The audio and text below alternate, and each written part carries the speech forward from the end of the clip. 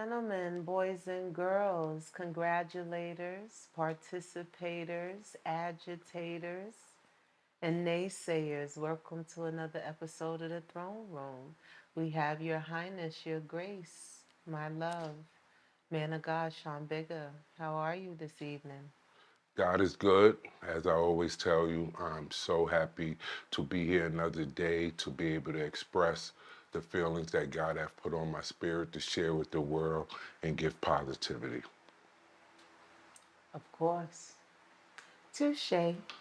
Today we're going to cover a couple of topics, a couple of trending news that's affecting the kingdom and being talked about in the marketplaces and all the spaces that we know of.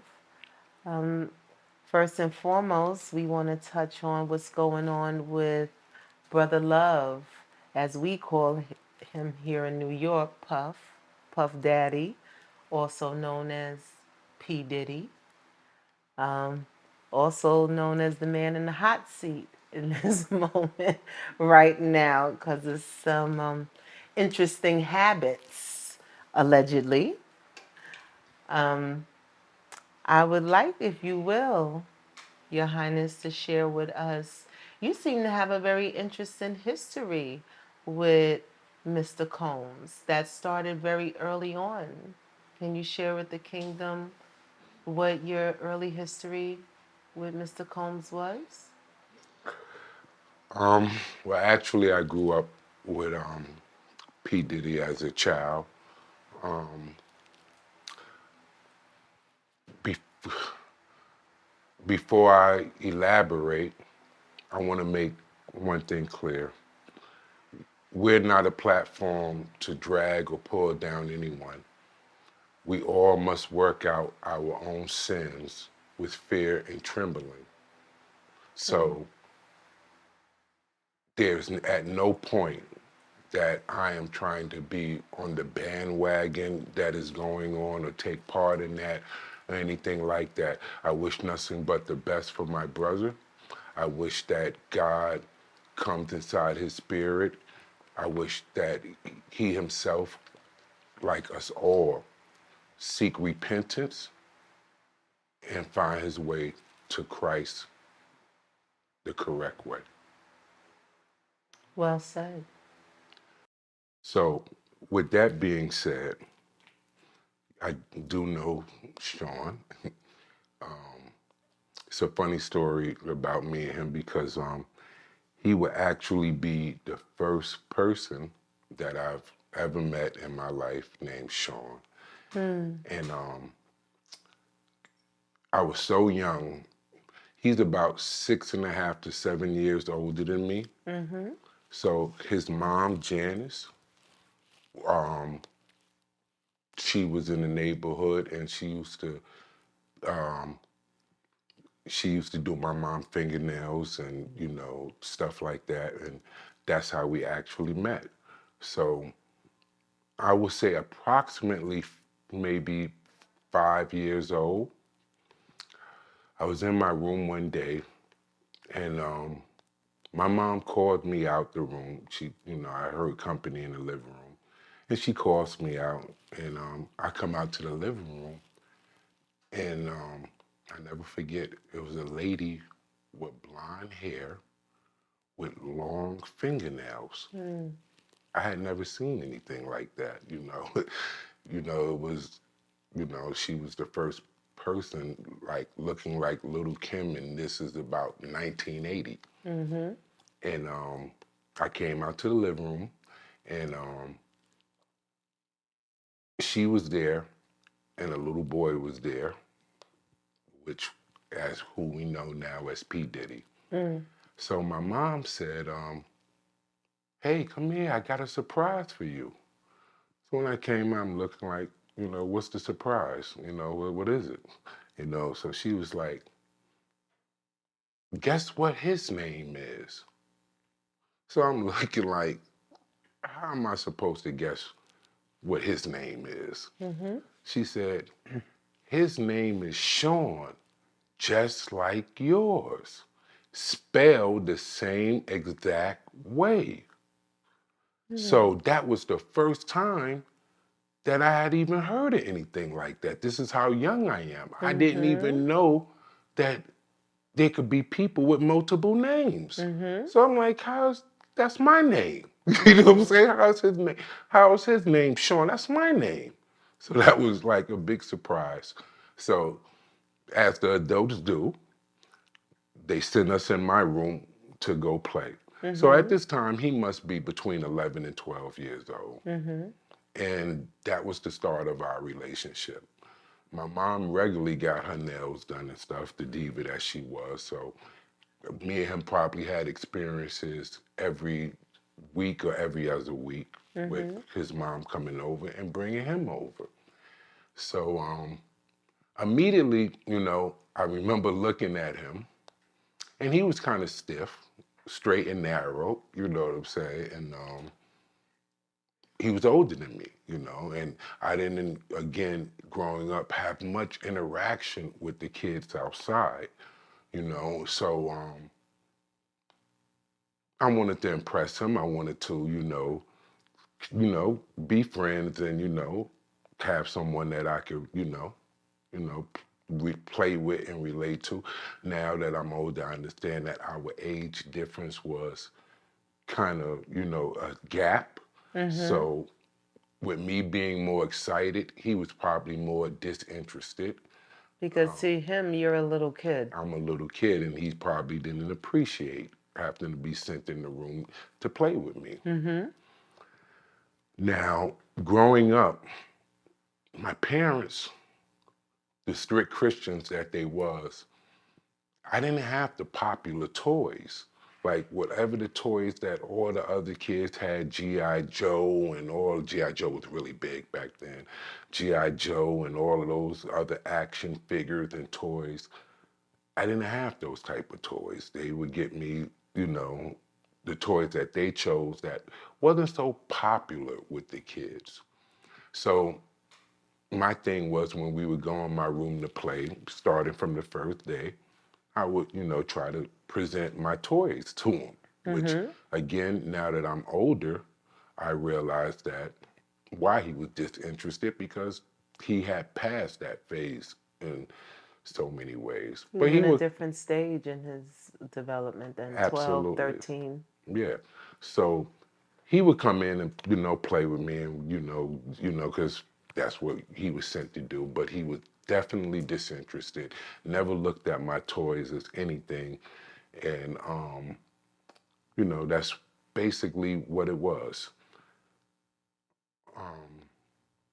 Mind you, again, I'm a child, so I'm like 5 years old, so a lot of memories back then is blurry.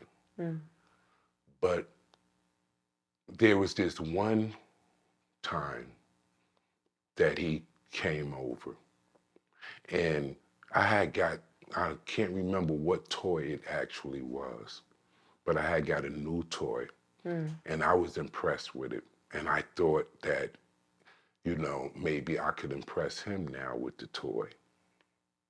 So when he came in my room this day, I'm just excited, because I have this toy that I'm thinking that I'm going to finally impress him with. So I showed him the toy. Do you remember what the toy was? I can't remember the toy. Very blurry back then, but I know it was a toy that I was impressed with, that I was hoping he would be impressed with. So when I showed him the toy this day, he looked at the toy, and before he was definitely disinterested in any of the toys that I had, but it was something about this toy, which I think it was supposed to be popular, but maybe it was the uh, generic version. I think it was something like that, because even if my parents tried to get me the latest toy, it was never like, if there was G.I. Joes, they would get me the other ones. There was always the toys that was up under the main thing that you could get from a much less price. So I think the toy was something like that. And I was so excited, and I showed him the toy. And he did take interest. Mm. And I was so excited he took interest because that's what I was hoping. And he took the toy. And the way he took the toy, he took it and he was more so examining the toy. Mm. And he was examining it in a rough way. Mm-hmm. So he was like, Mm-hmm. so from those motions, as a child, I already felt something. I could already feel something in my spirit that, he's being rough on my toy and he's not appreciating it. Mm-hmm. So I asked him, give me my toy back. Mm-hmm. He didn't give it back to me right away. He kept looking at it, in a rough way, checking it out, looking at it. So I might have, expressed again, give me my toy back. Mm-hmm. At this point, he took the toy and he shoved it to me. And when he shoved it to me, he hawk spit on me. Mm. And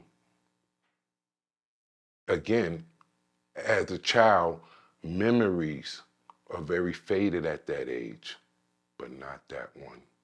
That's very clear.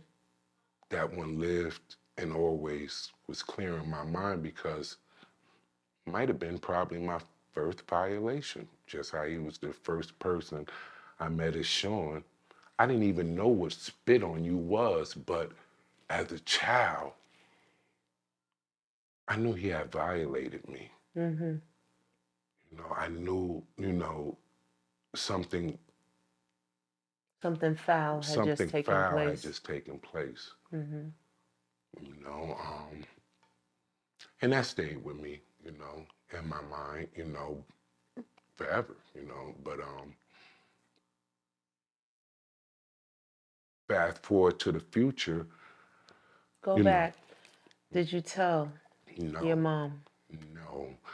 My mom was I could tell that at a very early age, I was already protecting my mom because my mom was a very tough character growing up.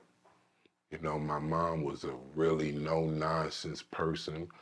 And as a child, I had already witnessed her, you know, being no joke. My mom was the type that, she'd punch men in the face, beat them up. Carried the blicky and the Louis. She carried the blicky and the Louis, the long mink jackets. My mom, the neighborhood feared her when she walked through the neighborhood, much respect, and I already, as a child, had something in my mind to protect her and probably not tell her everything.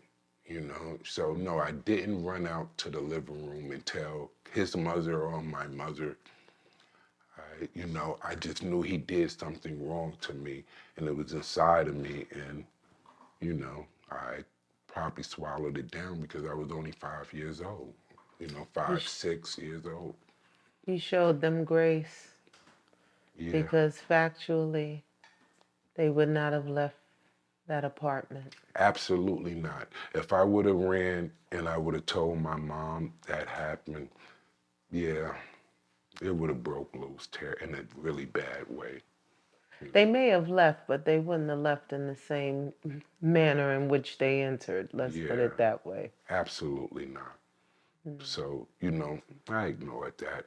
And he might have came over, maybe some, times afterwards, but that day, clear in my head. Never, the day we met and that day, clear in my head, like, you know, any day that I live right now that was imprinted on me, imprinted on my spirit. Can you recall what it was like the next time you saw him?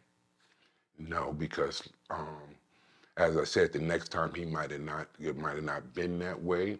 it was that day that really imprinted in my head that that's what he did to me. Fast forward to closer to the adult present. Have you seen or interacted with him as an adult? Well, when actually he became successful in the music career, I didn't even know who he was. It was my mom who called me in the room one day with one of the videos on. I don't know if it was a Biggie Smalls video or something like that. It might have been Biggie. You know, my mom called me and my mom, you know, said, pointed out to me because she was proud of him. Again, she never knew of any vow situation like that. So when he became successful in the music career, my mom was proud. And not only that, the part I'm skipping, we're even more connected. As you know, as I explained to you, I went to private school all my life. So his godmother was my kindergarten teacher. You know, so that's even more, you know, connected to how we were. And my kindergarten teacher was almost like my godmother. You know, so I even think that's probably how my mom got connected to his mom. You know what I'm saying? Through probably her, you know. So again, when he became successful and he was making videos, my mom pointed out to me one day, she said, that's Sean, the one you used to play with here on the floor. They grew up in this house with you playing on the floor. And I was actually excited, you know? I'm like, that's Sean, that's the kid, you know, that, you know, I first met, named Sean, that used to come play with me. Now, again, never expressed to her, even as an adult, what happened, you know, that stuck in my head. But, you know, I was actually excited, you know, that he was in the music business because, you know, at that time, I had been in the music business for a while, you know, with dreams of becoming a rapper and writing songs and doing all of that. I was doing that from 8, 9 years old. So when I now fast forward in the future, see him and my mom is pointing out, that's him. It was something unbelievable. I'm like, wow, that's him. I'm like, wow, you know, that is him, you know? And I'm like, how could I bump into him? You know what I'm saying? Like, I could rap as good as Biggie. I could, I could, do just as good, but I never crossed paths with him during that time. There was no way to bump into him, or anything like that. I didn't have an angle on how to get to him. At the time, his godmother had moved to Florida. She moved to Florida when I was really young. So by the time he became successful, she wasn't there to where I could run to her and get the direct connection to him. So it was just one of those things that, if I could ever see him in some type of way to let him know, hey, it's me, and, I have talent, too, I would, I could rap too. I had already came to a point of forgiveness, which I need to make that clear, um, I realized that, again, he was maybe 11 or 12 years old when that happened. And what that tells me is that if he could have done that to me at 11 years old and I was only like 5, that is something much more deeper going on. It's something much more spiritual going on with him. And it probably did not, there's no probably, it didn't start as an adult. If he was an 11-year-old and could do that to a 5 or 6-year-old, something was going on. What I will say is that he was privileged. Not that I wasn't. I was a privileged child too, but he was privileged in a different way that I was. I was privileged because, yes, I went to private school. My parents took good care of me. I didn't know anything. He went to private school and was well taken care of and didn't know anything. But the difference with me and him was his parents bought him the good clothes. Mm-hmm. You know, he had the designer clothes, and he obviously had the popular toys. Mm-hmm. Those things my parents wouldn't give me. Those things they taught me later on that I had to earn those things. Those things was not things that they would they would buy me. So I realized that that was the gap in between us. Both privileged children, but in different ways. There's different steps and progression of privilege. There's the privilege where you have access to education that is structured in a manner that really promotes your success and access to opportunities that are not afforded at a free education level, but there is still a parental structure in place that it doesn't incite a sense of entitlement and an appetite for cruelty to others. Oftentimes, parents and their children will invest significantly in their children when it comes to education. And in those private environments, you meet other privileged children who may not have the same family structures, who are rewarded for everything, for every smile, every gesture, every conversation. They break wind. It's just amazing. And that builds up an ego the size of cathedrals. And when you're at the top of the cathedral, it's very difficult to keep your feet on the ground. You start to um, literally feel, I'm not at the top of the cathedral. I am the cathedral, you know? And if that is the mindset of a child, that doesn't go away. We are who we were even when we were children. Absolutely. We may evolve in certain ways. We may grow in height. We may grow in Tell you that all the stature. time. You do tell me that all the time. I'm still the same, just a little taller. We make characters. Yes. We make characters to cover up who we really are. Right. But the spirit that God usually gives you as a child is usually the person that you really are. And sometimes you make these characters to cover up that person, to protect them, or whatever it might be. But I'm a strong believer in the character that we have as a child. It's who we are. It definitely is a part of our blueprints. And it sounds like Janice and the other adults in his life, Miss Janice and the other women in his life, the other parental figures in his life, really fed certain appetites and certain ideas, and that developed into certain behaviors, and those behaviors developed into certain actions and thoughts. And it's just amazing that that experience, you fast forward that into 30 years in the future, and just some of the things that we're receiving now in the news and in the media. But for us in New York, we were hearing things way before mainstream media was even interested in Puff. For one of the ways he became in the spotlight in main media was the City College incident. That's what introduced that name to the world. And even then, I don't think the mainstream media knew who Puff was to us, to our generation.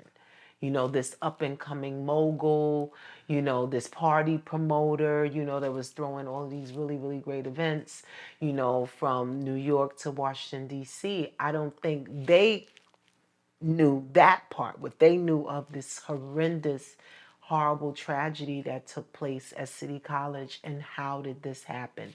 Who's responsible? Whose name is connected to that? So I think we watched this snowball effect, you know, unfold before our eyes. And it's now because of YouTube and social media and things like that, people are now so interested, in honing in on things. Have you seen him recently? Let's say within the last 3 or 5 years, have you seen him? So as I said, even the years I watched Biggie, I watched childhood friends like Mace, Cameron, and these guys get put on. I knew at that point that I knew him, but never could run into him. Not to skip over that City College thing. That was a terrible day in my community in Harlem. That day I was on my way to the City College event. As was I. And How amazing is that? yeah, I never forget that. And Pause. Without a ticket, ladies and gentlemen, my bestie and I were on our way without tickets because we were those girls that was getting in. We were going to show up, hi, and be let in. And we were literally outside, like, okay, what's taking us so long to get in this place? We saw the FOI, we saw the dogs, we saw all of that, and we're like, what is going on? This is supposed to be a college event. Why is this so hectic out here? The atmosphere that day felt so chaotic and thick outside. And we couldn't understand what was happening. For me, when I see FOI, I get relaxed. Like, oh, they got it. You know what I mean? Whatever craziness might be brewing, FOI got it. Shout out to FOI. absolutely. But it seemed that day, there wasn't enough to get things under control. The crowd outside was, it was like a Roman arena day. And it wasn't late. It was early in the day. So it was very strange that that was happening. So from the outside, that's what I saw. We never made it inside. Rest in power, rest in peace to all the lives that were lost that day. You were on your way as well, my dear. Yes. So that day, I I guess that's God always over me and protecting me Always. during my life. So I was supposed to have left much earlier that day, and me and my bestie at that time set out to go a little bit later. And I never forget when we came outside and walked up to the corner to get ready to go, because it's only a few blocks from my house. All of Harlem was screaming. People in the street everywhere was screaming and crying. And we like, what's going on? What's going on? And they told us that, at City College, people done been trampled and people done died. And, this was just tragic. Now, at this time, I didn't know Sean Combs had anything to do with it. He hadn't yet grown to fame on the camera yet, to where Right. my mom could point out to me that that was my friend. But I didn't want to blaze past that situation, because that was an impactful day to my community in Harlem. I remember going to the corner, and everywhere people was walking around crying and mourning, and me and my bestie at the time was actually getting ready. We had got dressed up, getting ready to go there, and we stopped dead in our tracks with the news of what happened. That was God. Yes. That was God, because we also arrived a little later. My bestie and I, but we arrived before the tragedy.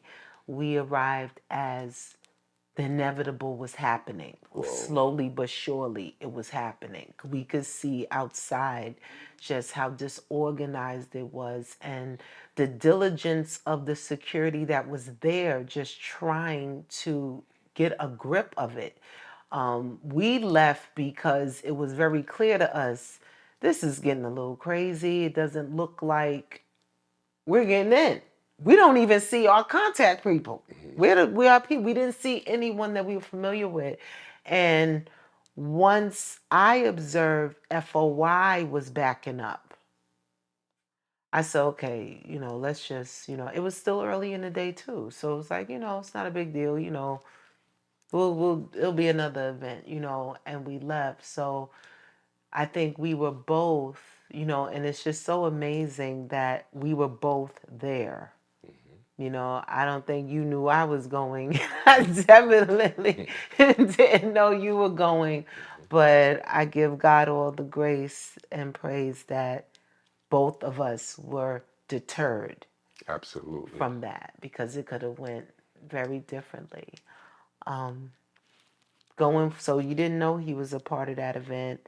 I didn't know the name Puff Daddy. I seen it on a couple of flyers, for different parties I had attended, but in my mind, and I'm sure a lot of other New Yorkers' mind at the time, at our age group, this is just somebody that's throwing parties. We didn't know anything about the backstory, the music, the production, things like that.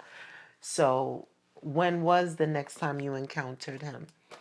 So as I was saying, I had envisioned in my mind many times of running into him, but my life had derailed around when Biggie Smalls and all of and Mace and Cameron and all of those guys came out. As you know, I was a different person, and I was living a different life at that time. So I had no interest in chasing superstars in no type of way. I had already lived that life. Like I've told y'all before, I was bodyguarding top celebrities already at 14 to 15 years old with the FOA. So I had already passed that, and past thinking that at that time that rap music could produce any substantial living situation. I had already was over that, and I had already was living a different life. But while I was living that different life, I still had in my mind, if I could run into this dude, maybe my life would change. Maybe, I could run into him and let him know, hey, it's me. And he'd take him to me and we bond and, that I could enter back into the music career. But no, that never happened. When was the next time I seen him was quite an experience. So, nameless the person, I was someone who I was in business with, not even business, I could say, someone I was a friend to most recently, had a revoke deal that he was supposed to be getting. And he had a revoke deal that was supposed to take place with Puff. And we went to the meeting. Me and him went to the meeting because me and him was like brothers at the time. We were brothers, still are brothers, regardless. But we went to the meeting to go meet with him. Now, that was his day to shine. That was his day, to try to, get his revolt deal or etc. So when we went someplace downtown or somewhere, and he had a big, huge bus. And this bus was like, oh man, the most amazing bus I've ever seen. This bus was like a house, man. It's not a regular bus. It was something else, like this thing was huge, and when you get inside, had everything in there, like set up like almost like a real house type thing. So again, me playing my position, I didn't come there, to ever try to overshine my brother. you know. So I'm always standing in the background, quiet, non-speaking person that I am. So they told him to come get on the bus to come meet with Puff. So when he got on the bus, his security came out and said, no, Puff want me to get on the bus with him, you know, come too. Which I was standing outside the bus, you know, playing my position, making sure he's safe, that he's secure, and, you know, everything like that. And they called me inside the bus, said, no, Puff want you to come on the bus too. So when I came on the bus is full of people, you know, it's, you know, all his entourage, everybody like that, people moving around doing everything. And he's sitting way in the back. And when I got on the bus, he immediately looked over at me and he jumped up and he walked straight up to me. And that was like amazing because again, I'm not there to try at that time out again, and this was recently, so I'm not there to try to steal my friend's shine, you know. That was not my intention, not my desire. When I got on the bus, he looks over at me, he gets up out his chair, comes straight over to me. And mind you, the bus is filled with people. And he comes up to me, he's looking at me, and he's staring at me, and he comes up and he sticks his hand out to shake my hand. And I shook his hand. And when I shook his hand, we held each other's hand, and he held mine. And he said, what's your name? I said, my name is Sean. He said, that's my name. And I just smiled. No, I didn't tell him who I was. No, I didn't tell him, hey, guy, that's how we met. I'm Sean from Delano, you know what I'm saying, that used to play with you on the floor of my house. But again, That wasn't the space. that wasn't the space. I was there for in support of my friend. And I don't know if I know he probably didn't know who I was, and I know he'll probably see this and he'll probably be like, damn, that's what it was. But he knew something. There was a familiarity there. It was something. He knew, yeah, he knew something because he, you know, he just couldn't yeah, put he just couldn't give it a name and a couldn't. date. He just probably couldn't put it together. Now he will. It was me, you know, but I wasn't there to steal the other guy shine and tell you, hey, Puff, it's me. Let's, you know, I let it go. What are your thoughts on with what occurred with Miss Cassandra and the filing of the lawsuit and one of the fastest settlements in the history of civil lawsuits in New York State? What are your thoughts on that? Cassie, I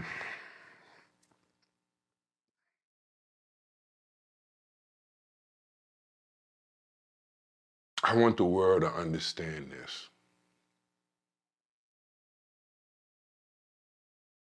When they say money is the root of evil, it's tricky with that. It's not so.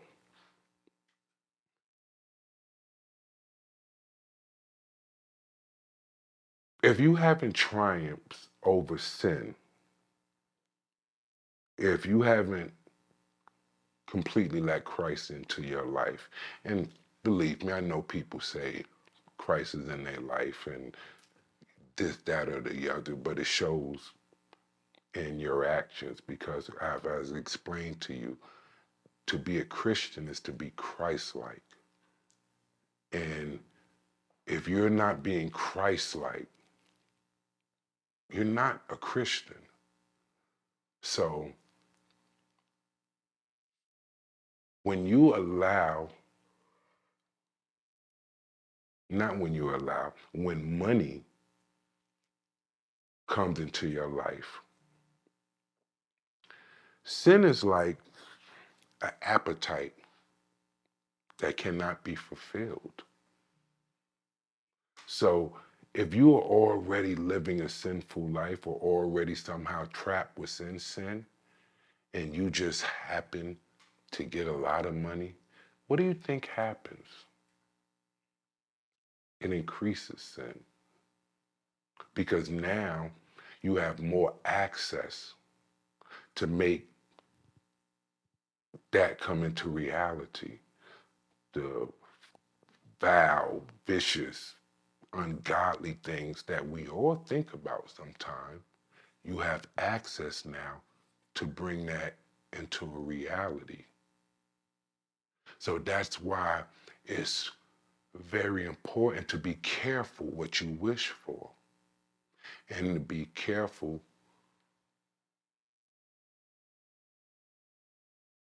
of your steps, because when you are in sin and you get money, it only increases and it only gets worse. And when I think about that, I think about how I looked for him those years, how I wished that I had came across him in those years. And I was in sin. I was in sin in those years. So if I would have possibly been successful to encounter him, who knows how the sin inside of me would have increased. So when I think about him and I think about those things, which I wasn't there for the Cassie situation, I wasn't there for any of those situations. I could only express to you what I've already expressed to you of the person that I did know. I could see how that child could possibly progress into the man that y'all know now as P. Diddy. And my heart feels somewhat sorrowful for him, as it does any man, because Jesus came into this world to save the sinners. He came into this world for those who are lost and are in darkness. So when I see stuff like that, that let me know, man, my brother has probably been in darkness for a long time. And he's probably been misguided for a long time. And this goes beyond the man, it goes to the child. Hmm. Powerful. Doesn't go to the man, it goes to the child, because the child is still within. The child is always within. Mm-hmm. The man masquerades over the child. What are your thoughts of T.D. Jake's name being diluted into this situation?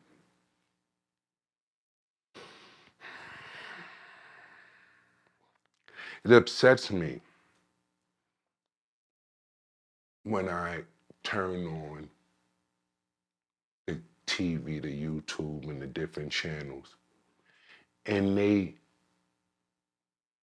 say, oh, you Christians are looking bad, you know, and they put those two together and they don't, again, get it. Many will come in my name and say, Lord, Lord, Lord, haven't I testified in your name? And he says, I know you not. Again, I know nothing personally about T.D. Jakes. Um,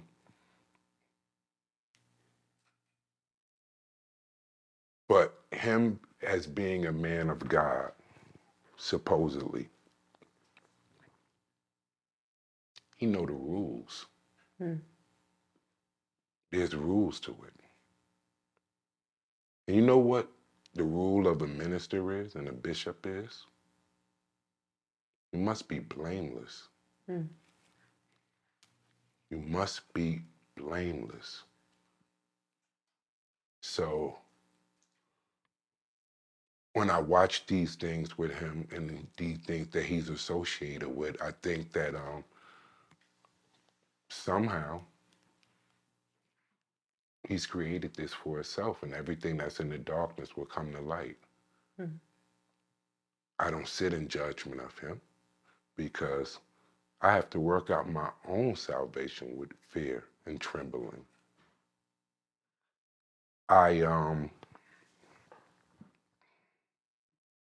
as any other man wish that he could find his way if any of these things that they're saying allegedly is true, find his way to repentance and check himself, because that needs to be checked. And he needs to understand that if you are the minister, if you are the minister of the Lord, do you know what weight that carries? It is you that is going to be held in judgment. The people would die in their own iniquity, but the weight would be held on those who God put forth to minister to the wicked of their evil ways, that thou shalt surely die. So when I watch T.D. Jakes, I just want the world to know that, again, you can't associate and say you Christians are looking bad, because if he is not living as a Christian, he's not a Christian. Period. Do you believe he should continue this damage control campaign that he started with first making a statement in regards to the allegations being made against him as far as some form of adultery, his loose associations in atmospheres that you wouldn't find a minister or a voice of the good book in parties and things like that. I think it was a party in particular that they seem to be highlighting that he was in attendance for? Or do you think it would be best for him to be silent and step down and do some searching, some repentance, some reflection? Again, a minister must be blameless. A bishop must be blameless. If what they're saying is true, he is holding a position that he should not be in. And repentance is always the key for all of us, you know. I've heard him say, oh, I never told y'all I was perfect. Mm-hmm. No, no, no, no, no, no, no, no. As a minister of the Lord, as a bishop of God, you are supposed to be perfected. It's a difference between perfect and perfected. But once you pick up and hold that stance as a bishop and as a minister, you are to be a husband of one wife. You are to be blameless, not given to alcohol, several things. So, yes, I think that he should reflect and reconsider his position. Does that include stepping down or just leaving the public eye? Again, I would say that If you're holding that position as a bishop and these things are true, absolutely you should step down. Absolutely you should step down, because you're now making a mark on those that rightfully hold that title. And you're having the people in the world confused, because this is what we have to go through, because they're going to point at you, because you are a spokesperson. You are one who have been set forth in front of the people as an example. And if Satan could tear you down and make mockery of you, to make mockery of those who really come up under that, look what you've done. This is exactly why the scripture says a minister must be blameless. Not that you have lived a total perfect life, not about that. But once you take that pulpit, you are supposed to be perfected. Another thing about being in those parties, I wouldn't say a man of God wouldn't be there, because I would. But as you saw on the platform that I was on, that was like a party of godless, people that did not, follow scripture or believe in anything like that. You would see them laugh at me and argue with me all the time. Did you ever see me change my position? Did you ever see me, try to duck around the truth? And that's what a minister would be doing in those type of places. So if he was at those parties, where the people at that's saying, whoa, whoa, whoa, whoa, or where the footage at, of Kim in the park, hey, girl, you, put some clothes on, hey, you, hey, what you saying in that song, hey, what's going on over here? They'd, probably kick them out, you know what I'm saying? Or we gotta get rid of the minister. He can't, we gotta get him up out of here, as He's spoiling the yeah, fun. exactly how has been done to me in many occasions. Speaking of the party, I wanted to share with you and actually hear some of your thoughts on what's going on with one of my favorite young couples that I am still rooting for, Belcalis and Offset, also known as Cardi B and Offset. We have a few weeks back, Cardi made a very emotional and just seemed just absolutely exhausted from pain speech, almost a testimonial as to what she's expressing seems to be the demise or the fracture in the foundation of her marriage.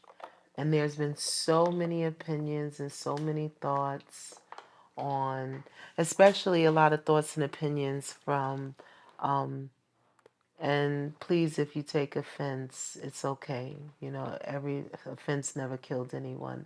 But in this culture of baby moms and baby fathers playing married, I think there is so much uninformed advice, you know, that's being placed out there.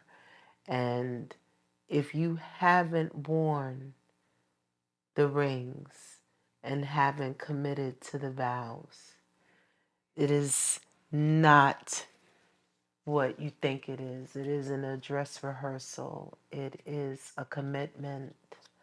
It is under God.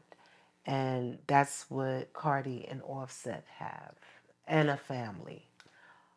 What are your thoughts on what we're seeing happening between the two of them right now and how it's being shown in the social media realm? I think they're a work in progress. I think that with them being a work in progress, they need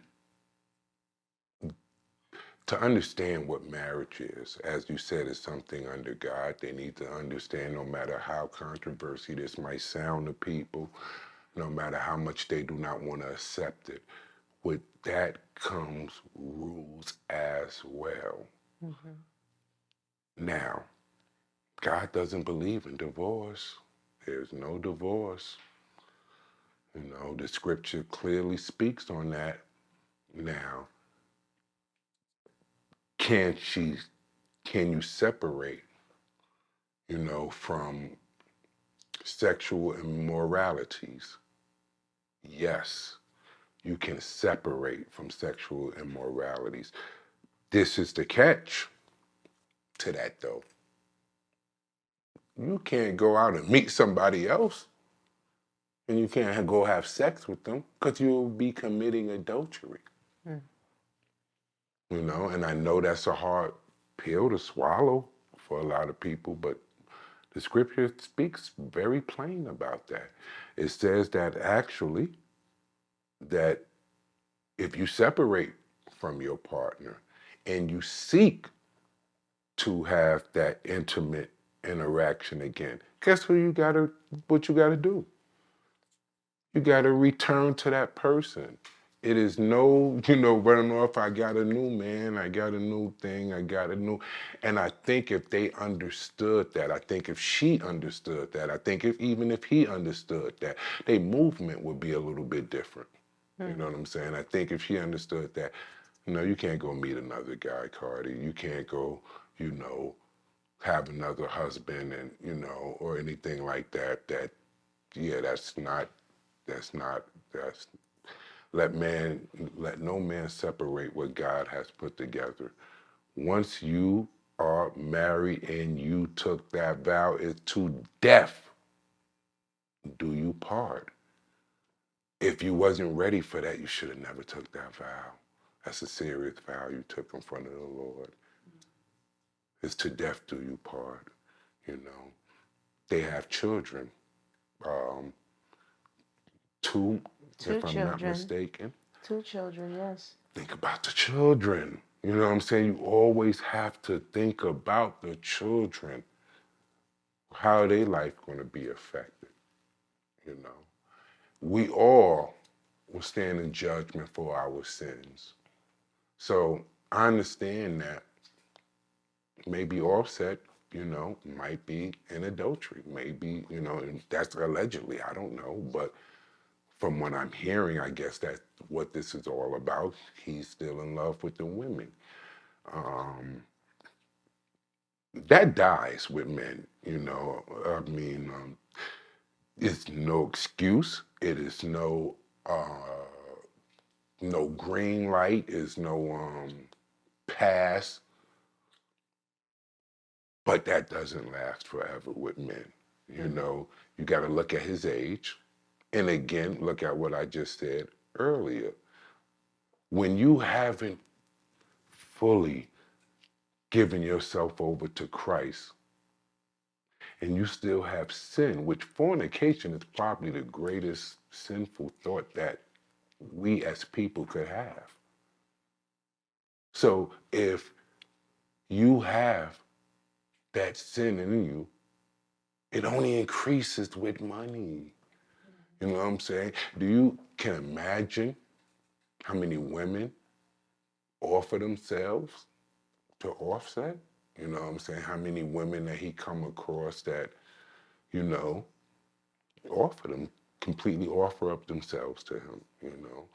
If he haven't found his rightful place with the Lord, was inside the body of Christ, that's a demon. Jezebel, demon of lust. You know what I'm saying? That's a demon that you can't shake off of you without Christ. There's no demon that we could defeat successfully without Christ. As you know, I bodyguarded them both at times, I think they're a beautiful couple. I think that they're a work in progress, and I think that if they got the right spiritual guidance, that they could get through this. And I think they should very much consider getting through it for the sake of their children and the sake of their own salvation.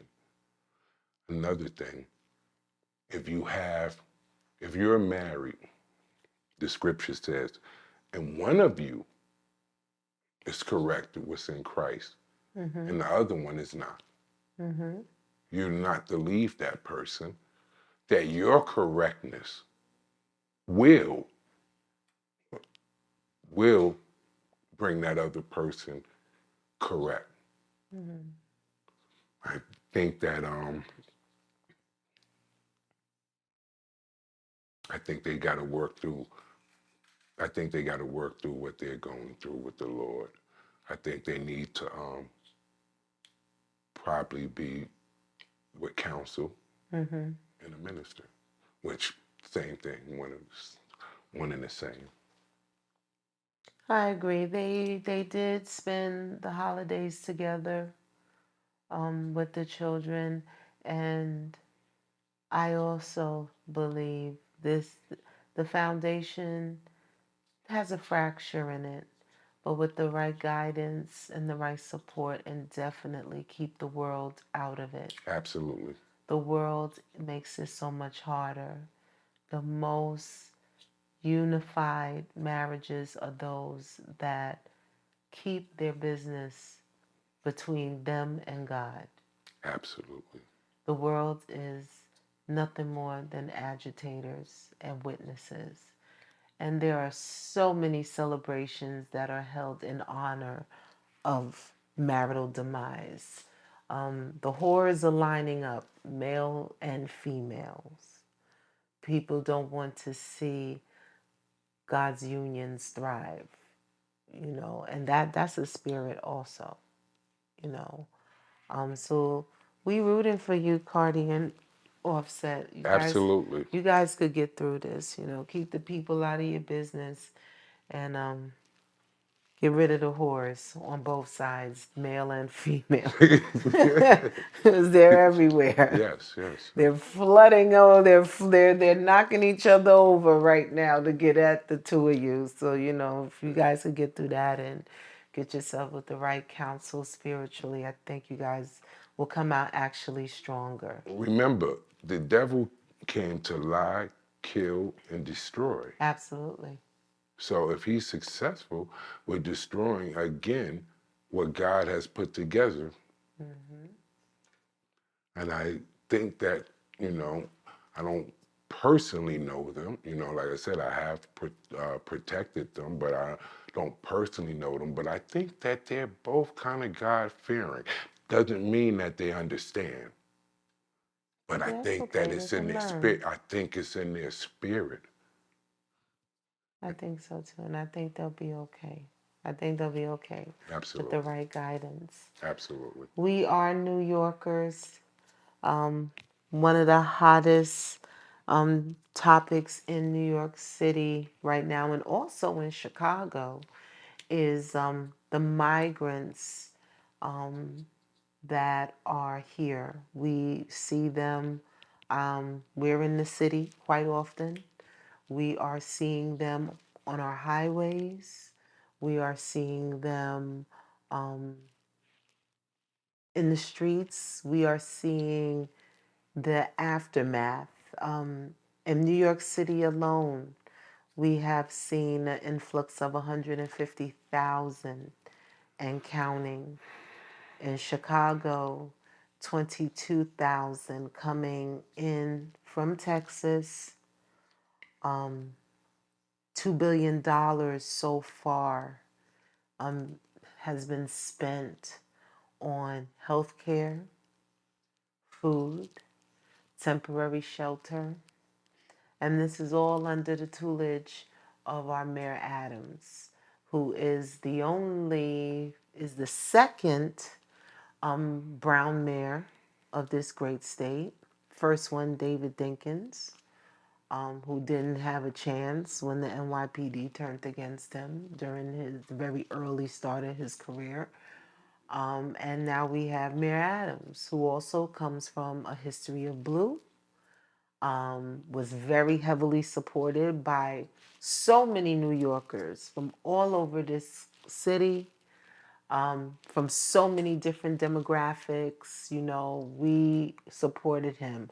But now we are now looking at a financial burden. We are now looking at an exhausting of resources. We are looking at schools who were already overcrowded with teachers who were just not prepared for an influx of children that, one, English is a second language for them, and culturally, New York is a different planet. The rhythm of New York is a different planet. We have now so many New Yorkers saying, if this is his legacy, this is the legacy what he's going to be known for, how he managed this migrant influx into our city. What are your thoughts on how this is going to impact us for 2024 and in the future? That's a very, very complex topic that I don't see any social media hitting on or dealing with. We'd rather deal with a lot of gossip and a lot of, you know, who slept with who and who's homosexual and who's this and that instead of, you know, hitting on real topics like that. Very touchy topic.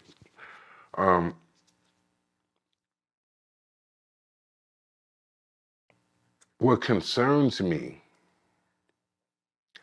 is the amount of money that I hear that has been spent on them. $2 billion so far.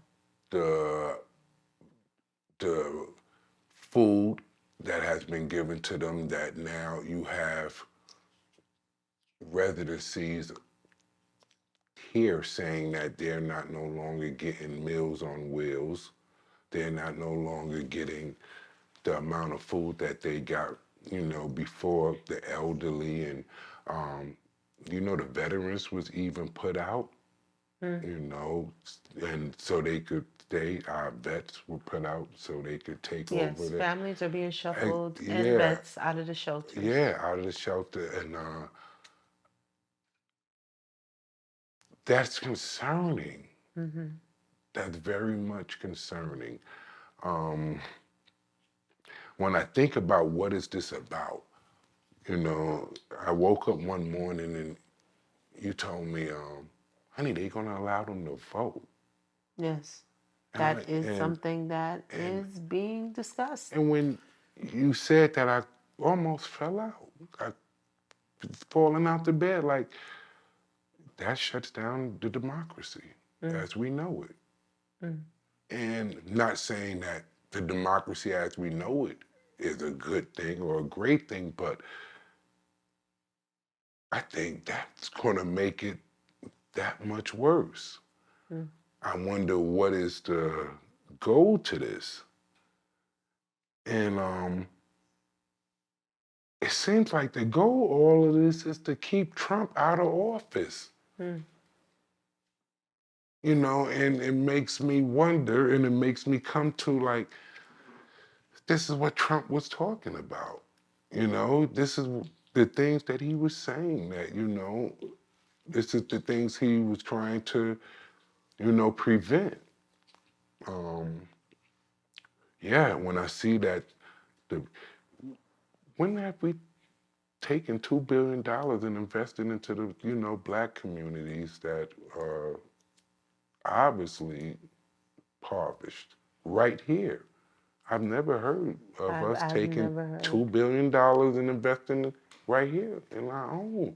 Last So, time I checked, we didn't even have a budget yeah, to it's not address even a the budget. Not yeah, homeless exactly. crisis Yeah. in New York. We So, have so many New Yorkers facing eviction off of the tailspin of COVID. You know, the emergency rental assistance program did pay out X amount of millions of dollars to halt a lot of New York City residents from being evicted, as well as a lot of homeowners from losing their homes as well. But this $2 billion tab, you know, when you think about where that money could have gone, when we have schools who are using books that we have kids who don't have Wi-Fi. mm-hmm. So if we're moving more to a technological phase in education where the kids are going to be using their laptops as opposed to carrying those hefty book bags, we need kids to have Wi-Fi at home. There's so many things. We have over 67,000 families that slept in the shelters of New York City last night. That's not including the influx of the migrants. That's New York City residents who are still seeking permanent housing. We have an youth where the summer youth program has been cut so tremendously that it is now a lottery for kids to get their first working experience. We have a legal marijuana business that was supposed to set aside X amount of licenses and opportunities for those brothers and sisters that spent time in jail, actually lost their freedom for possession of marijuana, smoking marijuana, and sale of marijuana at the time when marijuana was considered illegal.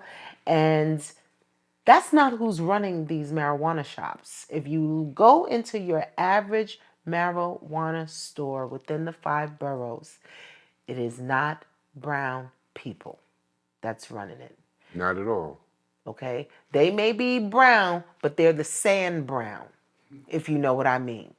That's not why New Yorkers voted for this. New Yorkers thought this was going to level the playing field, pay some kind of restitution to a whole generation that was legally penalized and ostracized for having any dealings with marijuana. And now, guys, to kind of pay you back for maybe that year you lost or the time that you struggled in finding employment because you have this felony on your jacket, we're giving you an opportunity to be a business owner, entrepreneur of your own. Those opportunities totally skimmed over that whole demographic. And I'm just like, okay, $2 billion? You know how many startup businesses that could have afforded, this population? NYCHA is crumbling. NYCHA. If you live in NYCHA right now, God bless you. Bronx River, Bedford Stuyvesant, the Albany houses, Queensbridge, God forbid you live in Far Rockaway, where going into your apartment is dwindling your health, right? Because you got asbestos, you got bugs, you got all kinds of structural damage that is placing you, your children, and our elderly at risk every day for illnesses. $2 billion. Why our city, Mayor Adams? No one is his friend right now. And then, from what I understand, he's proposing, this sounds so crazy to me. He's proposing a holiday in honor of Sean Carter, also known as Jay-Z. What? Oh, yeah, honey, you didn't know about that. I mean, he just gave P. Diddy the key to the city, right? He did? Yeah, he gave P. Diddy the key to the city. Wow. Okay. Right before the Well, he allegations wants to started. make Mr. Carter's birthday a holiday. A holiday. Yeah, a holiday. You So know?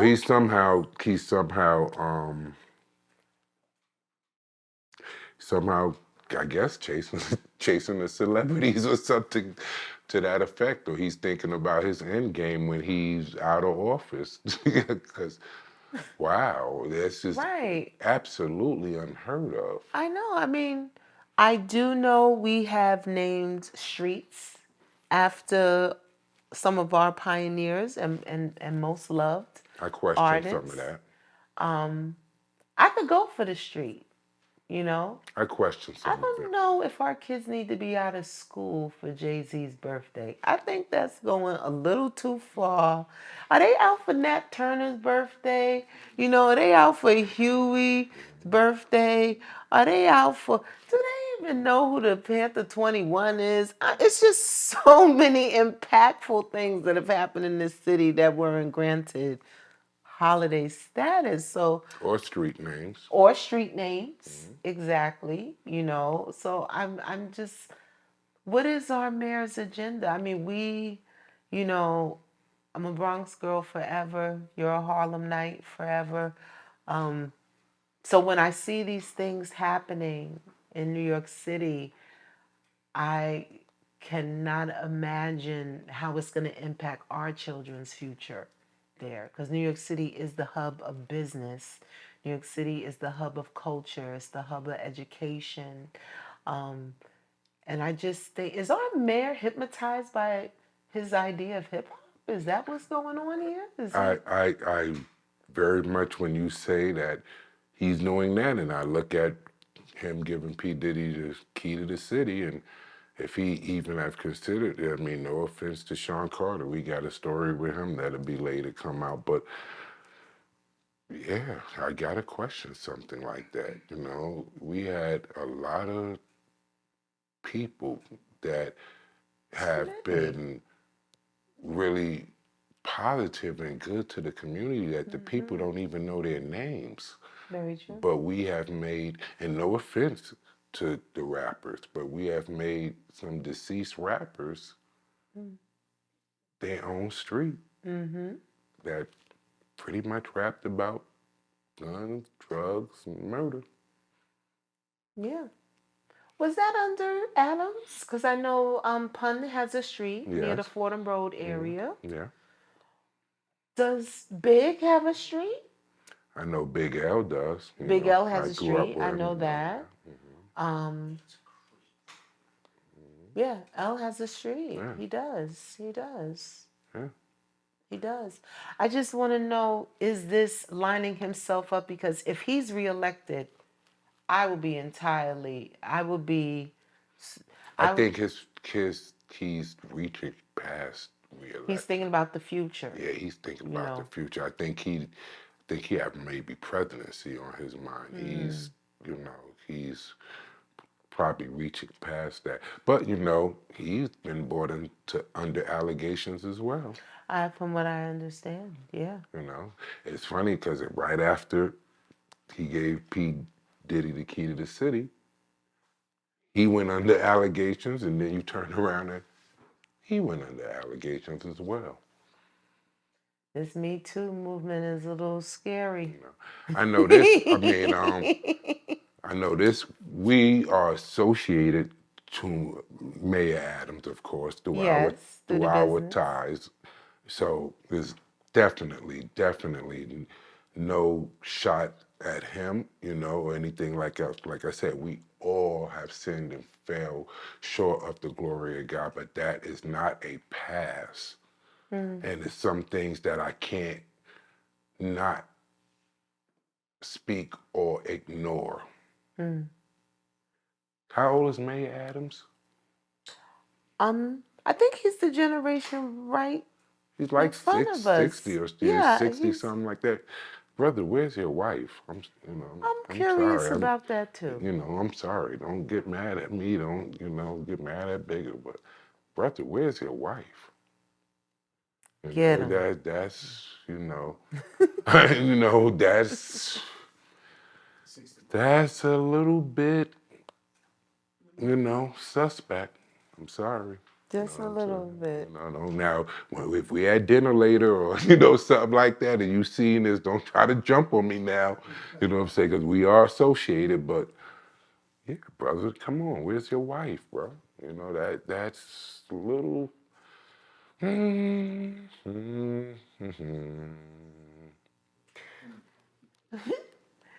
Last but not least, one of the other topics I wanted to tackle is recently Harlem's own Cameron and Mace were on another platform, and one of the legendary video beauties, aka video vixens, Melissa Ford, asked a question during a conversation that was taking place. And the conversation was the brothers were kind of taking a trip down memory lane, talking about some of the working houses that they had visited in their youth and the good times that they had at these working houses. If you guys don't know what a working house is, it's a pleasure house, a residence of super friendly, for a price ladies who will give you smiles on your faces in private spaces at a rate. And they were celebrating, kind of just taking a trip down memory lane. Of course, both of these brothers are well into their middle age at this point. One is a man of the word, and the other is kind of a single swinging playboy right now, still in his 40s.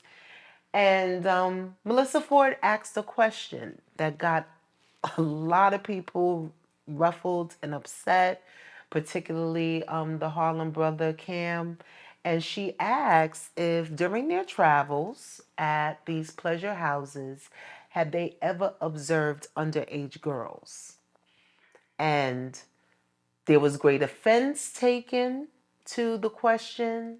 There was a backlash, towards her, um, almost hinting that she had defamed this brother's character by even insinuating such a thing. Like, this is so unheard of, that there possibly may have been an underage girl, you know, at a pleasure house. Same week, another very infamous shout out to Melissa Ford and this other sister, Gloria Velez.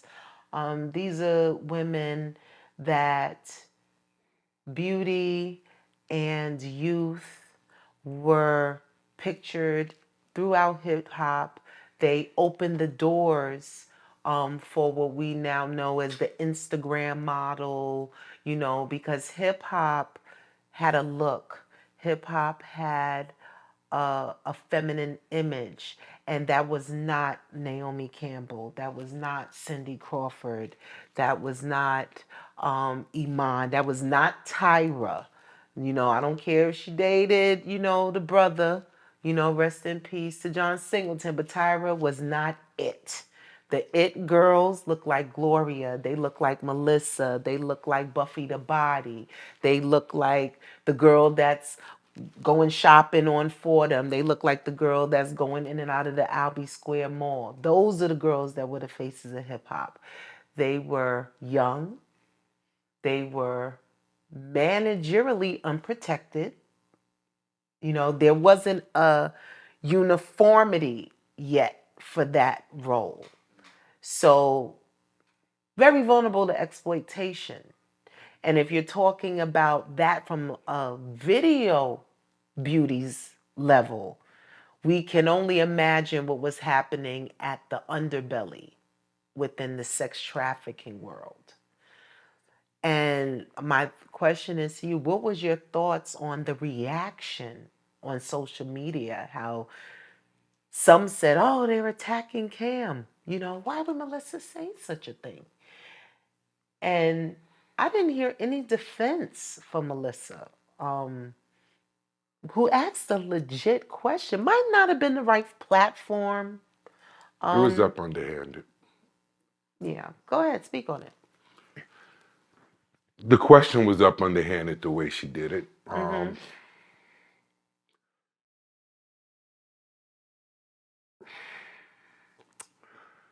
Again, you hitting home. Obviously, you know, Cameron, his uncle was married to my cousin. We from the same block. We Mace is from the same block. We all grew up together. We all the same age. So this is one of those that hit home. Very uncomfortable. Uh,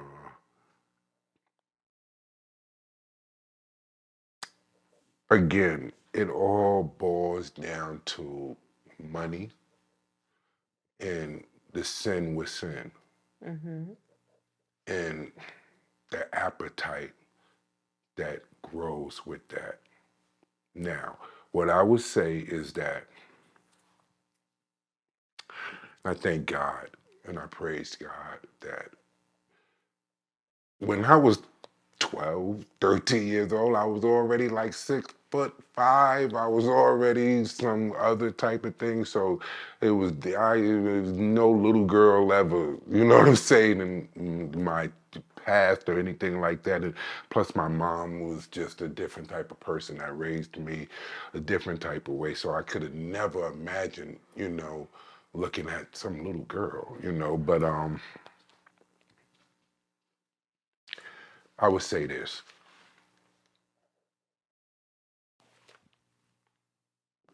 Victims happen on both sides. Sometimes the men are two victims. Explain.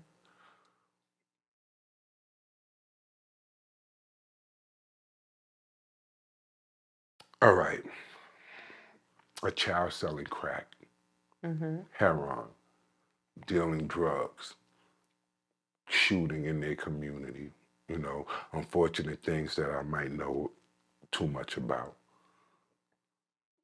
That child was a victim. That child just did not end up like that. He was ushered into that from a lifestyle usually of his older peers and things that he witnessed and watched and that somehow became attached to.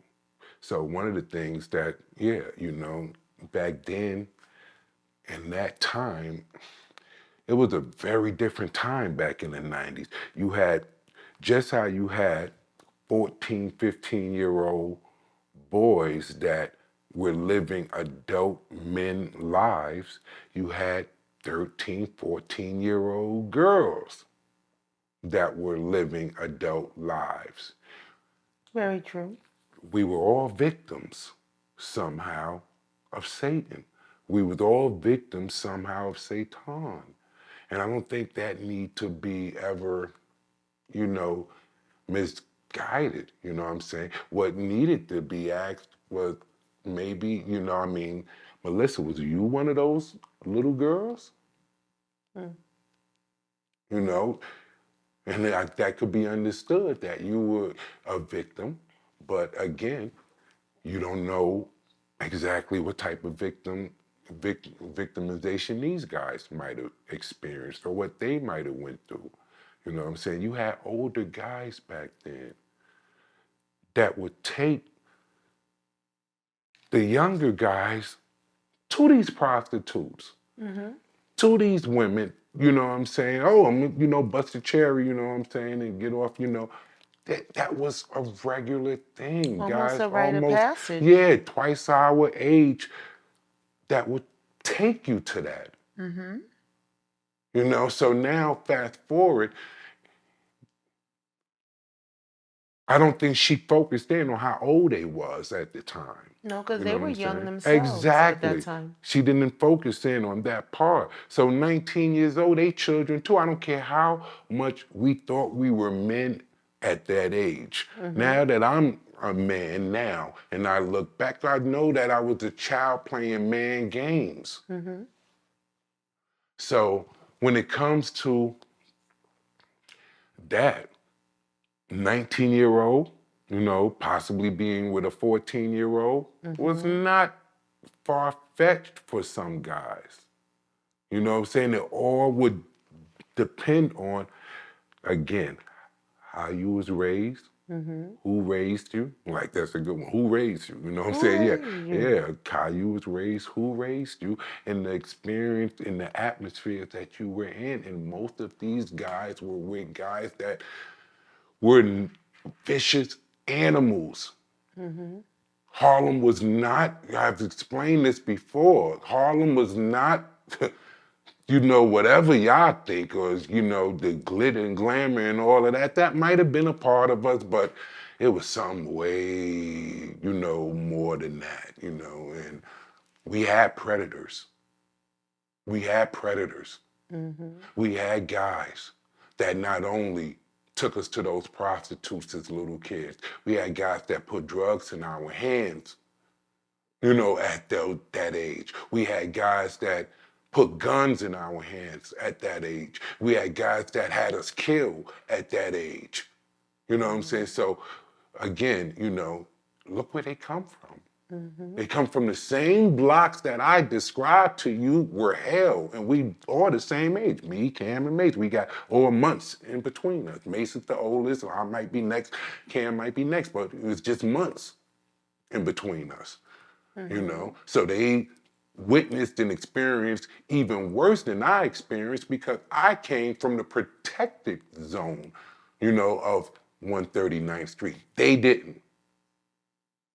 They came from the other side, where it was, not so protected. The side, like I told you, that you might not know who your dad is, and you know what I'm saying, moms might be on drugs. I don't know anything about that, you know what I'm saying? So we could, we could only imagine what the full story is to that. Now, is that a pass? Is that an excuse? No. Should they have ever been bragging about their sin? No, I'm surprised that Mace, because him being a man of God, supposedly, should know better than that.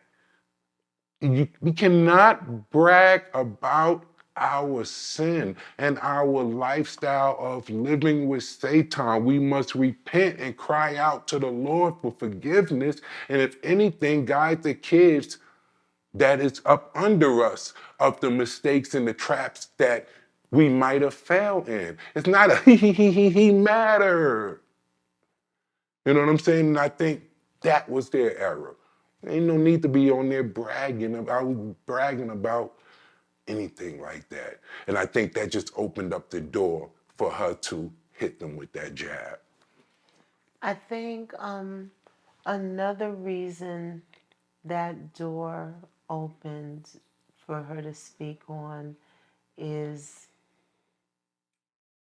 Gloria Velez had made a comment about, well, actually, Aaron Hall, aka self-entitled Mr. Nasty Man, and he gives every woman with any sense the creeps. I mean, I don't advise anyone getting in the elevator with him, ever.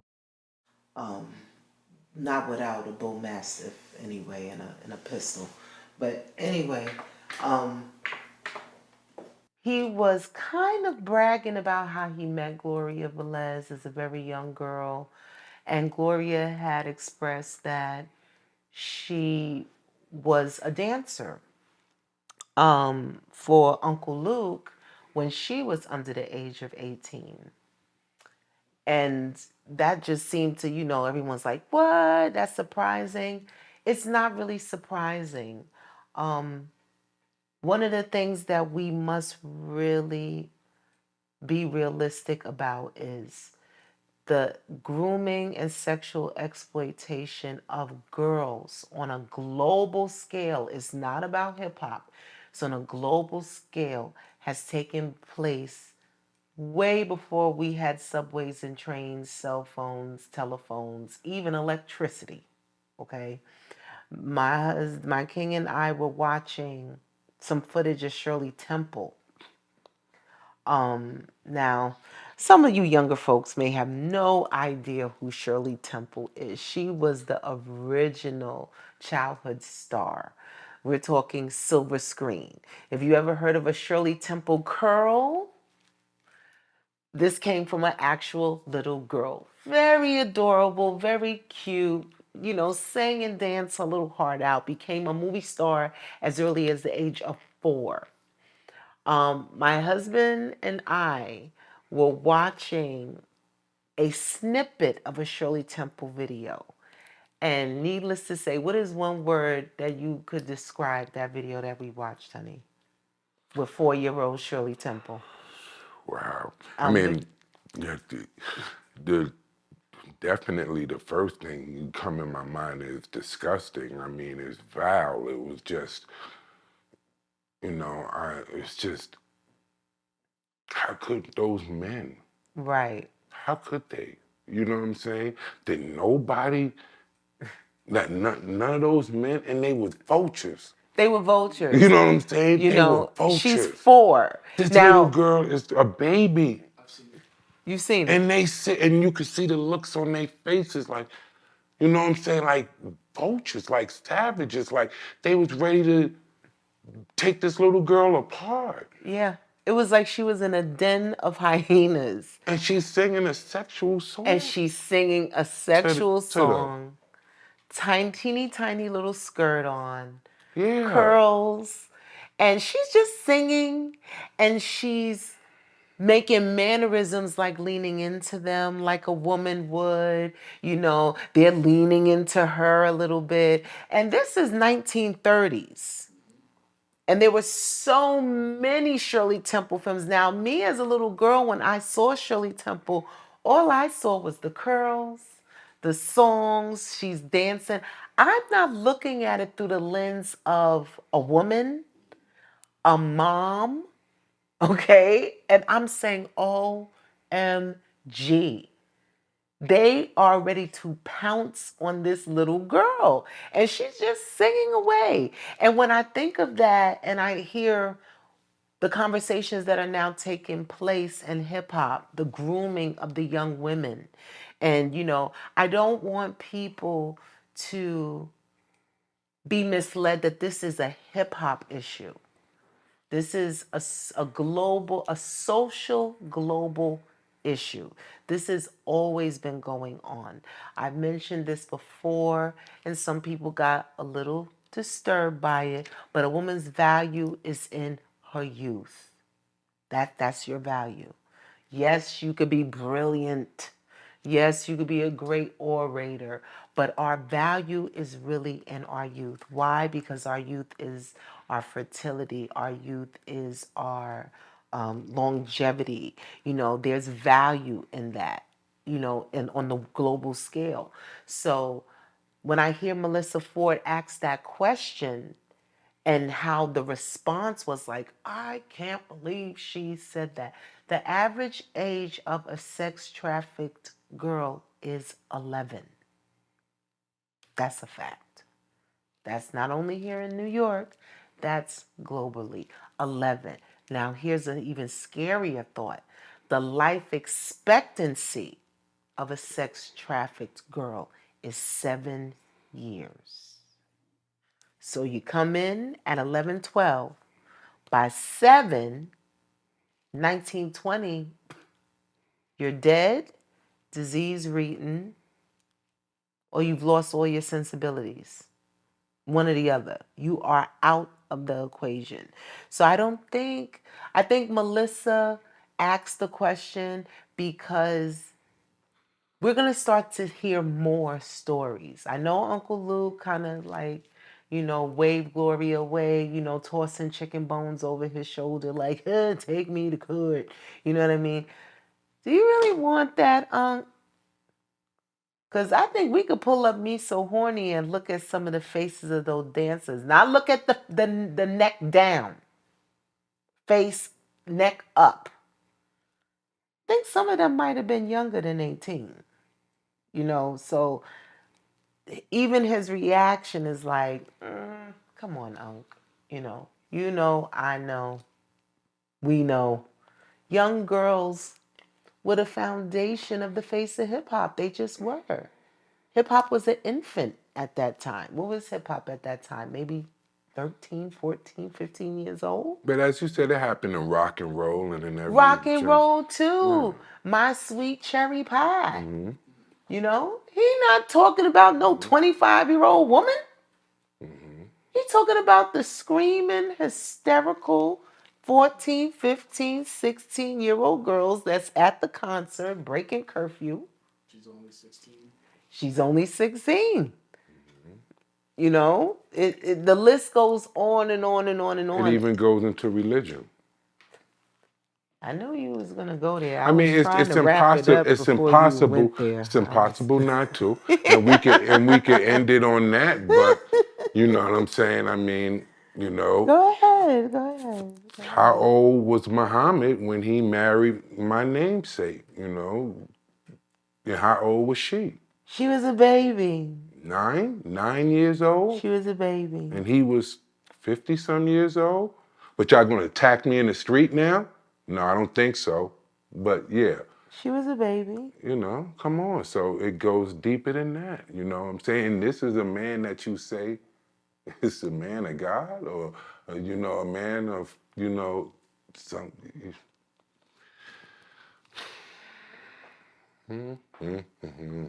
It's not just a hip hop thing. Yeah, it's obviously been going on. It's been going on for a long, in every genre. long time. But again, as I said with the others, that is no pass, there's no excuse, and that's something to, you know, really, it's something to really sit back and look at and consider, you know.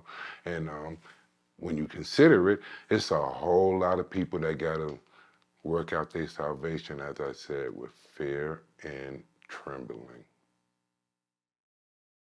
We all have to work on it. Everyone. We all have to work on it. We all have to come into repentance of the Lord. As the Bible say, our righteousness is like a filthy rag. And we'll close with that, Your Grace. One thing I would like to say to everyone, the night is soon ending. The sun is rising. Keep your eyes in the light.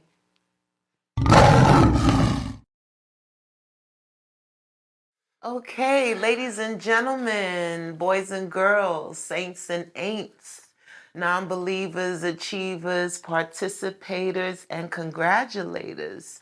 Welcome to another episode of The Bigger Picture. In the throne room, we have a most esteemed guest in our seat of the esteem.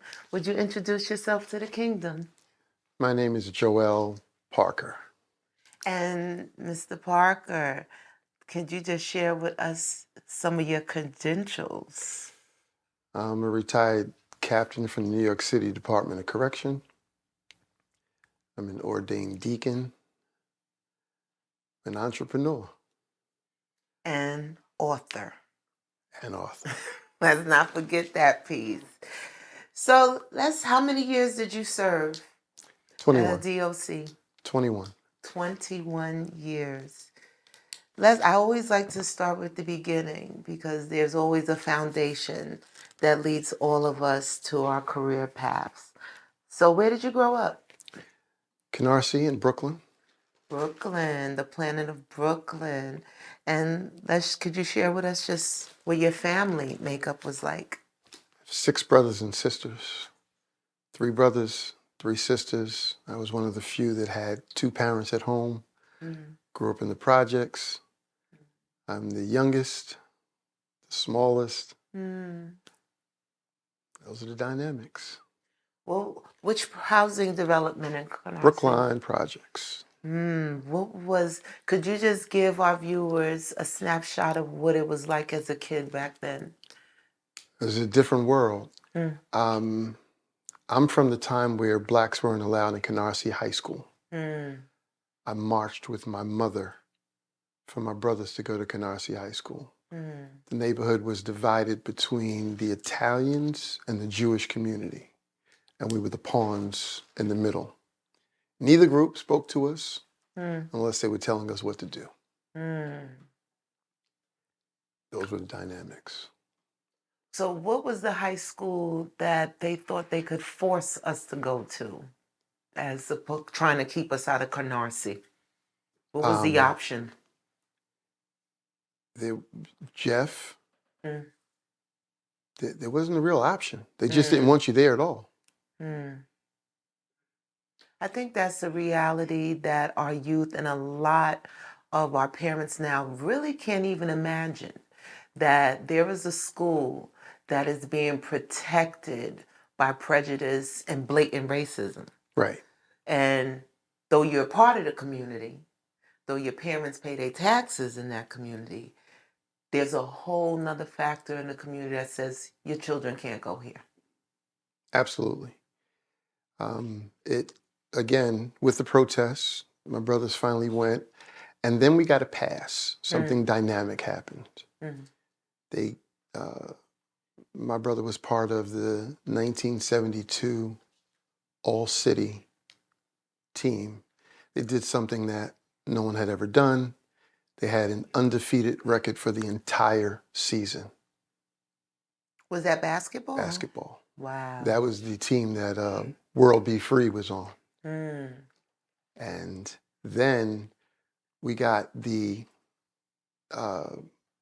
acceptance of, well, not really acceptance, the tolerance to a different level that, okay, let's not chase them with bats and chains. They're okay. They gave us something. Which was a championship. Championship. I don't think our viewers, especially our younger viewers, know when you say bats and chains what that really equates. Well, it's kind of like an old 60s movie where you see the hoses and the dogs. They had dogs.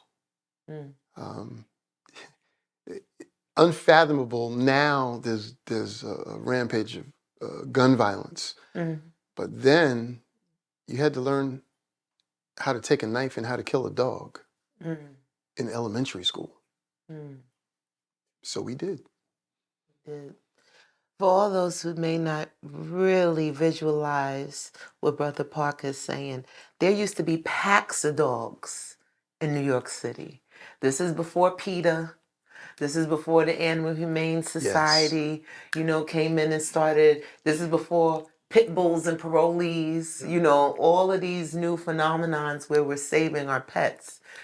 The New York City, Brother Parker and I grew up in, dog packs were real. German Shepherds and Dobermans. Yes. And they roam freely in the city streets. And you had to know how to defend yourself because there was no one to call if you happen to be one of those unlucky ones that encountered these packs. So, yeah, I think giving our people the visual, will definitely help them say, maybe I should look into that and see. New York City was a very different place. So you're walking from the projects through the private houses to get to school. And from those houses, you never knew what was coming out, whether it was a bat or a dog. So you learned. And what was like in the P's at that time like? Was there a sense of community? Was it almost a safe space?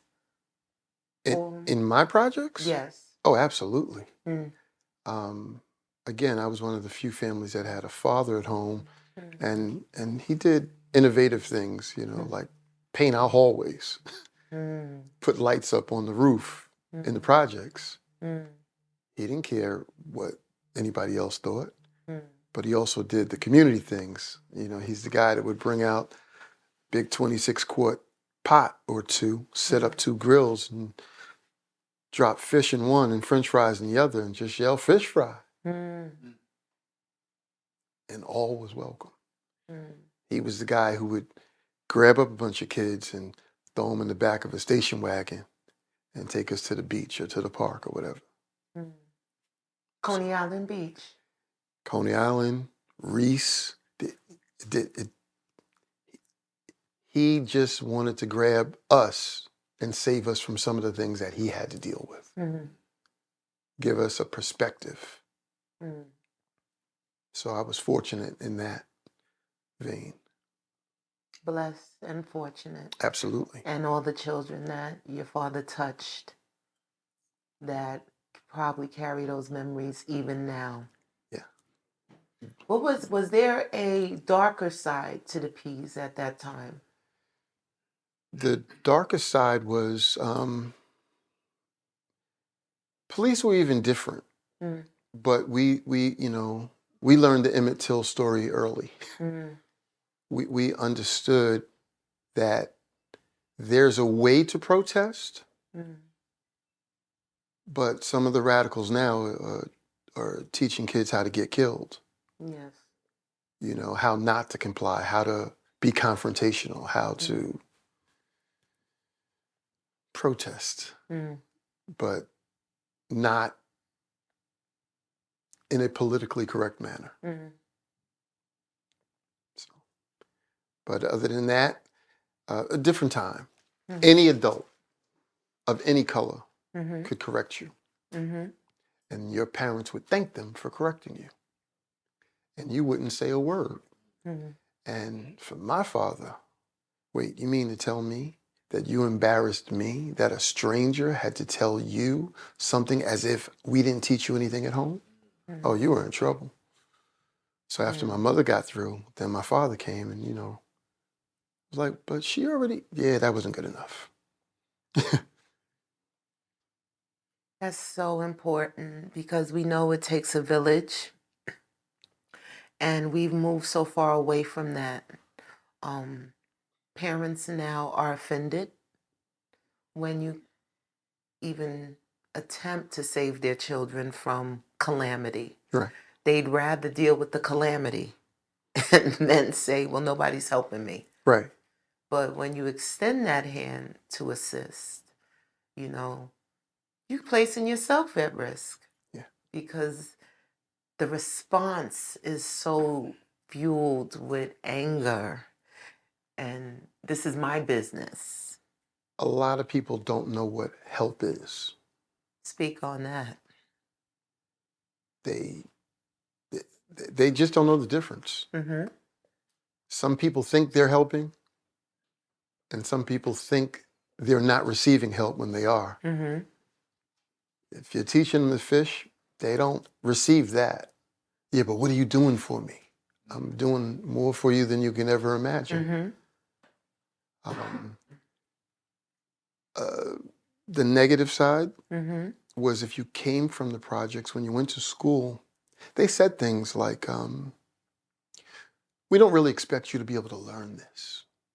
So if you would just behave yourself so we can teach the other kids, the real students, we'll pass you. And of course, those that were misguided thought it was a free pass. You mean all I have to do is come here and chill out and I'll pass? Not realizing that they were depriving their own selves of the opportunity of the education that was actually afforded. There were programs, and my parents would not allow us to concede to those negative or derogatory suggestions. You had to have a grade average that to play on a team, you only needed a C average. That wasn't acceptable for the rest of the. Yeah, that's what they said, but that's not what we say. We say you need this, that, and the other. So if you want to play that, your grades have to exceed, because for our non-colored counterparts, twice as good wasn't good enough. I know they see it on Scandal. You got to be twice as good. Twice as good wasn't good enough. You had to be 3 or 4 times as good at everything to not be expendable. Mm. So that's what we were. Hence the championship team. That one individual didn't do it. I give the accolades to the leaders, Mm-hmm.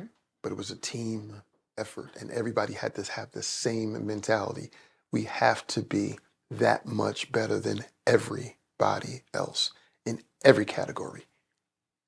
Your posture, your speech, Mm. your dress, how you walk down the street, you have to learn how to be, I'm 6'4", Mm-hmm. how to be not so imposing, Mm. not intimidating. You don't have to be passive. Mm-hmm. You don't have to get punked. You don't have to be a doormat. Mm. You can be assertive, but you have to have a posture that says, I'm not aggressively pursuing you, Mm. just to get along. All of that, and with the balance of the audacity of greatness. Oh, yeah. Mm-hmm. Mm-hmm. And what you played sports, of course. Yeah, I did. Your Um, position? um, I wound up playing basketball. I really just wanted to run track. Okay. But, the legacy of my family Mm-hmm. said, come on, you can do more than that. You're fast, but you can do more than that. Mm-hmm. I mean, all the way into my 40s, I had a solid 420 mile. I could go over the Keep front end going of a it. full-size car from a standstill position. Mm. So when they saw that, they said, yeah, this is what you need to do. And, I did it for a little while. But things happened. Mm. Um, my mother passed, Mm. How old were you? 16. Mm. Dad came home from work. He was frustrated because, he sprawled across the bed. I'm tired. I'm trying to get in it, move over. Mm-hmm. And I'm hearing this back and forth. Well, not really back and forth. It was a monologue Mm-hmm. of him saying, come on, I'm tired. Stop Mm-hmm. playing. And then you hear his voice digress. Mm. And that bothered him for a while because he was aggressively pursuing something that was impossible. He was trying to get a person that was no longer living Mm. to give him space. And that bothered him. That bothered him. And I didn't Wow. play in my last year. Mm. What a tremendous loss. Family. How did you guys heal? What was that like? Um, it was chaotic. Mm. My father was the individual who knew everybody, Mm. everywhere. He could link all the family together. My mother was just the personable one. They were a team. Mm. My father taught us to cook. My mother taught us to bake. And my mother could cook, Mm. but she couldn't outcook my dad. Mm.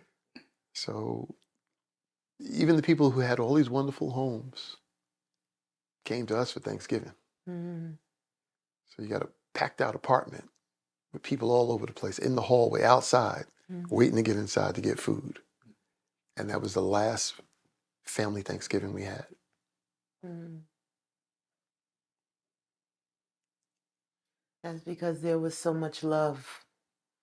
Good food has to include love. Yeah. And doesn't taste right if you don't have that love sprinkled in there. Just doesn't hit the same way.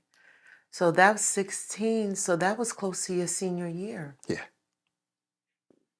What was your dad's support system? How was he able to keep going? Because that's He the love of his life. didn't have one.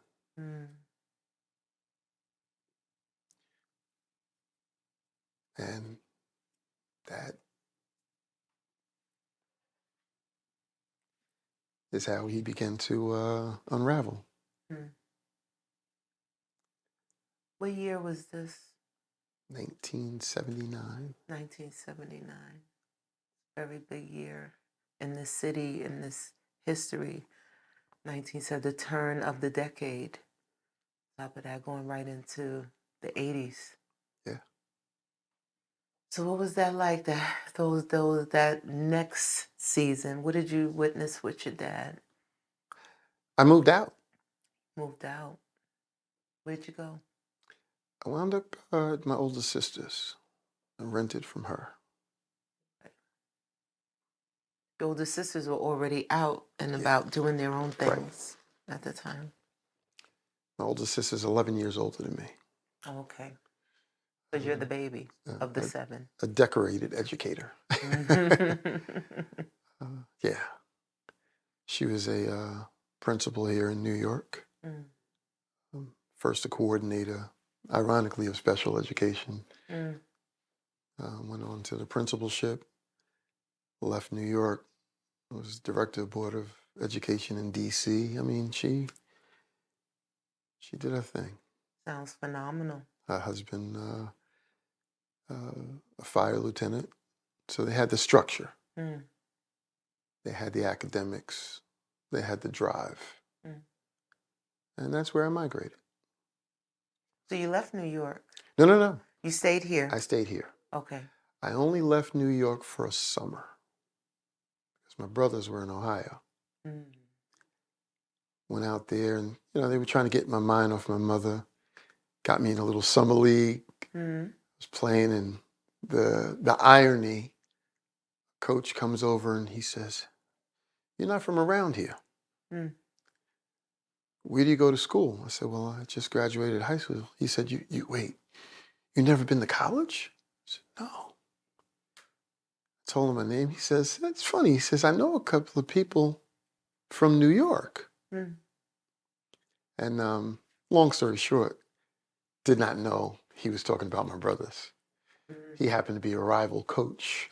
Oh, so he had witnessed the legacy of the Parker men. And he didn't know I was a younger brother.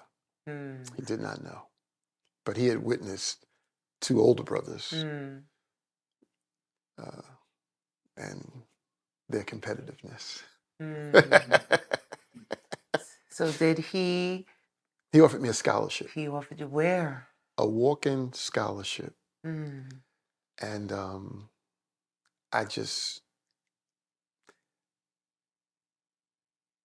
my mind really wasn't on any of that. My drive, I lost a lot of it in my mother.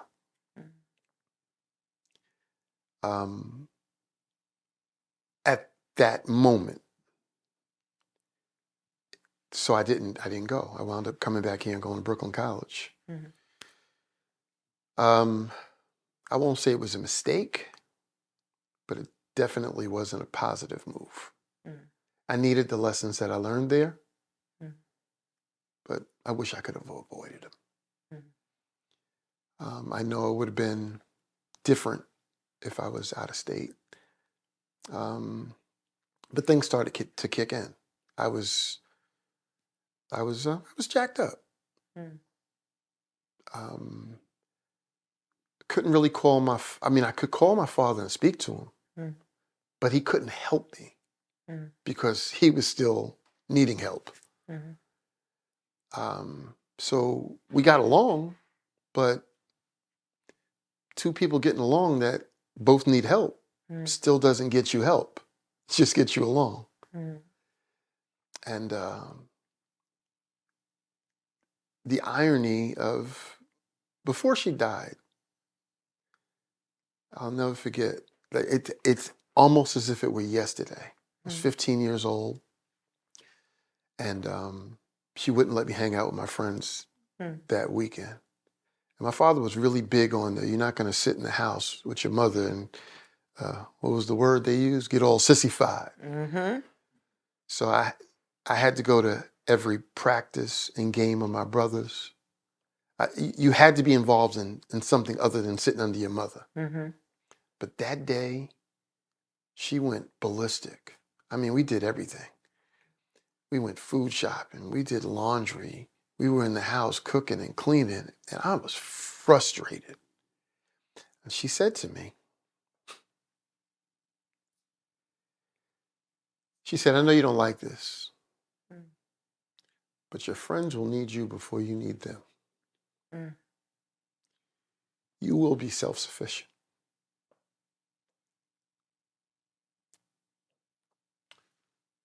It's like yesterday. Amen. She said, your clothes will be clean, ironed, sewed. Your house will be clean.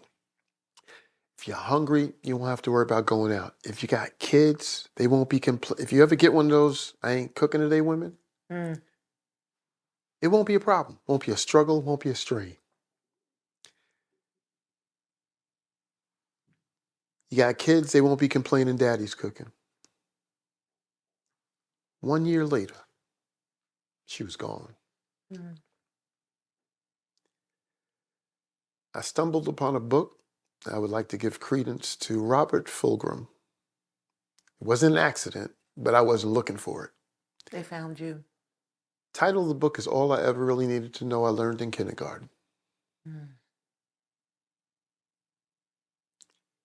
The concept was everything that my mother said to me. And to this day, I do my own laundry. I don't have a struggle going in the kitchen. Well, from some of the things that I'm able to produce, I think you know I can sew. Mhm. Absolutely. Absolutely. And so magnificently. So that was my mother. Mm. The other things of being able to put together things was my father. Mm. He could fix anything. Mm. So he gave me application skills.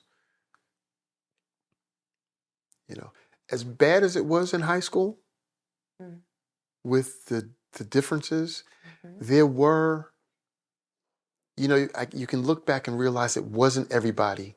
They were just towing the line that they had to tow.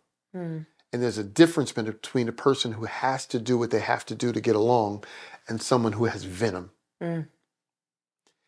And I had teachers who poured into me Mm. in different capacities, in spite of what the administration was saying. Mm-hmm. So I don't want to leave it completely, like I'm just angry at the world. Mm-hmm. That was the climate. Mm-hmm. But within the climate, there were a few resting places. And that's important. The resting places make it possible for your greatness, your potential, not to be smothered. Right. And we thank all of those rebels, silent rebels, Right. because they can't be public with their silent rebellion, but they have the insight, and I would say a divine motivation that I have to do this a little different. I gotta sneak it in. Yeah. But I know there's a great injustice happening. I'm in part of it because I'm under this administration. Right. But if I could pour light, opportunity, without my head going on a chopping block and getting a pink slip, that's what I'm going to do. And shout out to those who did that at that time. And my dad pointed them out. Oh, great. Not as individuals, but when he first said it to me, I didn't like it. He said, you can't retaliate against people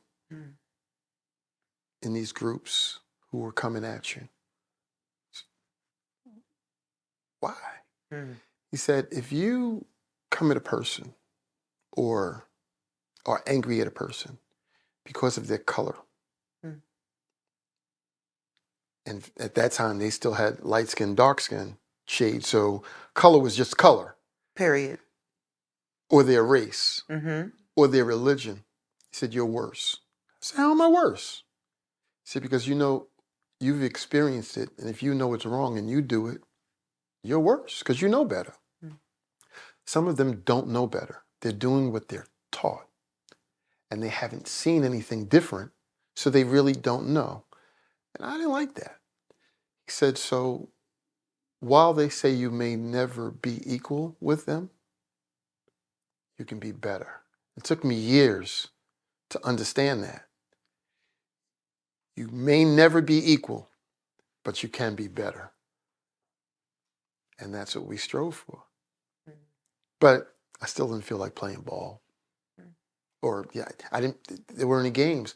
I equated my mother's death with the holidays. Mm.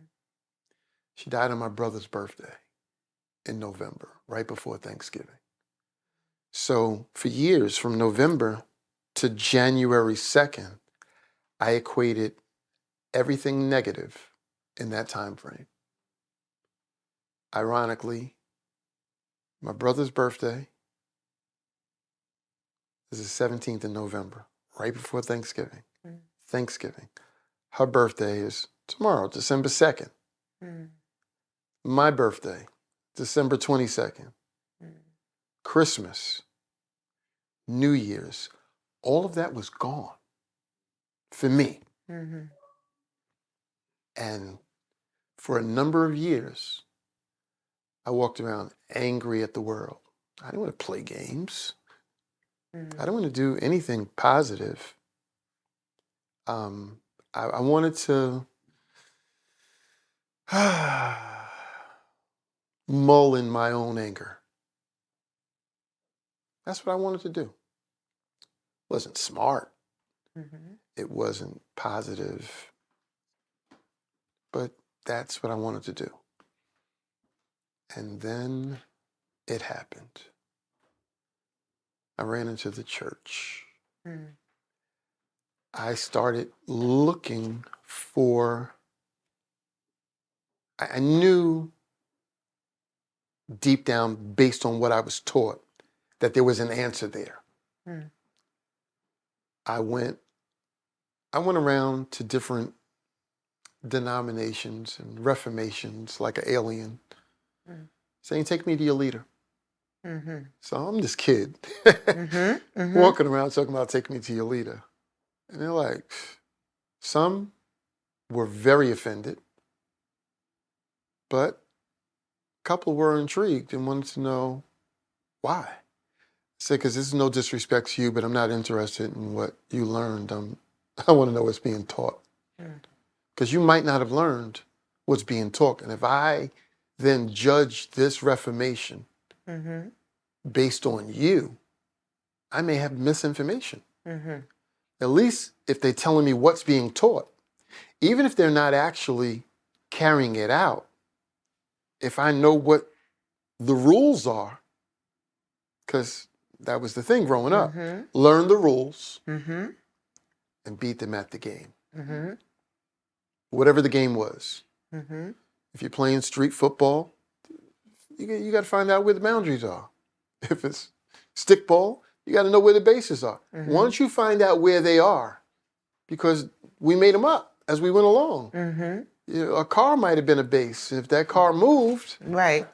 The parameters of the game move, yeah. everything changed. So Yes. find out what the rules are to this game and play it. Mm. And that's what we did. So when I went looking in the churches, I went with those parameters in mind. Mm. Okay, so you move the bases, but is the game the same? Did you change the rules? Mm. And my daily prayer was simple. It wasn't elaborate. It wasn't really long. It was three things. God, lead me where I need to go. Mm. Give me an understanding of what I'm hearing and what I'm reading. Everything else was really up to me, but then give me the wisdom to choose properly based on the rules. Is that your prayer still? Oh, absolutely. And that's how I wound up where I'm at. Mm. I wound up in a church where it didn't look the part according to society. It wasn't elaborate. It wasn't big, you know. Pastors outside sweeping up It's not what I was used to seeing Mm. or the perception that's given. Mm. You know, he's supposed to be sitting up, you know, looking royal. Mm-hmm. And that wasn't what I ran into. I said, this definitely can't be it. Wasn't really formally educated. Yeah, this definitely can't be it. Mm. Yeah, that was it. That was totally it. Totally it. When I was a girl and I made the transition from just a private school to a Catholic school, and that was the first time I had been in a Catholic church. And you know, they're huge cathedrals, you Right. know, with these stained glass windows and, you know, so many statues. And I didn't feel the light in those buildings. I actually used to become just a little anxious because the ceremony itself seemed a little scary. My family was mostly Baptist. So, you know, as you said, the church could be very humbling, you know. Um, the messenger is going to come down and speak to everybody. Right. There is song. The prayer is very light in heart. It's not robotic almost. So those were so huge extremes. Or ritualistic. Very ritualistic. And we're talking about the smoke, you know, as the priest comes out and the altar boys, the whole get up. And it was a little scary to me. It reminded me a little bit of some of the snapshots of some of the movies I've seen. And so when you said that, finding the right place, Yeah. and you don't need the grandiose, Right. because oftentimes the grandiose is a disguise for what can't be fulfilled otherwise. So I thank you for sharing that. What was the pathway to DOC? How does one get on the path to DOC? Well, I'm not financially progressive. Mm-hmm. I And had, this is the 80s now. it's the 80s. I've had a job since I was in 10th grade. Mm-hmm. I actually won that job. Mm. It was a prize. Mm. One of the teachers who was pouring into me was a woodshop Mm. teacher. And at first I was angry with him Mm. because during the ceremony in 10th grade, he said, I got second place. And I said, I'm confused. You told me that my work was superior to everyone in the class. Why do I have second place? He said, well, I'm going to be honest with you.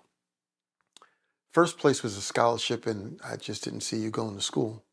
Mm. Second place was a job, and I thought you needed it more than first place. And the first place winner, he doesn't need the job because his father owns a construction company. And that's just the way it is right now. Mm. And that construction company stands to this day. Mm. As do you. As do I. Mm-hmm. So I got a job working at Gallon Ace Stairwell, which is building stairs for people's houses. Mm. So it just enhanced my construction ability. Mm. But they shut down. Mm. I move on, get a job at a candy company. Mm. I called in. I was attending Brooklyn College at the time. My sister convinced me not to go in the military. It was one of my mother's to don't list. Okay. She lost 3 brothers in the military. Mm-hmm. And the last thing she wanted was her youngest child in the military. And I mean, I can see that she didn't want it, but I wanted it. Mm-hmm. You know, I've been training all my life to be a SEAL. And now I'm angry. Mm-hmm. And this is perfect. Mm-hmm. I can now go away and get out some of this anger. Mm-hmm. And her and my mother's sister convinced me, try school. At least you can quit. That's what they said. Try it. Brooklyn College, but I need money. Mm-hmm. And I went to this interview, and ironically, well, I called about the interview. They asked me if I could come in today. Sure. Mm. I got there, and the secretary leaned around the office door and said, Rod, he's black. Mm. And I said, very observant. She said, I didn't mean it like that. No, a different kind of black. And it turned out she really didn't have the malice. Mm. She was surprised. Mm. She said, when I spoke to you on the phone, I didn't detect where you were from. They wound up hiring me. Mm. And I did good, real good. Oh, real good. I was selling sugar-free candy before it was popular. Mm. Turned my first $1 million in 10 months. Mm. The only problem was the good brother had a bad brother who wasn't sharing. Mm. He was funneling. I didn't know how good I was doing. Mm. You had no idea. I was just having fun. Mm. I went to my first trade show in the first month because the older brother, the religious brother, the Jewish religious brother, couldn't work on Saturdays, and he didn't like people. What was in sales? He was a physics. No. His was physics. He was a very technical individual.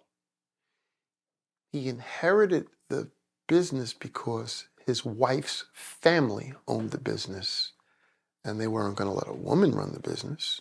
So your husband now runs the business. So he ran all the technicals, and he hired his brother to deal with the personables, who wasn't a religious Jew. So he did all the things on the Saturdays. And no big deal. He was getting married, and they needed someone to go to a show. I went to the show. I found out from the secretary later that they had been in business for almost 30 years, and I sold more on my first day than they had ever sold at any entire show. Wow. They asked me to stay. I said, I plan to stay here. I was only here for a day. He says, what do you need, clothes? Here. Hotel's paid for, food's paid for. Get a suit. I didn't realize how he didn't have interpersonal communication skills. But he was a nice guy. But his brother, if I have a problem with your brother, who do I tell him? What do I say? Seriously. And I'm a kid. I'm a black kid Mm-hmm. in an office where there are no American blacks. Mm-hmm. The only blacks were from other countries, and they worked in the factory, manufacturing. I sold wholesale. We were the manufacturers. I sold to wholesalers, retailers. And I was doing all right. I just didn't know how good I was doing. Until a few years later, we hired a new bookkeeper. And I said, you know, I don't want to be disrespectful, but you look exactly like this guy I know. I'm not saying you're a man. I'm saying he looks just like you. Mm-hmm. And she laughed. I said, you know, his name was Chris. She said, that's funny. I have a son named Chris. Mm. I said, what a coincidence. I said, but really? And then she had an epiphany and she says, wait, you're Joel Parker? I said, yeah, no, you're Joel Parker from Canarsie. Hit her like a ton of bricks. She said, now I know why my son never brought you home. We weren't allowed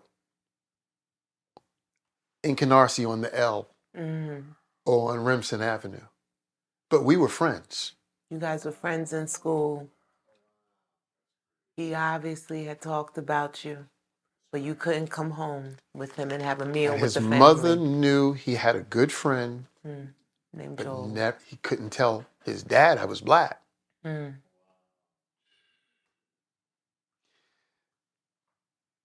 his mother realized who I was, she called him. She wanted to make sure there was no error and that there, you know. And then she showed me a second set of books at the job. Said, these were all your clients. When they first hired me, I was supposed to have 10% on commission. I had a base salary. Okay. 10% of your first sale. 4% of a second sale. 2% of every subsequent sale. Like a broker. Turns out, as she divulged, I had 2,000 customers. How does that come out in dollars and cents? Well, at the time, we're talking the early 80s. Yes.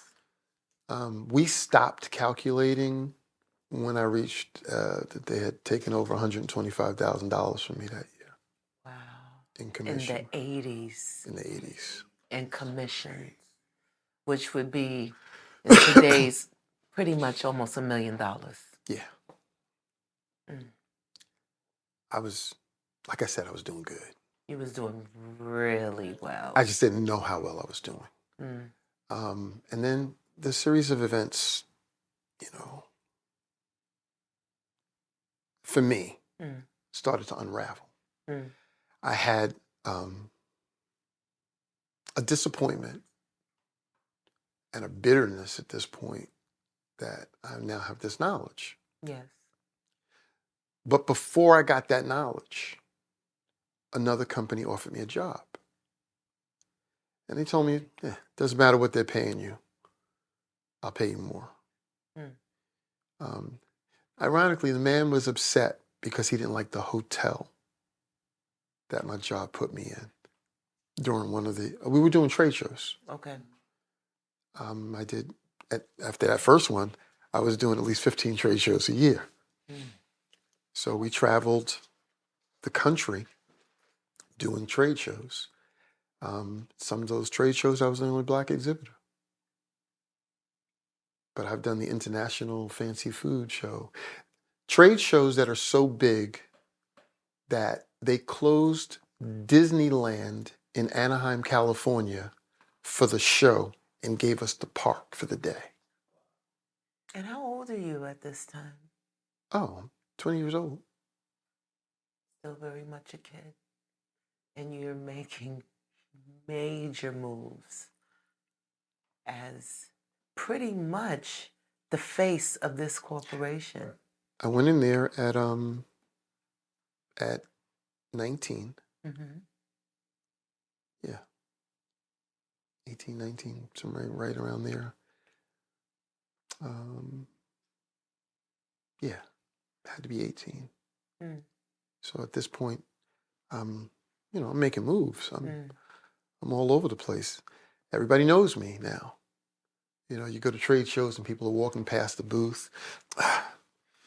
Something's wrong. You know, I'm looking for, and then they see the name tag and go, I don't know how I missed you. I said, don't worry, it happens all the time. Yeah, sometimes I just blend in with the background. But I mean, we knew what it was. Of course we I was doing telephone sales. And my largest single sale was $28,000. And what was your commission supposed to be on that It's sale? supposed to be 10%. Right. That's when things got hairy. Again, you know, they offered me this job with another company, and the bad brother gave me the facts. Mm. And these were actual facts. The company that's offering you that money, they're in the middle of a big lawsuit right now. They're being sued for taking plans for their machinery and for their products, and you don't know if they're going to be around. I mean, we can give you a little bit more money here, but this place you already know. Mm. You don't want to go there. And when I checked the facts that he gave me were real. Mm. I've since learned that there's a difference between facts and truth. Mm. I'll save that for another Mm. another time. Should I? No, go ahead. I'll probably get in trouble for this. It's not politically correct, but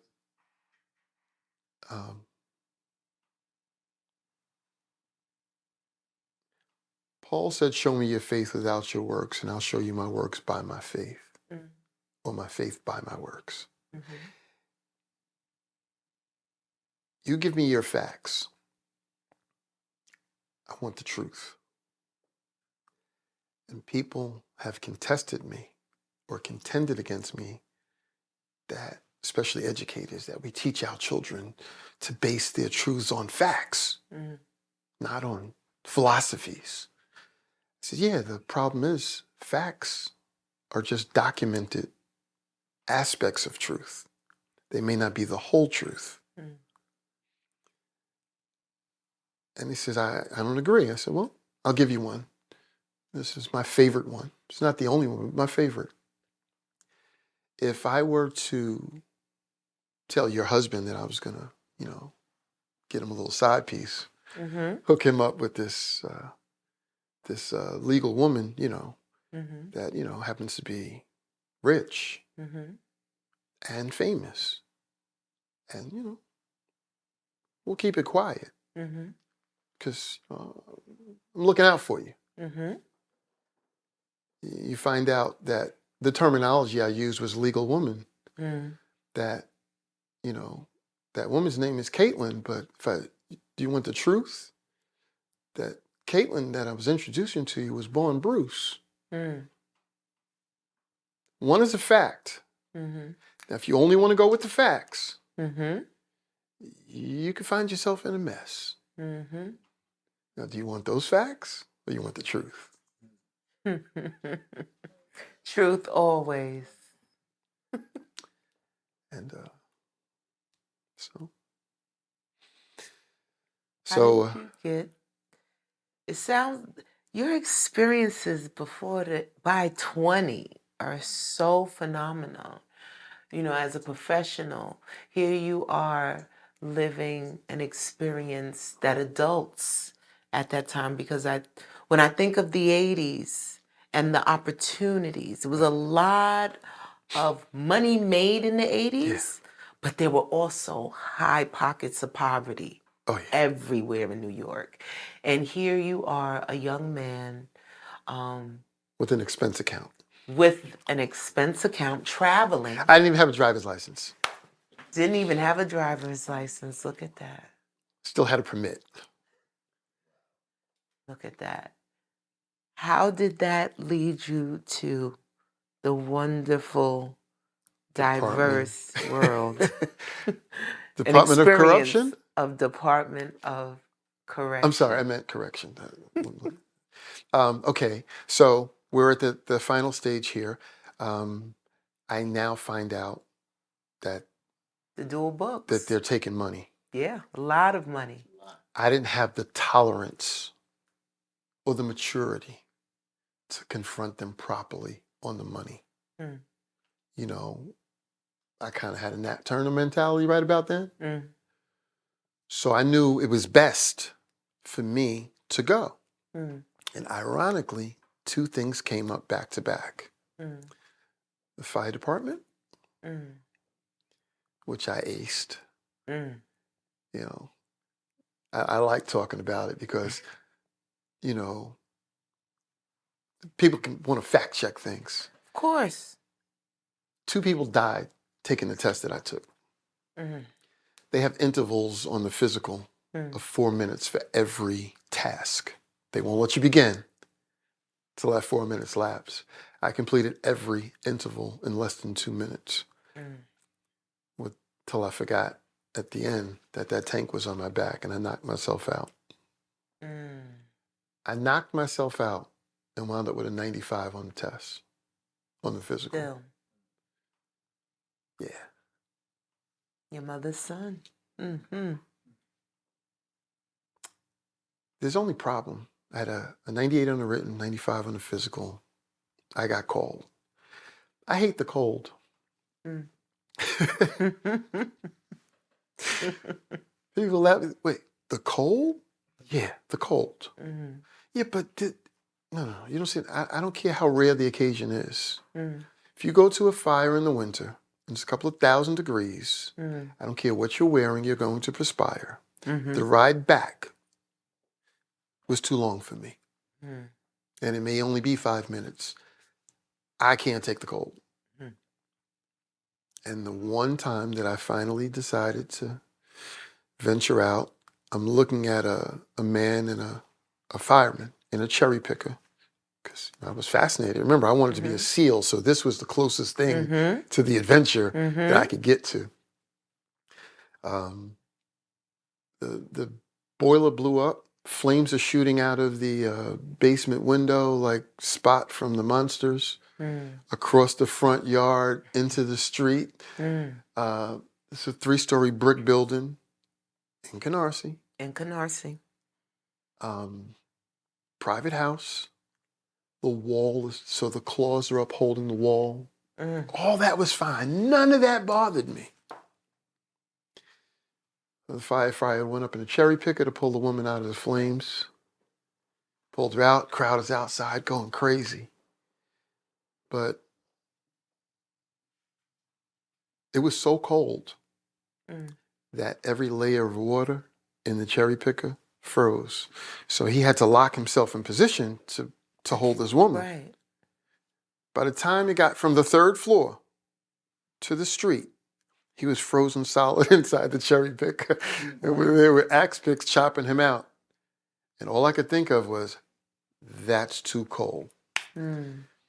So I wind up in correction. By default. I said 2 things.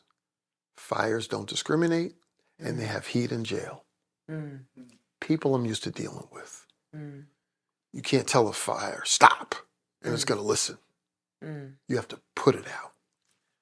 People, you can tell them stop, and some will listen.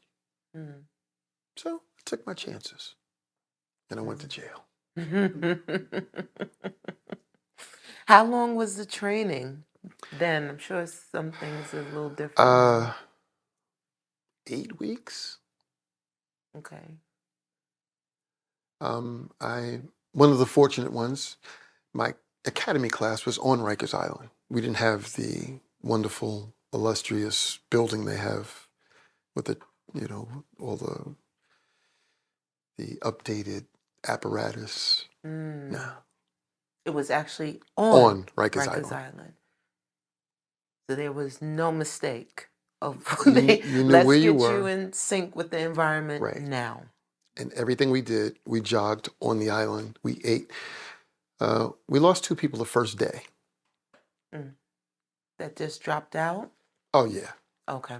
Because they said you can't bring any bags, so no bag lunch. You have to eat what's here. That was it. They were out.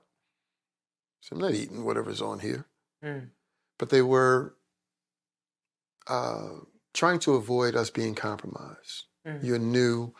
You're engaging with inmates. They're manipulative. And they would convince you to bring something else in your bag other than your lunch. So to avoid that, no bags. The only bag you have is your clothes. Mm. That's it. That first day of training, what was the smell and sounds like? Well, the first day we were outside. It was Okay. summertime. It was wonderful. Pheasants are running around on the island. Mm. Flies and mosquitoes. Mm. But then something wonderful happened. We were still in suits, out there in the dirt. Inmates started calling my name out of the window. Mm. You know, the trainers are like, okay, Joel? is this a coincidence? Is this a fluke? Did someone say it, and is it, you know, a wave? Mm-hmm. So they go and they pull my paperwork. So you're there, I'm first there, day, first day. and you hear your name. Full government. Full government. Your trainers are there. Your co-trainees are there. Yeah. And your name is echoing out. Could you see where it was coming from? No. Did you recognize the voice? It was too many of them. It was several voices. Yeah. Wow. They went back and they said, yeah, he can't go with any. They recognized where it was from. They identified it. You know, I didn't know the island at the time, so I didn't know one building from the other. And turns out these were fans from basketball. Wow. Wow. They're like, that's my guy.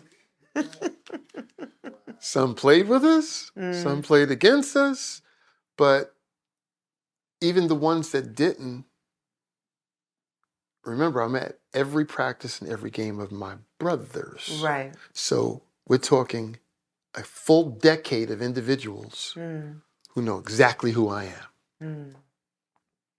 There was no mistake.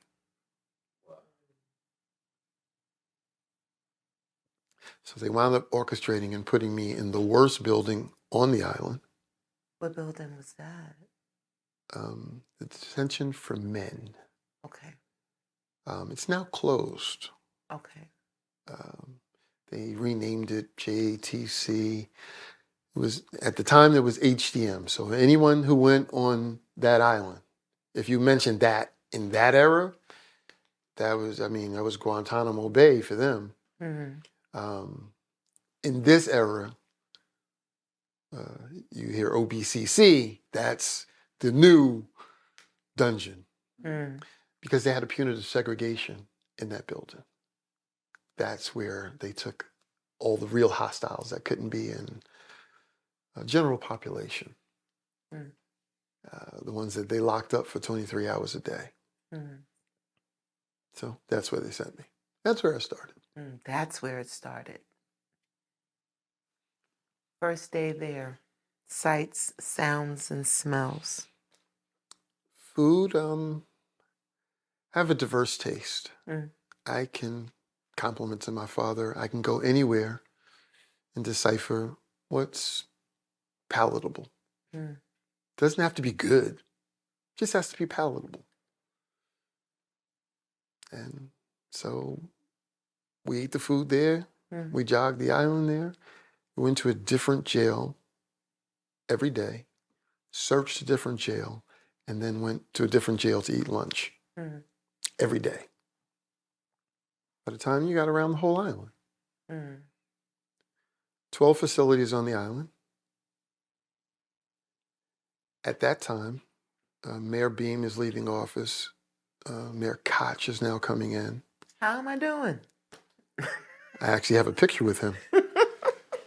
Yeah, got a picture with him while he was opening the boats a couple of years in. We had almost 22,000 inmates. So when I hear them talk about overpopulation now, I'm like, we had 6,000 inmates on the island. We had almost 4 times that amount when I came on. And no one was saying, oh, it's a travesty. Koch said, there's too many people. And he started looking for ways to give early release. Mm. So kudos to Koch. Mm. He reduced the population and gave us some of the best raises we ever had. Mm. I remember Koch as a little girl, and you could catch him many different places in New York City. He would be outside He was personable. amongst the people, and his favorite line was, How am I doing? doing? And you really had the opportunity to tell him, Yeah. whether that was a yay or a nay. So he was the first that had the courage and the insight to say, I have to take care of the people. Yeah. That's taking care of the people. Yeah. And he wasn't afraid to be around the people because he was taking care of the people. Right. The rest of these people are hiding. You know, Right. please. Can't hide. You need an appointment to get an appointment. Right. To the appointment. So, What was the rate? So what year was that you came in? 85. Wow. Big year. That was, we were right there at the crack era. Crack era was There you go. coming creeping in like the angel of death. So I get infused. I moved from HTM. They opened a new building. Mm-hmm. And you could eat off the floors. Mm-hmm. One of the best wardens I've ever encountered. Mm. Quaslam Inham. Ironically, he did something that was unconventional. Mm. He would do things like, first of all, he addressed all the inmates coming in. Mm. Every one of them. If he didn't go himself, he had two other people he had sent behind him. And at that time, you know, processing was a little slow. Mm. So even if he was off a day or two, they'd still be there Mm. getting processed. Little different without the computers. Yeah, but not even that. Just the rules were different. Okay. You know, there was no rush. Mm. I mean, where are you going? So Gonna be here. right. Mm. So processing somebody and getting them in a bed 3 or 4 days later wasn't, you know, a travesty. Mm-hmm. Rules are different now. Mm-hmm. They have to be in a bed within 24 hours of coming into correction custody. So, you know, I'm in this new building, Quaslam Inham, Muslim guy, but something that he did that was very impactful. You know, in jail, people become religious. Mm. Some actually have an epiphany, but most are looking for some form of support and camaraderie. And the biggest influence is the Muslim community. So everybody knows you come to jail, you become Muslim. Mm. If you're black. Mm. Because now you have a support mechanism because nobody's going up against the Muslims. Mm. And your food is better because you get a halal meal. Mm. Food is prepared differently. It's if you're familiar with Jewish law or Muslim law, even how they kill their animals is different. So you have a different grade of meat off the bat if you're Muslim. And he would come in and say things like, I didn't see you in Juma prayer. I don't see you signed up, subscribing to the habits of a Muslim. So you don't get the right to have a Muslim ID. Correct. Give him a regular ID. Oh, you can't do that. Oh, no. I'm not speaking as the warden. I'm speaking as an imam. And that type of mindset and authority with the politics and games that people play now with what I'm entitled to and what you need, what you better do and what you can't do. No. He learned the rules. And if you're going to say you're Muslim, then be Muslim. But you're not going to be a perpetrator on my watch. Not on his watch, it was not. Out you go. Little things like that. He addressed them all with a wonderful speech. You're not here to be abused. So, and I have an open door policy. So if there's something illicit going on, I have an open door policy. Now I'm going to warn you, how you come is your business. How you leave is between me and God. So don't come to my door with nonsense. If there's something legitimate, I want to know. If it's truth, I want to know.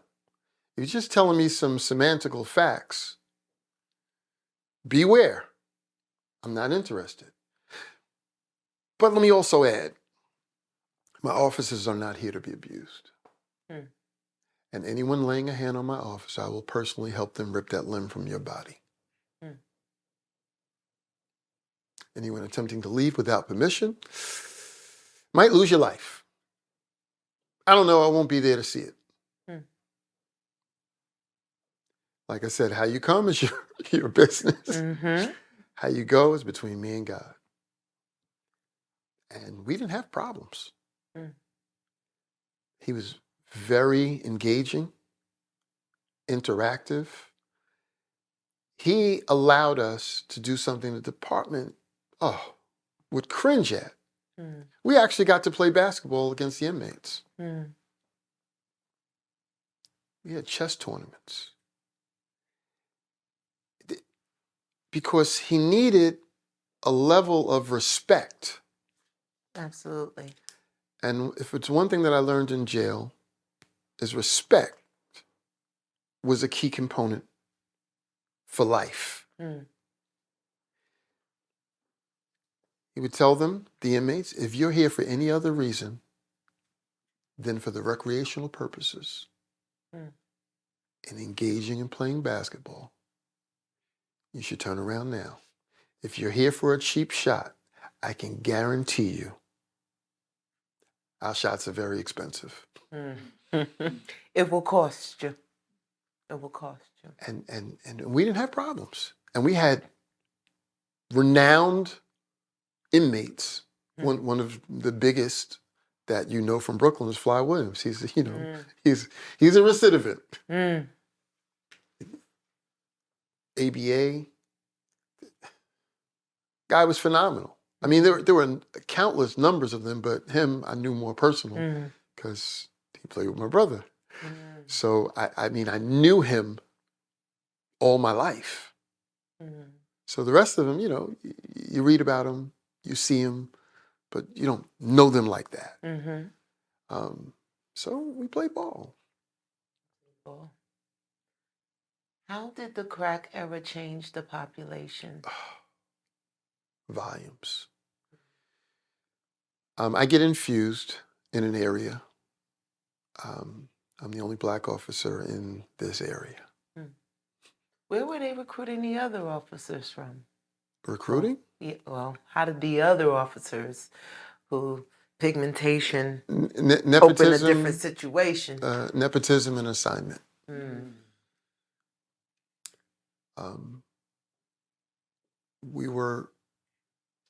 I get infused in an area, and they made us central reception for Rikers Island. My job is to process, assess, and classify every individual coming on there and disperse them to their respective jails. For, I guess, a layman's visual, I'm the triage nurse. You come in, I'm taking your temperature, your psychological temperature, your classification temperature, your temperament. But you didn't have a lot of time to do it. The influx was crazy. I only know this because of the lawsuits. 1988, I processed 15,028 men. 1988 alone. That was when? 1 year. That's 1 year. And that was, we were full head first in crack. So let's come back to the smells. Right.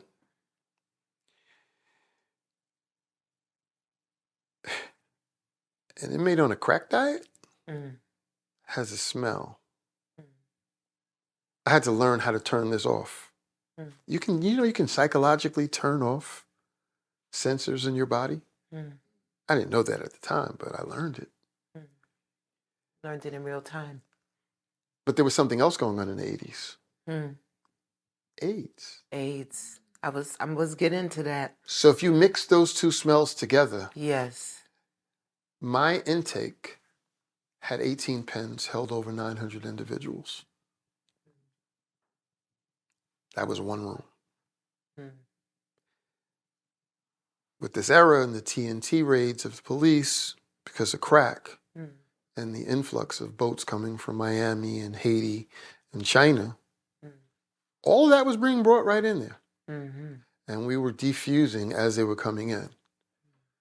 I was averaging 2 buses per borough per tour of inmates. 2 buses from Brooklyn, 2 from Queens, 2 from Manhattan, 2 from the Bronx, 2 from Staten Island, all coming to Rikers Island. Mm.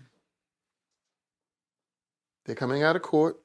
Judge says you're now in DOC custody. They bring them to us, and we determine whether or not you go to a borough facility or whatever. Mm. Yeah. And they talk about overcrowding now. Right. Mm-hmm. Back to 88, 15,000 in that year. Yeah. What did that look like? Because now, is that when we're seeing the emergence of the baby detainees? Because there were so many kids. Well, you see the influx. It wasn't an emergence because they had an adolescent house. Right. But what you saw was an uptick in the women's population. Mm. What you saw was an uptick in the medical facilities.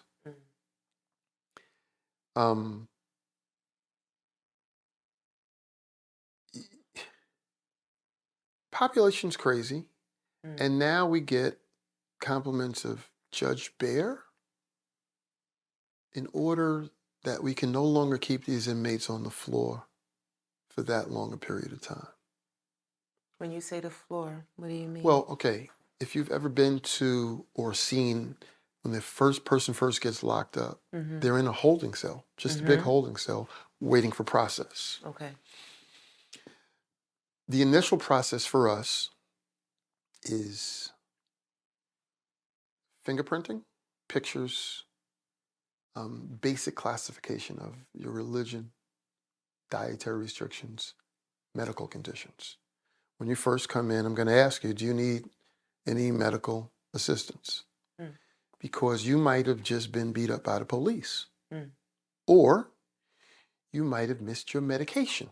You might be diabetic or hypoglycemic or whatever. You might have some immediate medical needs. You might be detoxing. Right, that's big. Which is a different animal, but that's my first assessment when you walk through the door. Do you need this? Get them out of here. Or get them to a clinic. Now I need at least either an MD, a PA, an RN, or an LPN to now give me a medical assessment. Or are they just overreacting? Or is this legitimate? Are they manipulative? I need a medical assessment. Some I can see, some I can tell, some are questionable.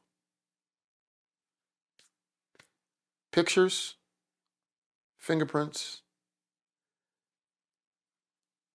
It's a progressive line. You first cell there, we're searching you to remove anything that you shouldn't have. That you bring into the party. Yes. The next cell, you now come for pictures, because now we've deemed you at least safe. We've removed your weapons and drugs, hopefully, if we've done an accurate search. And correction search is much better than PD. Because how did you come through all of that, through the courts, through police, and still come in with this? How? What is some of the most interesting things that have been retrieved in the search? You might need a day for that. Just pick one or two. 8-inch knives, 8-inch knives. handcuff keys, hacksaw blades, rounds for guns. That's just on admission. That's just submission. We're not talking later on. We're talking coming through the door with it. And at the top of the cherry, a 22 automatic. A 22 automatic. Loaded. That had passed the regular, had went through the court. Yeah. Made it on the bus. Now at intake. And it's a 22, fully loaded. Yeah.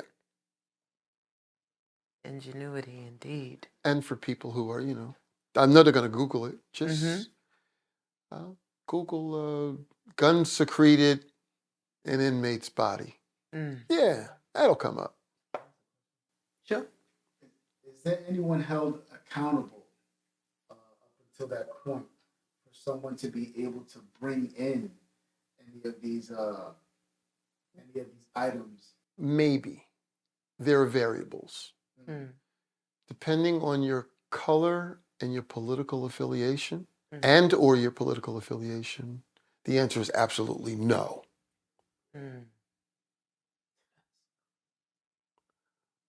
But if you just happen to be, tan, then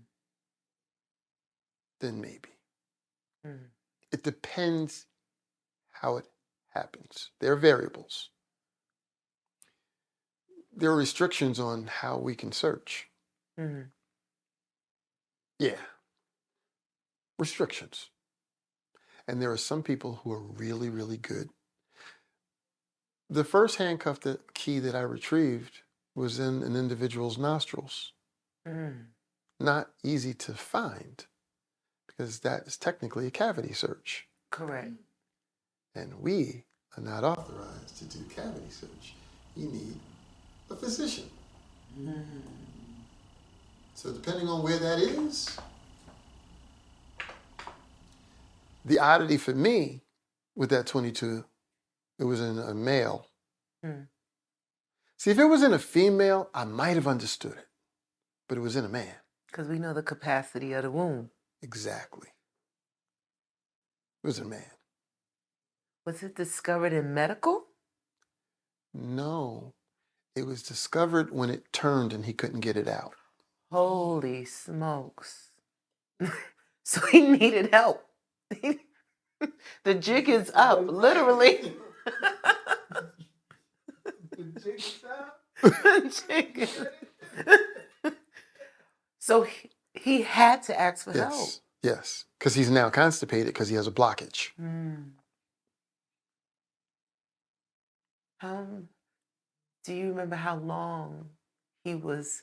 Because so he completed the process. Completed the process. He was already in his respective house. Yep. And it was intended. That was the ploy. To get in there and utilize it. Right. So the intent was not to get caught anywhere along the line, but to Right. make it all the way in. Right. It wasn't even for him. It was for somebody else, but he was a mule. Sounds like it. And the only reason he was able to live is because they realized that it wasn't that they couldn't get it out. He had help getting it out, trying to get it out. Surgical? Well, initially, he had help from the individuals that it was intended for. Oh, they were like, we need this. Right. But Cough. they couldn't get it. Yeah. So then... Laxative. Then he had to go to a surgeon. Had to. Because he could have died. Yeah. What role were you in when that happened?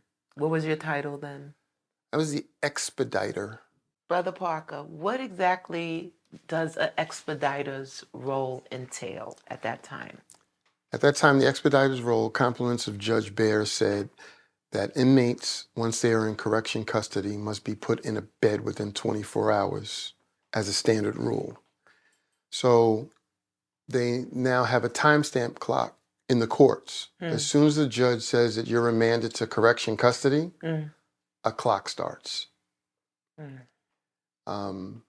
We were assigned the task of breaking down how that clock should be utilized to get that 24 hours. So we devised a plan to get the average inmate in a bed within 16 hours. After that, it gets hairy. The judge imposed a fine of $150 per 24 hours if that individual wasn't in a bed. So if they went over the clock 24 hours in a minute, you had to pay the inmate $150.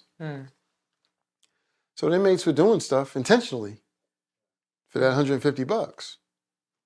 Hey, if I stay here on this floor and don't answer my name for a little while, I can score. I can do it for another day. You know. So we monitored the clock. We monitored the process. So when you come in, I already have what time that stamp started. We broke it down for transportation to have 4 hours to get you to us once that happens. The next 4 is for us to do the initial processing. The next 4 is for the medical to do their assessment.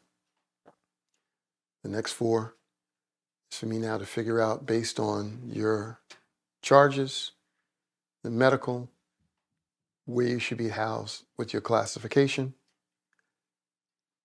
and then get you to a bed.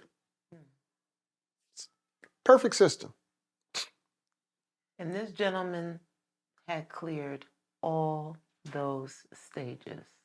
Not only did he clear those stages, he cleared coming through the police department in their cells,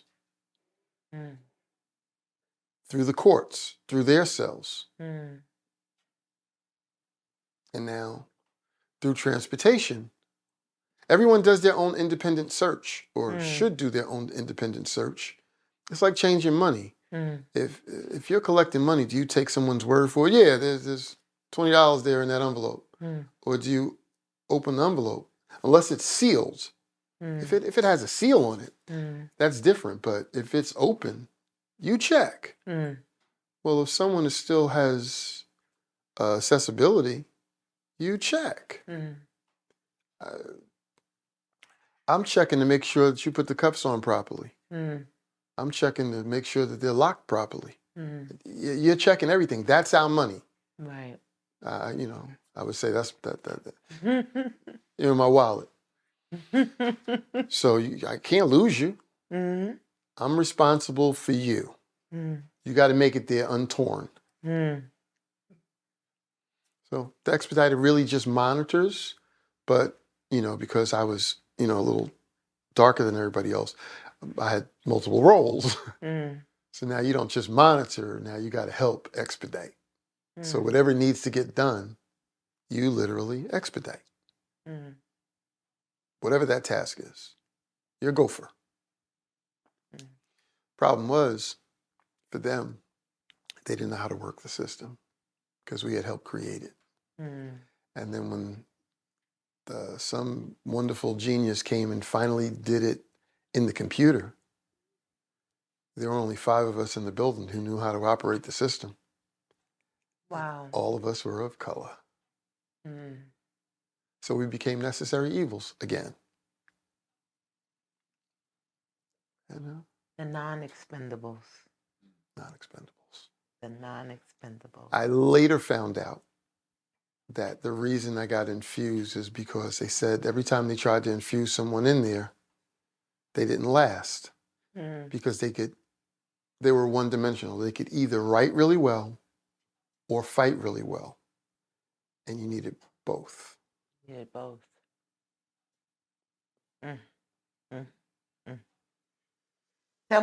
Tell me What are the special needs of the female population? Because I did hear you loud and clear when you said that the crack ever, you saw a spike, a different spike and trend in the population, but in particular, the female population started to grow. Okay, I saw it in numbers initially. I didn't actually get to the women until I was promoted to captain.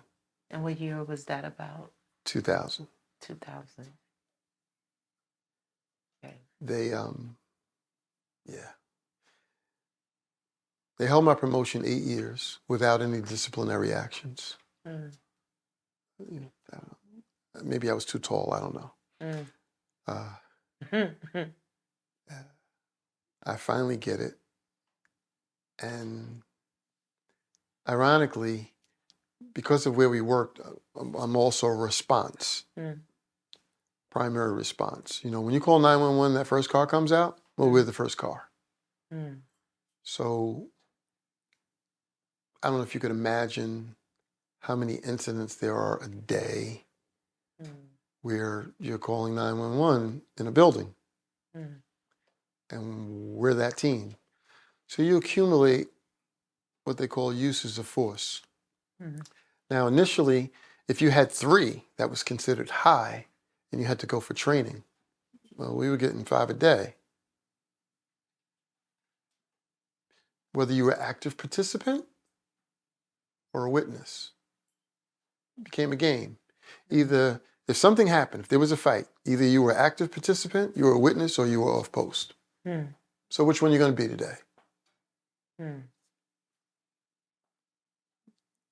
And if I'm the one responding to you, I'm automatically now engrafted in the use of force, because if I didn't do anything but escort you from the area, I'm part of the process. So on paper, I look like some kind of mass murderer. Then again, if I get there and you're still fighting, maybe I might have to become that.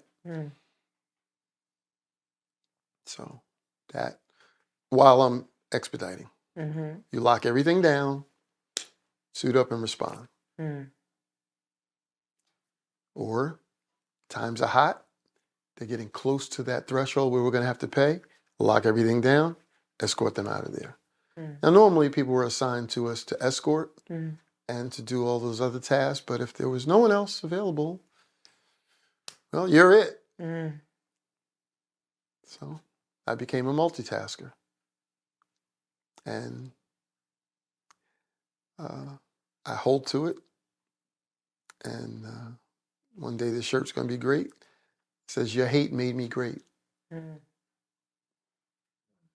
was actually taken from a biblical perspective, but it was so applicable, so apropos, that I had to let it out for them. Your hate made me great. You made me a better writer. You made me a better fighter. You made me a better assessor. You made me a better thinker, because I couldn't afford to mess up. Because I already knew I was a scapegoat. So I had to have the answer before you asked the question. Absolutely. Back to the crack era. And the women? And the women.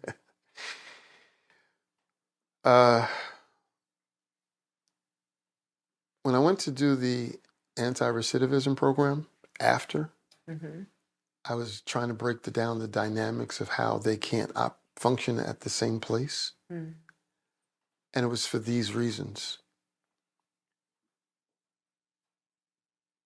Women just function different, completely. It's not the same stimulus. Even the hardened ones now, the crack era exposed some things, but it didn't answer anything. And the mindset of the people was horrible. Because I had a conflict when I finally engaged with them. You know, I was raised a certain way, so certain things you didn't do, but they're now forcing your hand to do things that is not convenient. Now I'm running into women who are acting with the same character as a man. They're coming in with murder charges. I have one. She killed a 12-year-old over $1. Mm. And that was never, in my mind, the mindset of a woman growing up. Mm. So I'm looking at a whole transition. I don't know how graphic I can be. The little. The first one that approached me said something that was, I don't know if there's a filter on this. No. He said, we don't have any sanitaries. So that's ridiculous. How's that possible? Mm-hmm. Huh. Then it dawned on me. When we run out of something, we call the next jail. Tell them, hey, we're out of this, Let me get some from you until the supply shows up. Mm-hmm. Well, there was only one female institution on the island. Mm-hmm. So there was no other place to get extra supplies. When the supply ran out, it was out. So what are you guys doing? Mm-hmm. 1,100 women in this building. Mm. They're giving us extra rolls of toilet tissue. Mm. What? Then I found out they had tampons. Mm. Remember, I'm still new to the women thing. Yes. I said, well, you got to use these. The amount of women who complain that it's not sanitary, that you're supposed to flow and this, that, and the other, and those are for strenuous situations and not for everyday use. And I'm like, okay, so I'm getting a whole new education. Mm-hmm. A month goes by, and now the complaint is there's no tampons. Because they used them all up. Right. I said, listen, you got sanitaries. Mm-hmm. Another eye-opener for me. Woman says, seriously? I wear boxers. How am I hold a sanitary? Mm. That's a population. Different population. Mm. I was caught off guard. Understandable. And I was like, it makes sense. But then I had to go back to the rules. Mm. According to the rules, boxers are not legal attire in a woman's facility. Mm. At that time. At that time. That changed real fast. Mm-hmm. So as soon as I brought it up as to why that was the answer, they called their lawyer. Mm. Said, this is the answer. Listen, I'm only telling you what the rules say. Mm-hmm. Those rules were immediately changed. Whole nother population of women. And dare I say, now this is just my personal observation, and people can contest if they want, at least 75% of the population in the women's jails is at the very least trisexual. Mm. Try anything. They'll try it. On both sides of the bars. Mm.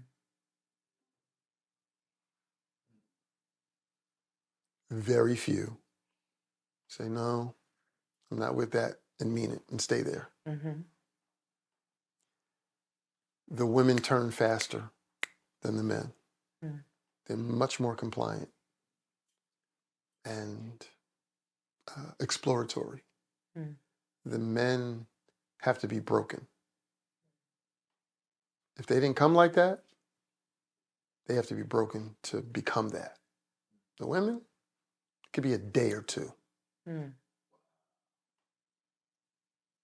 The next thing you know, they got a girlfriend. Mm.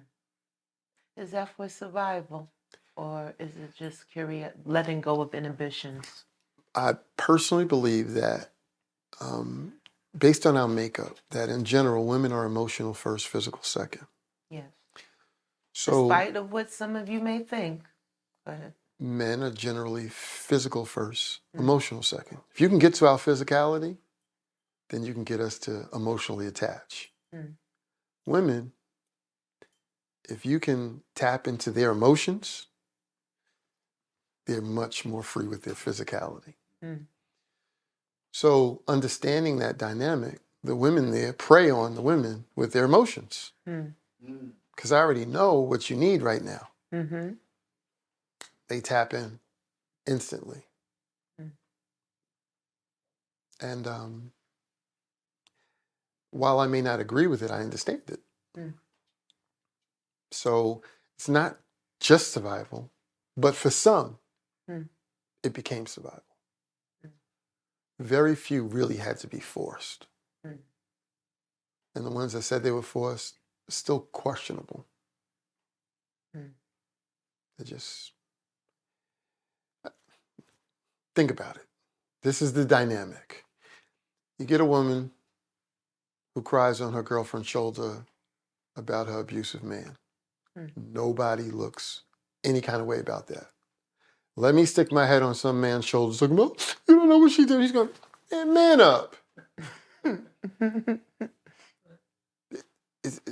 That's the society. That's just Yes. the mindset of the general population.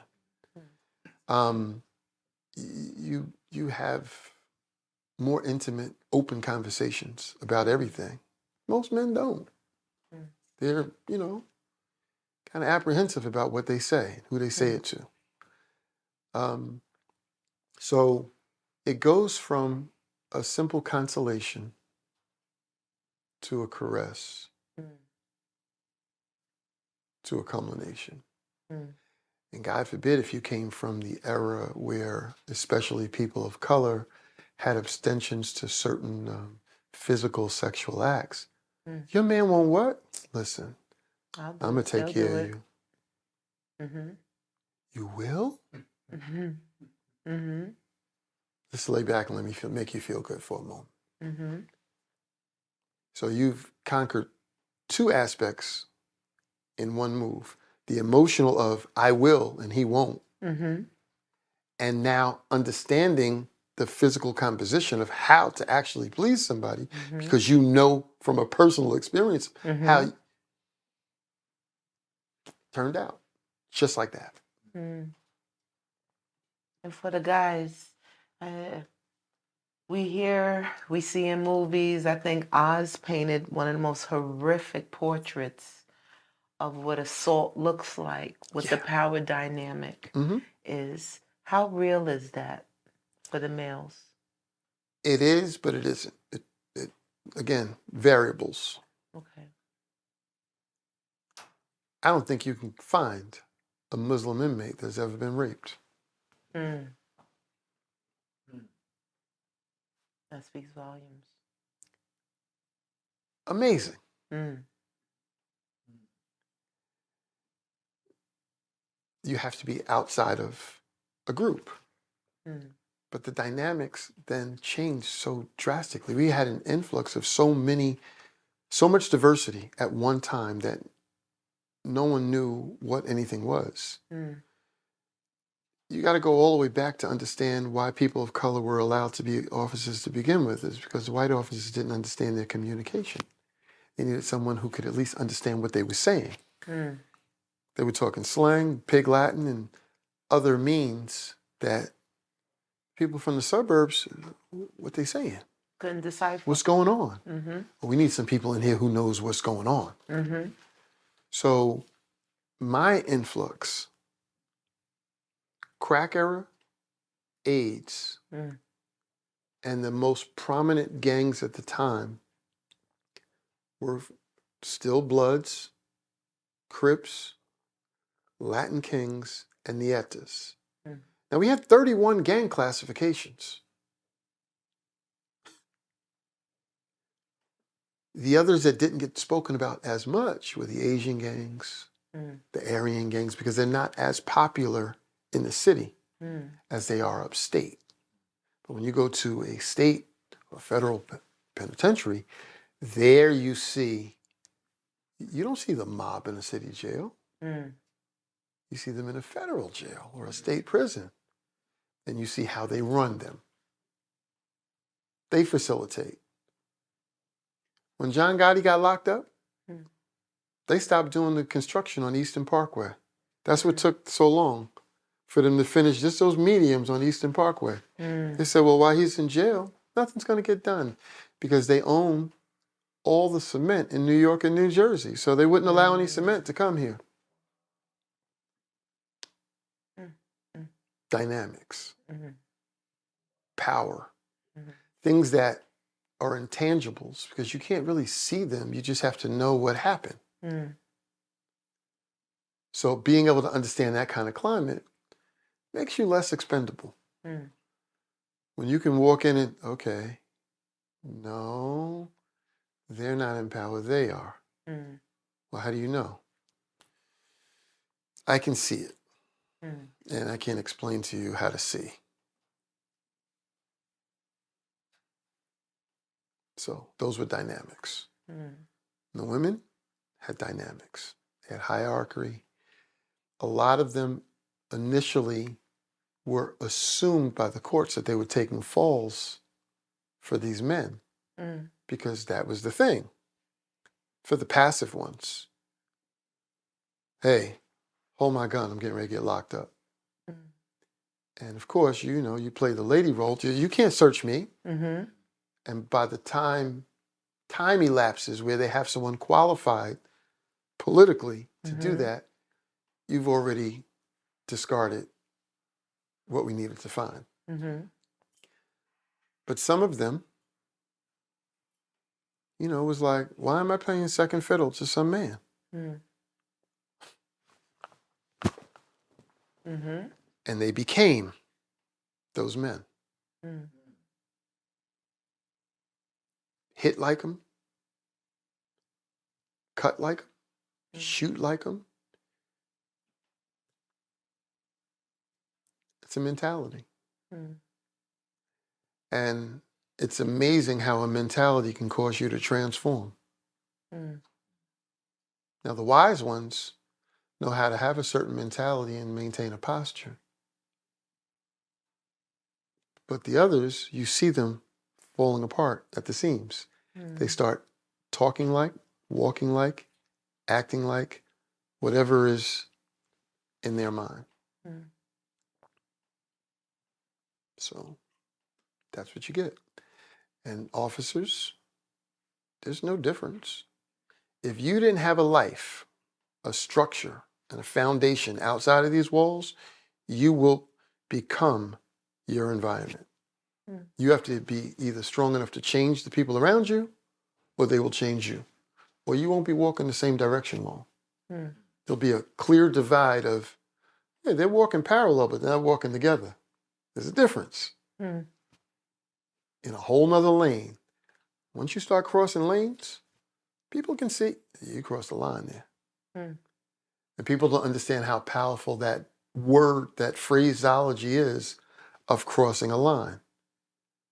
Because we may be enemies walking to the same destination, but we're not walking together. You're in your lane, I'm in my lane. Rules over here or rules over here.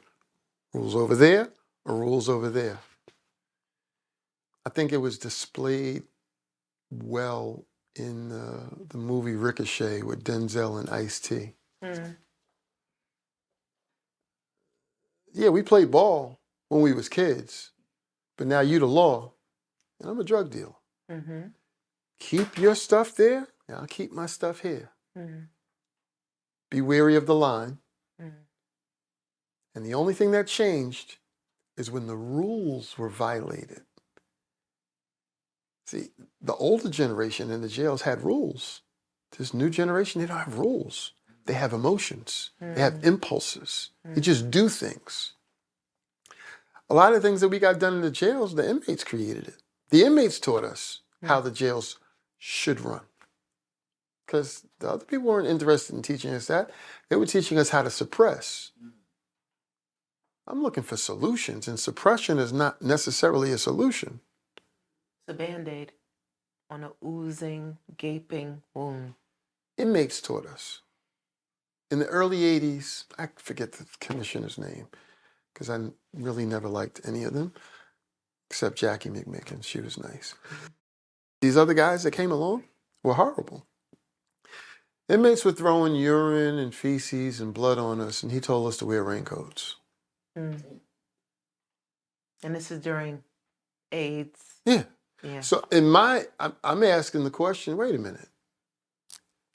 Are we the law or are we the puppets? So again, I'm politically incorrect now because you're speaking out of turn there, you uppity, what they tell me, you're light, but you're not white.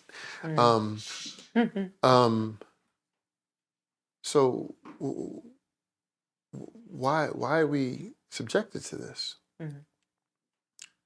The inmates in HDM, all the way back then, lined up on those tiers like, I hate to say it, I hate to give this reference to give anyone credence to try to make us out to be this. But if you've seen Rise of the Planet of the Apes with Caesar, when they were all standing around the tiers, that's a scene from jail. We're not animals, but that scene is from jail. And they coordinated and lined themselves around the entire perimeter and leaned on the rails, shoulder to shoulder, looking over the rails. Very peaceful, passive. And, you didn't really think anything of it, except when you saw Malcolm X, they said no man should have that much power. There was too much unity. Something's wrong. But it wasn't against us. Commissioner walked with the warden. And all of a sudden, from behind those people who were shoulder to shoulder, came some liquid-filled balloons. And they doused the commissioner. When the warden said, "Who?" He looked up and they were all just standing there. You couldn't see who it was because the people were behind them. The inmates understood, if we can't get the administration to respect these officers, the officers will never respect us. They would infuse within their power means for them to now empower us differently so we wouldn't feel like pawns, so we wouldn't treat them indifferently.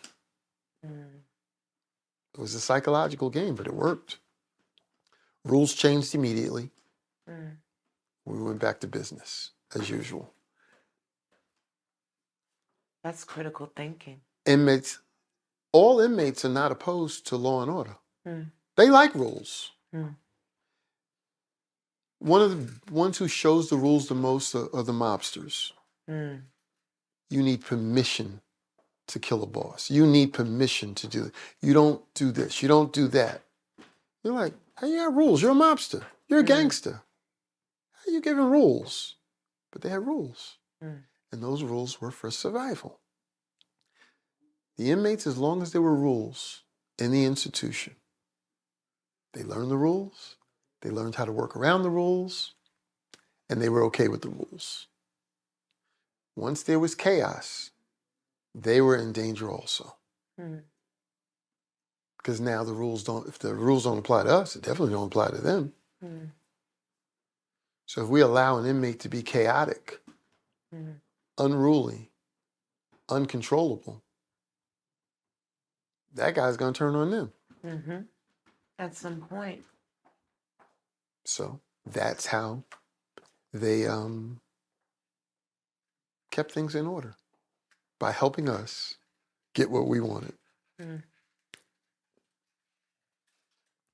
Were you on, well, of course you were, when Pac was convicted? Yeah. And went to the island? Could you share that with us? Did you get an opportunity to interact with him? Only in passing. In passing. Because the high-profile cases, they didn't want us handling because they thought we were tainted. So you pass by, you see Biggie, and any of those that had any notoriety were immediately treated differently. Did his presence change the atmosphere at all? No. The people who changed the atmosphere for me, the most impactful person, was Fat Cat Nichols. Fat Cat Nichols. Mm. And the only reason he changed the atmosphere is because we didn't know who he was. Mm. He came in and I said to him, you might want to check that medallion. Mm. It's kind of rough in here. Mm. He said, I'm good. When I saw him 2 days later with that medallion, I went straight to gang intel and said, I don't know who he is, but he's somebody. It's kind of like the epiphany of seeing Frank Lucas in that chinchilla. I don't know who he is, but he's someone. but he's somebody. Mm-hmm. And then, now that I'm looking, I said, you don't see those bookends? He's got bodyguards. And they're like, what are you talking about?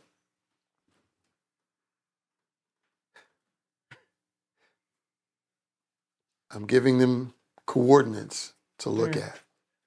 To see where each person is positioned to him. To him. Mm-hmm. I said, they're there for him. They're not neutral observers. They're not bystanders. Again, how do you know? I said, test the water. Go move them. Did they? Of course they did. I said, those shadows, got to stay near the light. And the reason there's so many of them is because if you pull two of them off, the others will still be there. But watch the reaction. If you move one of them, none of them are going to pay attention to you. Every other inmate is going to be like, what are you doing? They're not. Because he's not their prime objective. This guy is. And then I no longer saw him. But changed an atmosphere. Change an atmosphere. I had, I wound up working in criminal psych at Kings County Hospital, the prison ward there, and had the opportunity, the discomfort and pleasure of being a one-to-one to Vincent Gigante. And now, for all you who don't know who Vincent Gigante is, he was very infamous, very powerful, once upon a time, boss of one of the families. Head of the Genovese crime family for 40 years. 40 years, wore a bathrobe. No one knew who he was. No one knew who the man was. Because he maintained a posture. And never, this is intentional, there's nothing wrong with your volume. He never spoke above this whisper. That's why they could never get him on tape. Everything was a gesture. And we had an immature officer who wanted to know, he's an inmate like anybody else.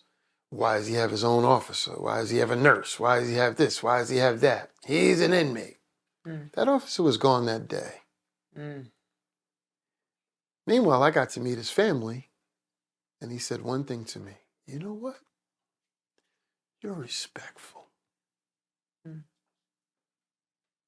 I said, okay. Never had to give him anything extra. He never asked me for anything extra. My colleagues, on the other hand, would always tease me because the line, my favorite line for anyone coming in, hey, Parker, let me get some of that food. What, you want to stick a gum? You know my price is $1 million, right? So everything that they wanted was $1 million. That was the game. Yeah, drop $1 million in my account. That was the standing, walk through, pass. What do you want? Something from where? Oh, yeah, sure, $1 million. And I walked in that day, And they told me, they said, got somebody with your price. I said, what price? Oh, no, that was last year's price. The price is going up. And then when I finally realized who it was, I said, yeah, those deals are off the table. Mm. I'm no longer in business. Mm. So I actually got investigated over that because they thought that I was serious at one point. I'm like, really? Took everything literally. Really? So Really. anyway, of course, because it wasn't true, so everybody said, that's what he says to everybody about everything. And he was a gentleman all the way. His sons were a little edgy. You know, all three of them came in. At Armani, the same time. Oh, yeah. They all checked their guns, came to see their father. And you could see the original old school disdain for the color. But then you could see the posture change of the brother saying, no, that's the respectful one. Oh, okay. Which means there had been a family discussion about. They already knew who you were. And I'm thinking, what if I would have done something different? Right. He had his own everything, his own doctor. His brother is the only one who didn't check a gun. His doctor checked the gun. His brother was a priest. Even the doctor checked the gun. Even the doctor checked the gun. Everybody had guns. Legal weapons. How they got them legally is beyond me. But they all had them. They all had them. And beautiful suits. Great tailors. Great tailors. Yeah.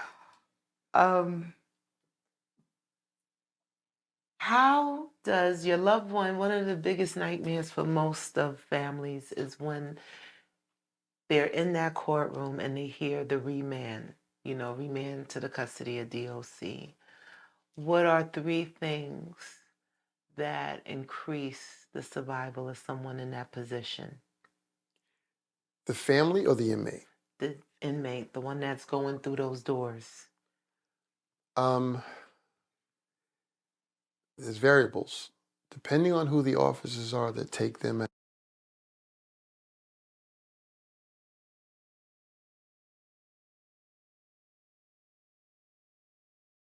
Or give them hope.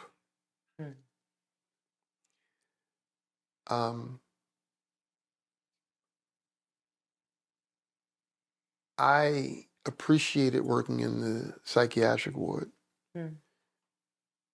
because I learned better. Some things were just tactical at first, but you got to ask yourself, what do you tell a suicidal person? Stop or I'll shoot? That's what they want. That doesn't work. I always look for answers, and I realized that's not the answer. So that's no longer the approach for that individual. Well, the same thing. Depending on the age of the individual that's in the courtroom, the young ones are more impulsive, again, emotional. They don't have a full grasp of what life is. So anything to them is traumatic. They think the world has ended. I know people may not like the man, but Bishop T.D. Jakes preached a message, potholes on the road to destiny. He said some potholes are just small. You hear it, boom, boom, no big deal. Then there's some you got to come and check your rim. Then there's others that you've bottomed out. He said, but no matter how bad the pothole is, you don't spend your whole life in that pothole. For kids, they fall in a pothole and they think that's it. This is over. There's no more after this. and they go and they attempt to take their life. So that's why, for me, one of the variables is the officer that escorts them out. Because when 50 Cent was in jail, they handed him a razor and told him, why don't you just get it over with?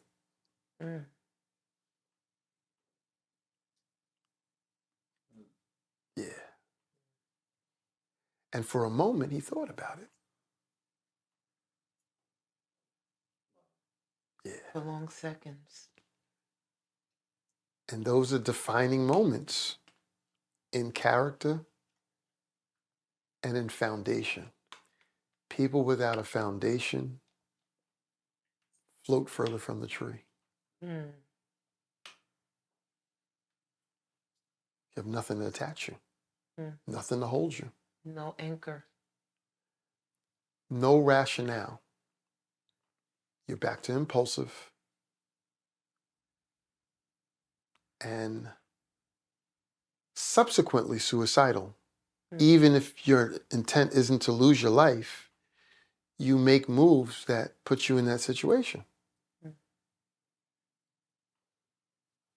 So it's important that the sentence is not given with venom. Because, again, back to the old neighborhood, there were people who knew their place and their parameters. They knew their restrictions. They couldn't say certain things out loud. They had to subliminally do what their heart was telling them, because otherwise they would get lynched with everybody else.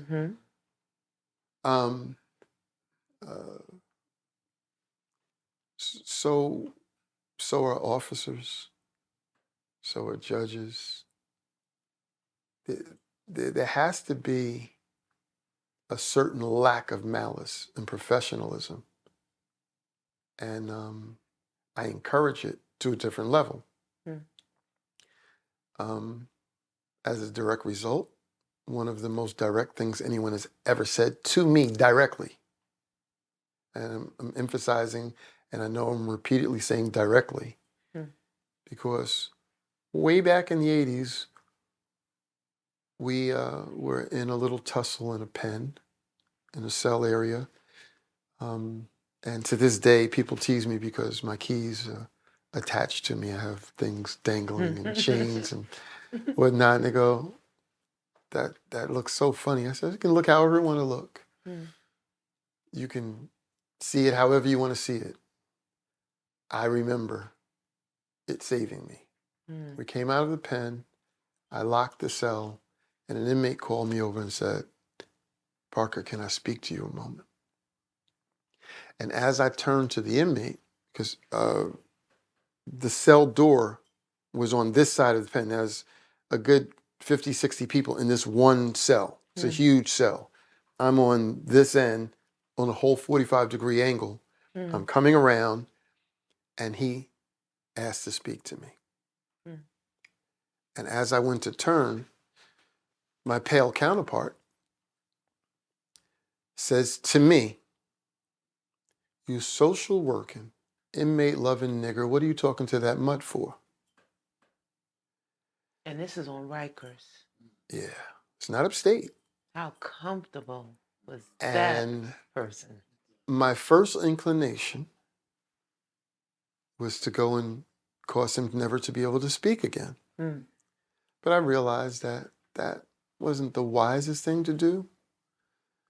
Climate was wrong. The witnesses were wrong. I'm being painfully honest. Critically thinking. But my mind was, this is what you deserve. Yeah. How dare you?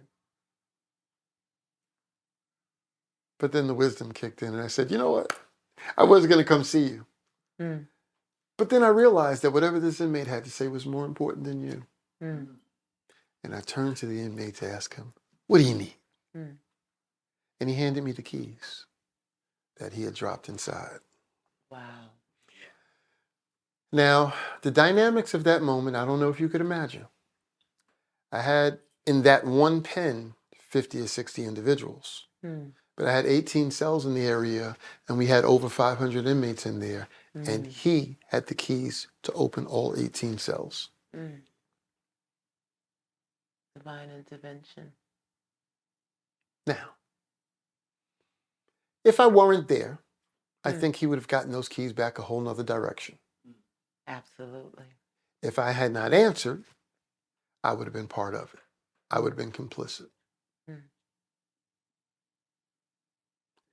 And for me, that was one of the most empowering moments of my career. Because I went to the board of directors in that arena right there, and I said, you know, while you were calling my names, I just couldn't help but think, if I weren't here. But first, let me ask you a question. Where's your keys? Because I knew who they belonged to, because we had assignments. Right. I said, yeah. This social worker, inmate lover. We're not finished with that other word yet, but we'll get to it. If I weren't here, you would be getting these back a whole nother direction. Possibly impaled by them. Oh, most definitely. They told me the only reason it didn't go down is because you was in here. So you saved his life. They had rules. And the problem was, we were the response team. So by the time they would have figured out that the response team wasn't responding, it would have been impacted or compacted. Gravely. Think about it. Absolutely. We're the response team. So when a cry for help comes, we respond. Right. What do you do when the response team needs help? There is a contingency, but what happens when you don't know that they're the ones that need the help? Right. How much time elapses? Seconds, minutes. And it doesn't take long. I mean, what are we going to do with that volume of people? Except take that, take that, take that. I understand you did some private protection with some artists, or known as celebrities. Who are some of the folks that you had the pleasure or displeasure on providing protection for? I had the pleasure of providing protection for 50. We actually did get Rich Die Trying, the whole opening with him. And his entourage wasn't so pleased to see me. Did they recognize Oh, you yeah. from their past Oh, yeah. experiences? Oh, yeah. Resort DOC? Yeah. They knew exactly who I was. And they asked him, yo, what's the police doing here? He says, chill, it's my security, my security. For whatever he has done in his life, with me, he was professional, polite, accommodating. So as much as I would say things about other people, I can't say that about him. That's what he was to me. So 50, you're right in my book. Some of the biggest, Jay-Z. Some of the most infamous within that realm is we had just recently opened the 4040 Club in Atlantic City. Oh, in AC. Right. We did New York, but then now we're in Atlantic City.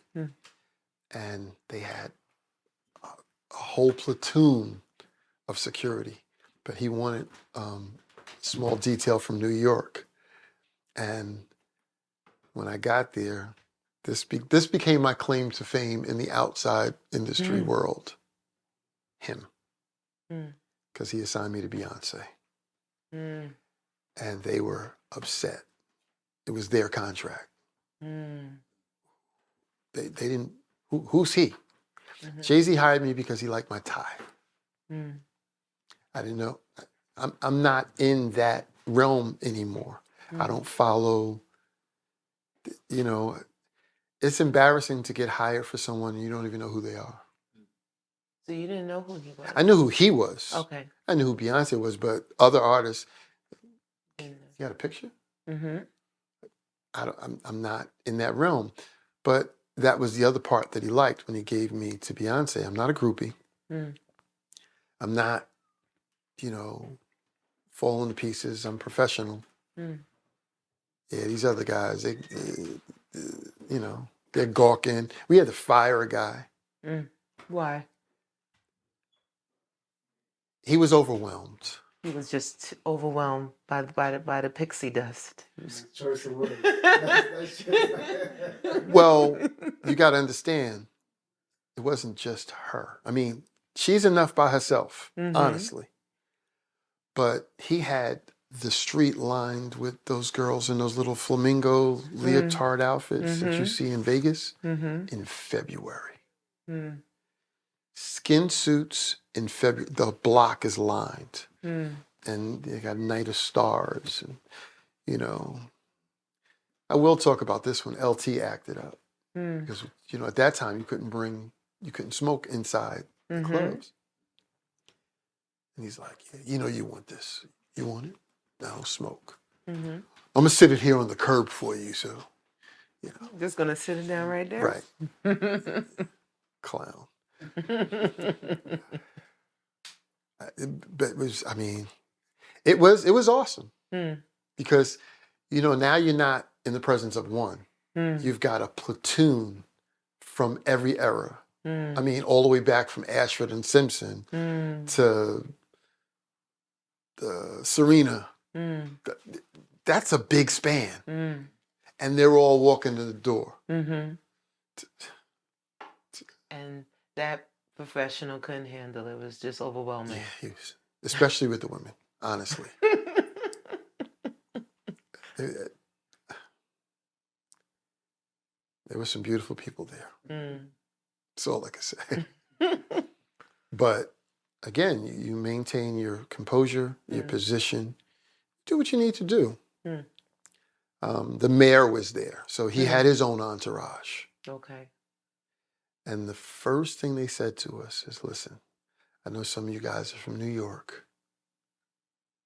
There's too many celebrities in here. We don't want to see any guns popping out. No matter what happens, no shooting in the club. So we had a few physical confrontations. I didn't, because I was with Beyonce. Yeah, you're with the B. I was with the B. And how long ago that was, before marriage, before babies. Oh, that's before the babies and Yeah. the ring. I mean, when she young and vibrant, and, yeah. So I'm on a dance floor with Beyonce, and so now I'm an instant star because now everybody's taking photos of her, but what's he doing there? It was our contract.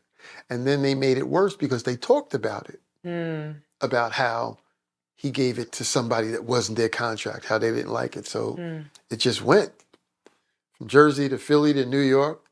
Then I started getting calls from a lot of people. I think I was with Jim Jones the longest. Pleasure or displeasure? Because that comes with a lot. Comes with a lot. Different situational environment. Jim Jones, you have to unpackage the entourage. Jim himself is not a problem. Because he was never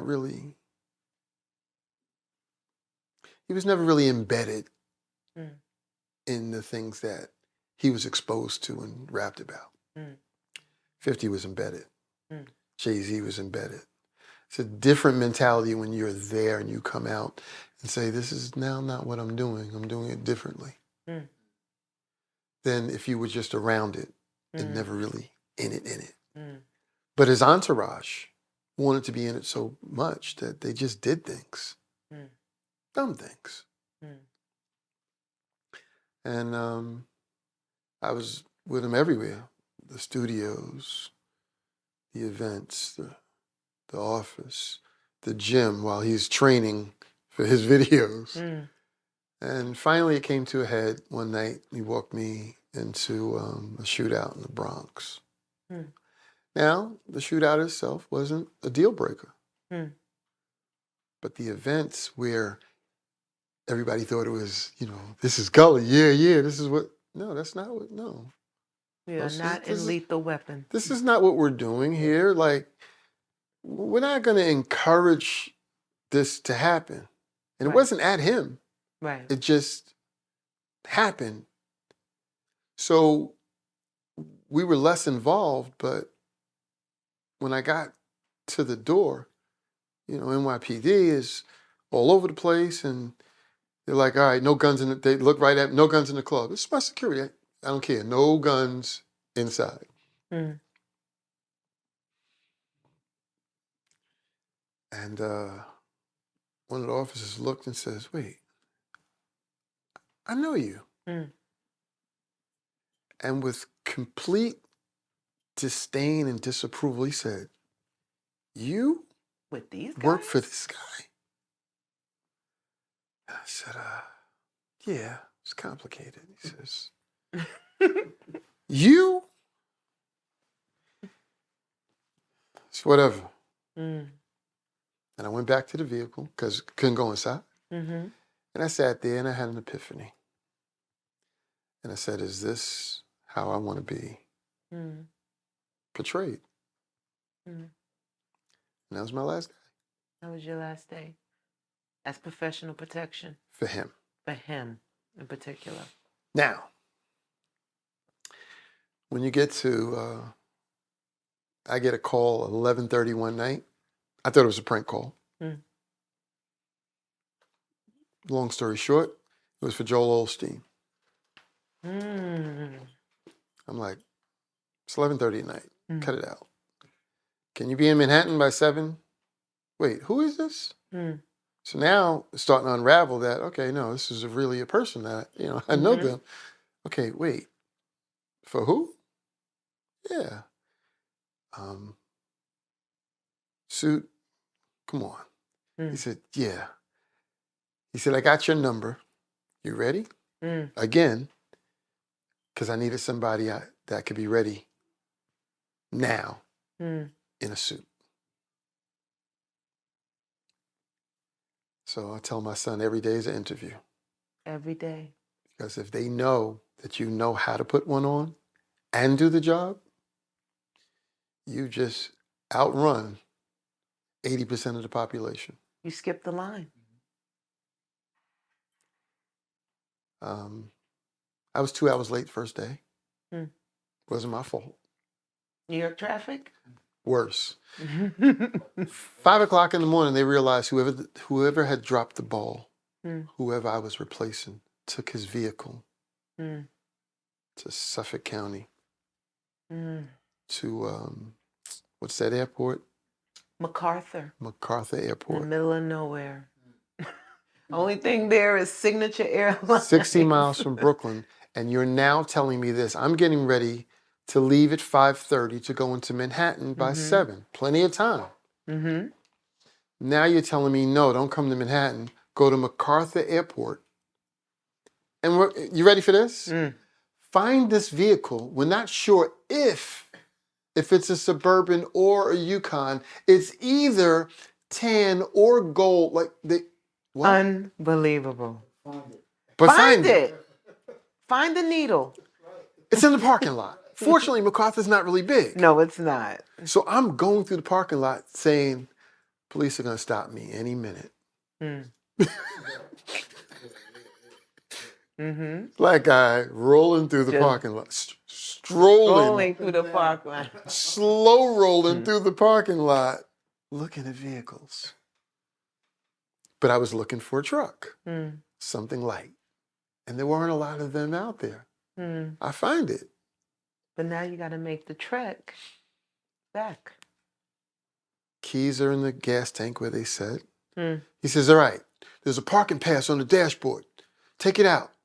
Put it on your car. Put your car in that spot and bring that vehicle here. Said there's no pass. The guy took the pass. Oh, he was being funny. He took the parking pass. Mm. He said, don't worry about it. Leave your car there. We'll work it out later. Mm. So I left my car at the airport. Mm. Rode into the city. I tell him, listen, there's 3 accidents. Mm. You know how you can share your route? Mm-hmm. I said, look at it. I mean, there's no way I'm getting there. Mm-hmm. Got there at 9 o'clock. Mm. But I also went, filled it up with gas. Mm-hmm. I said, the tank's empty. He said, get gas, we'll reimburse you. I mean, I'm not going to make it there. I know I got to get gas. Mm-hmm. So whether you reimburse me or not, I got to get gas. They did reimburse me. Mm. I got there, and I had on a cap. Mm. One of my favorite caps. Mm. It's a mathematical equation that says God is greater than any situation. Mm. And they were like, no hats outside. No problem. I look, I see all these vehicles double parked in the street. I'm like, how am I supposed to get through? Mm. So what are we supposed to do? Park the vehicles. Turns out all these drivers were either from Jersey, Long Island, or Texas. Mm. None of them could parallel park. Of course, how much experience do they have with that? So I get out, I park everybody's car, you know, and, you know, it wasn't a show. It was like, you're blocking the street. Mm. But I realized that there's always somebody assigned to pay attention. Mm. Before the day ended, I said, tomorrow you're Alpha driver. Mm. So, of course, now the hate kicks in. Whoa, this is our contract. You bring me in, and day 2, I'm now 1. Mm. It's beautiful. I got a chance to interact with his whole publishing team, graphics and everybody. I was plucking their brains, you know, because, you know, I'm trying to get my books. I want to know what can I do better, Mm-hmm. you know. And they were, you know, they weren't standoffish. They were asking me questions because they saw the hat. Mm. And then, you know, I mean, everything like clockwork. I got everywhere we needed to be faster. I did. If you ever played a perfect game without orchestrating the game yourself, I just had a perfect game. Everything was everything. No misses. You know, usually there's a mess up here or there. Not in this instance. Not in that instance. Turns out all the book stores that he went to in New York, Long Island, Jersey, none of them dealt with independent self-publishers. So I couldn't even piggyback on those arenas at that time. But all the ride home, all I could think of was, I need to become a publisher. So they can't say no. And you did. Took a long time. 2023, Bowker finally recognized me as a publisher. Awesome. So all the books I had there, that didn't mean nothing. Now, moving forward, they mean something. Because it's under my label. So Olsen was nice. We finally get his last day, Teterboro Airport. And he said, can I ask you something? Is your name really Joel? Yeah. Smile. His posture was the same.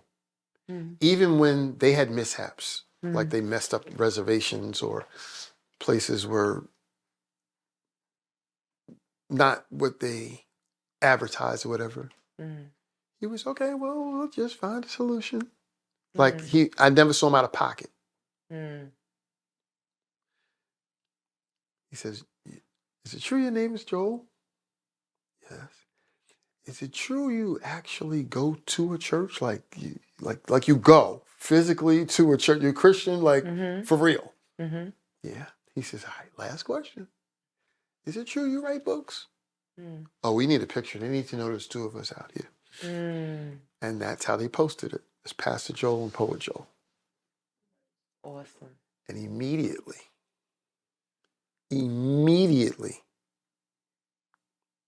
the Instagram followers started popping up. Mm.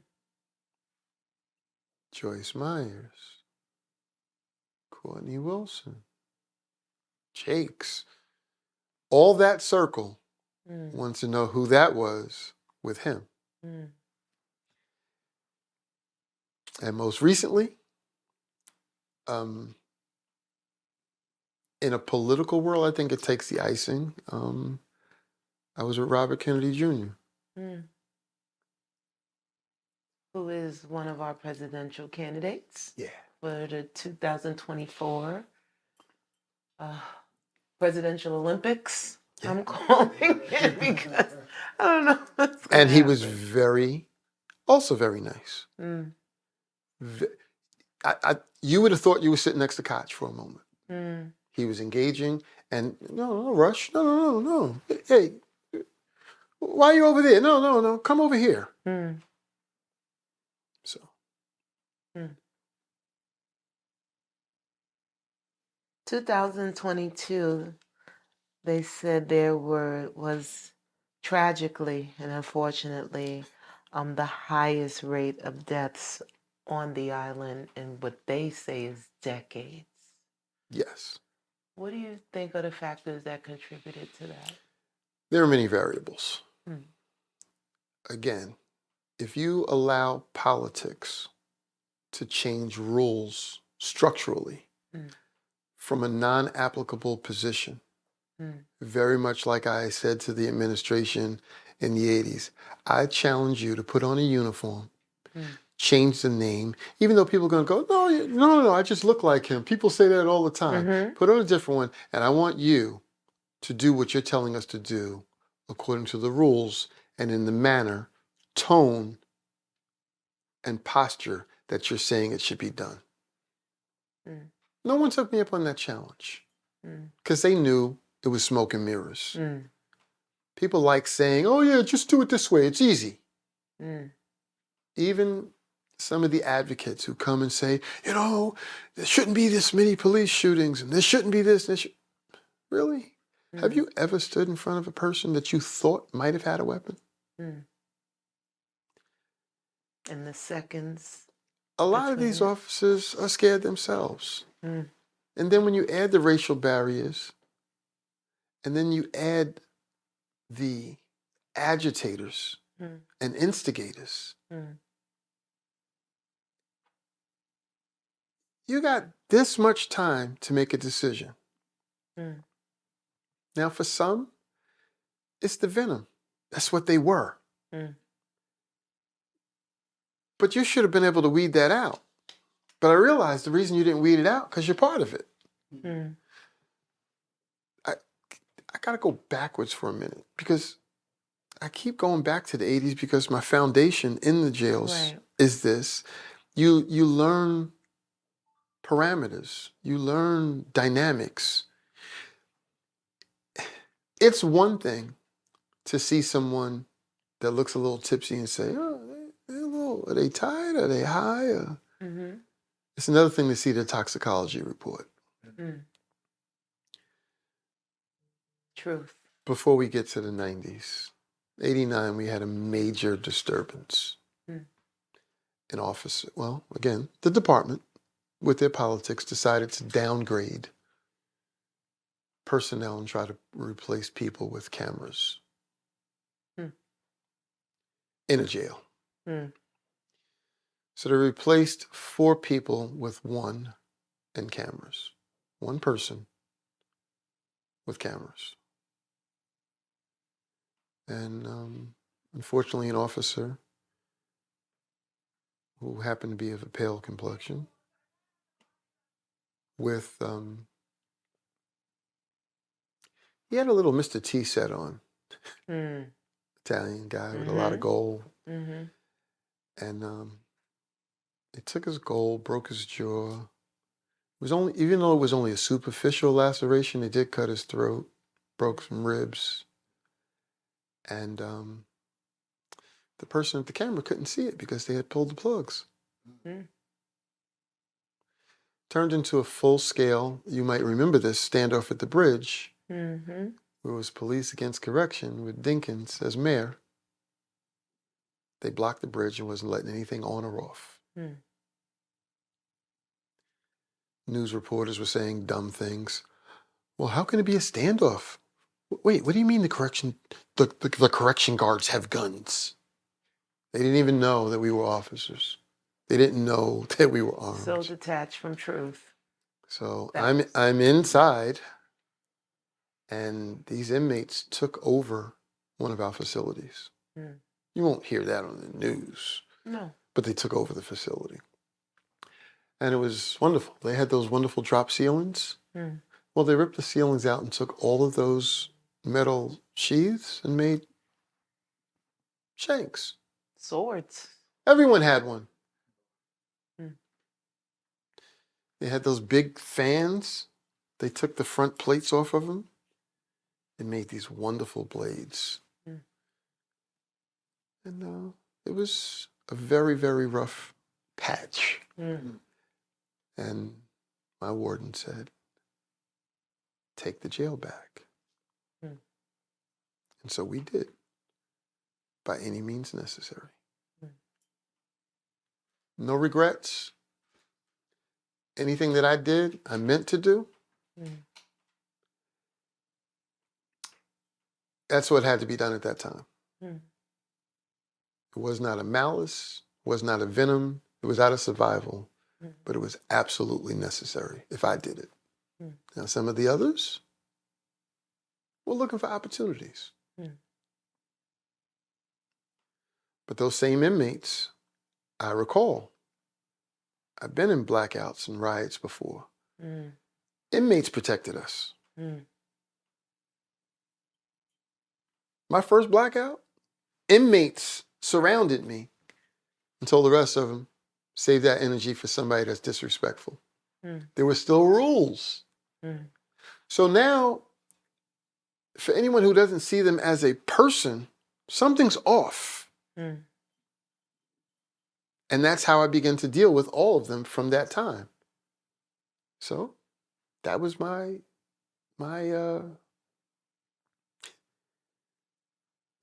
identification, the respectful guy.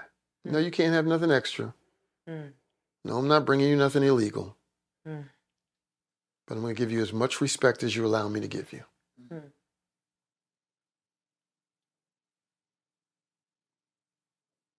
And if you choose to be disrespected, know that you created the environment that we are now in. Mm-hmm. So I didn't have as many problems. Even in the midst of all of that, if I came in and said, put it down, they put it down. Mm. Yeah, I'm cuffing you. Yeah, I know. It wasn't an argument. Mm. They were trying to survive too. Mm.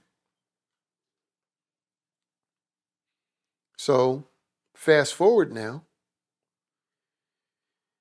you have people who now are subjected to a climate, whether it's the epidemics,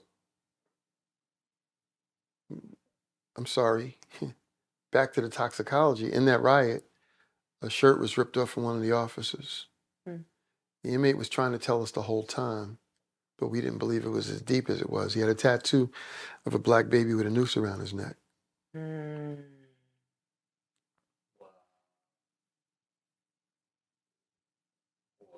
So we know the energy and the intent of all his interaction. Not upstate somewhere. Here in New York City. Here in New York City. Mm. And to this day, I'm still politically incorrect with some of them. Mm. because, they were friends. Mm. But I'm still the same guy. We didn't carry weapons in jail. I carried one out here. Mm. That part. Yeah, that part. There's many factors that's contributing to 2022's rates of the unaliving. So if you have now no more rules, Rules are gone. what do you have? Chaos and mayhem. So it's less controllable. Mm. And for some, the question is, why bother? Mm. If I'm going to think of a teacher in school who's trying to help a child and their parent is saying, don't tell my child to go read, Mm. how do you help that child? Mm. How? Without now going through hoops Mm. to get ACS involved, to now get the parent removed. And now you've completely possibly messed the child up even more because the only structure they know is gone. And even though it wasn't the best, it was the one they knew. Mm. And now they're angry at you because you took them away and they don't even realize that that was a problem. Mm. Well, the inmates are the same way. Mm. I'm trying to help you. Mm. Don't help me. If you want out of that gang, we can get you out. I'm good. Mm. Nah, if I go, my family's in danger. If you stay, your family's in danger. Mm.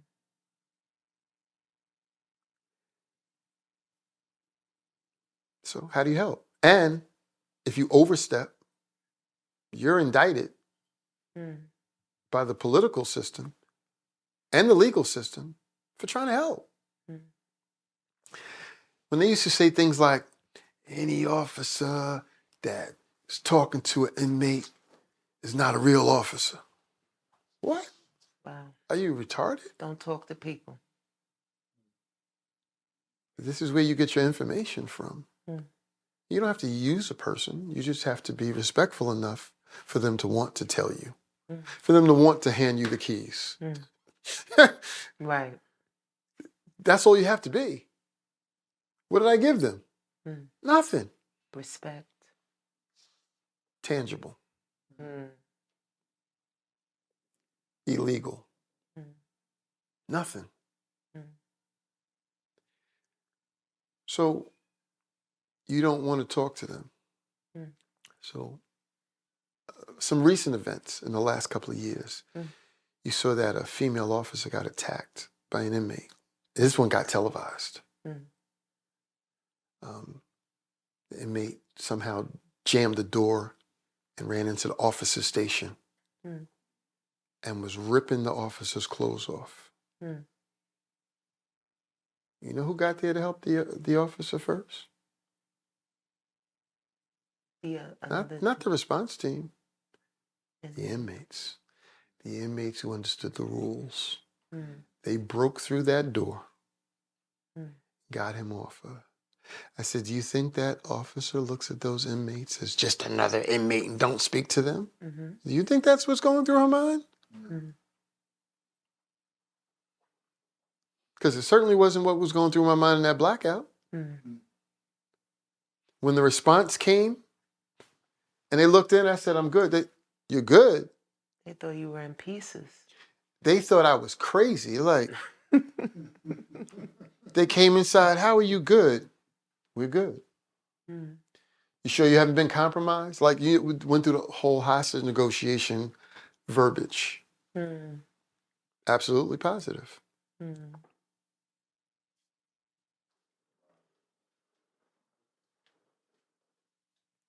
Go take care of somebody who needs help. I'm good. I'm okay.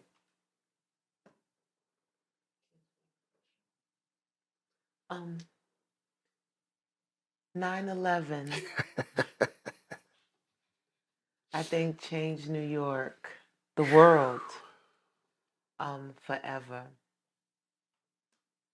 I understand that you were one of the bravest, the selflessness, and was actually there helping recover some of the casualties.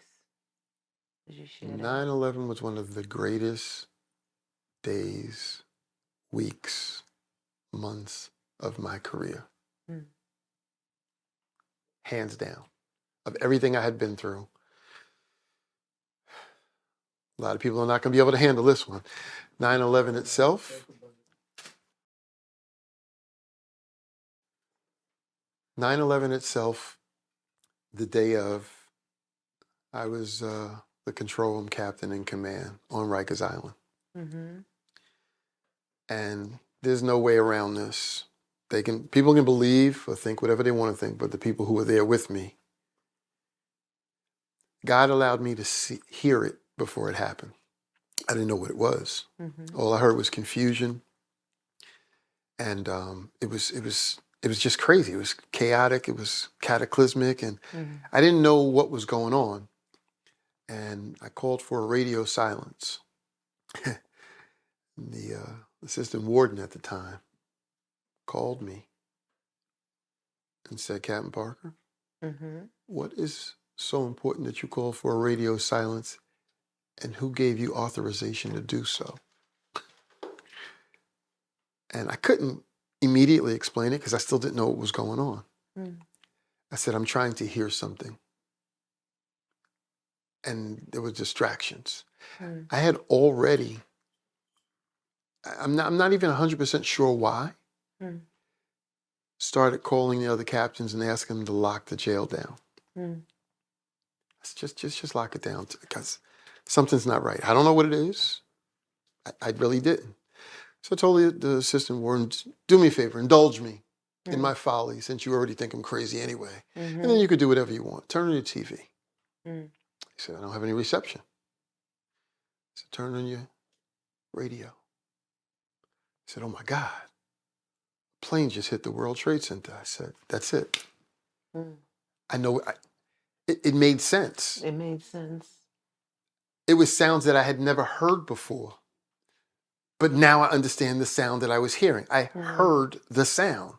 And they were like, "What are you talking about?" I said, "Come on in here." When I came in, I had the bomb plans, evacuation plans, everything laid out on the desk. And now I'm setting up a command center. Like you see on TV with all the people in the room. Everybody's got an assignment. And you're like, "What is going on in here? What are these?" And I realized, wow, you got promoted. And you never saw any of this. You have, in my mind, I'm not verbalizing this, but I'm thinking, you have no idea what's going on.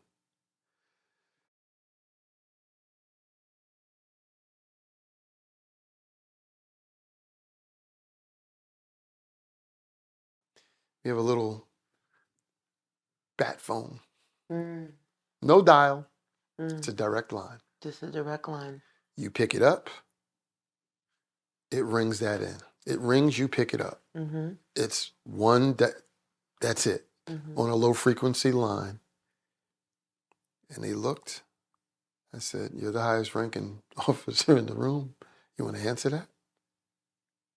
They were like, "What is that?" I said, Wait, so yeah, they didn't know about it. they didn't even They didn't know know about what that the was. phone. They saw it. But they had no idea what Had no idea what it what the was. ring means. Yeah. They picked it up. Said, "We're in red alert.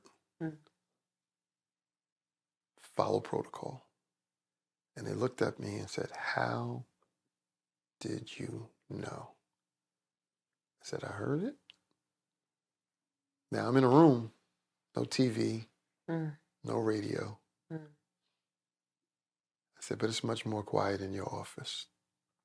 But I need all these people." And I set up. Then the chiefs came through. And one of the most amazing things for me, we have this cute little thing called a radial log. Okay. A radial log lists everybody's name in the department in alphabetical order. Okay. And then there's a whole Excel sheet with every category of training and qualification that you could imagine. If you speak sign language, there's a column there for you. Your skill set on display. And they went through the radio log and said, we were following his command today.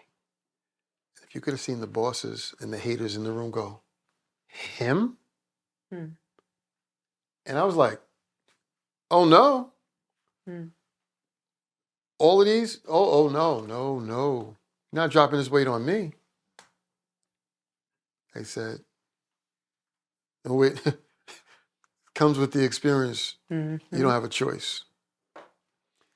And I spent the rest of the day praying with people. It was a beautiful day. Because now I have autonomy. 2 officers in particular, I scared myself. God allowed me to say something. And it's scary when you don't know. But I said it so fast, and then all I could think was, oh, I hope I'm right. I hope that was him, you know. One officer was in pieces, because her son was over in the Middle East. He said, if they're doing that here, imagine what they're doing to him there. And I'm like, you know, so I gave her the consolation. But the bigger one was, I said, listen, I need your head in the game. Can you leave the country now and help your son? But for us to survive, this team has to work flawlessly as a team. There's no individuality here now. Team, if you're not part of this body, this unit, this team, you need to go. And if your head is not in it, you're a liability. Okay, I'm gonna get it together. The next one, she had lost her first child. And her second child was on a school trip to the World Trade Center.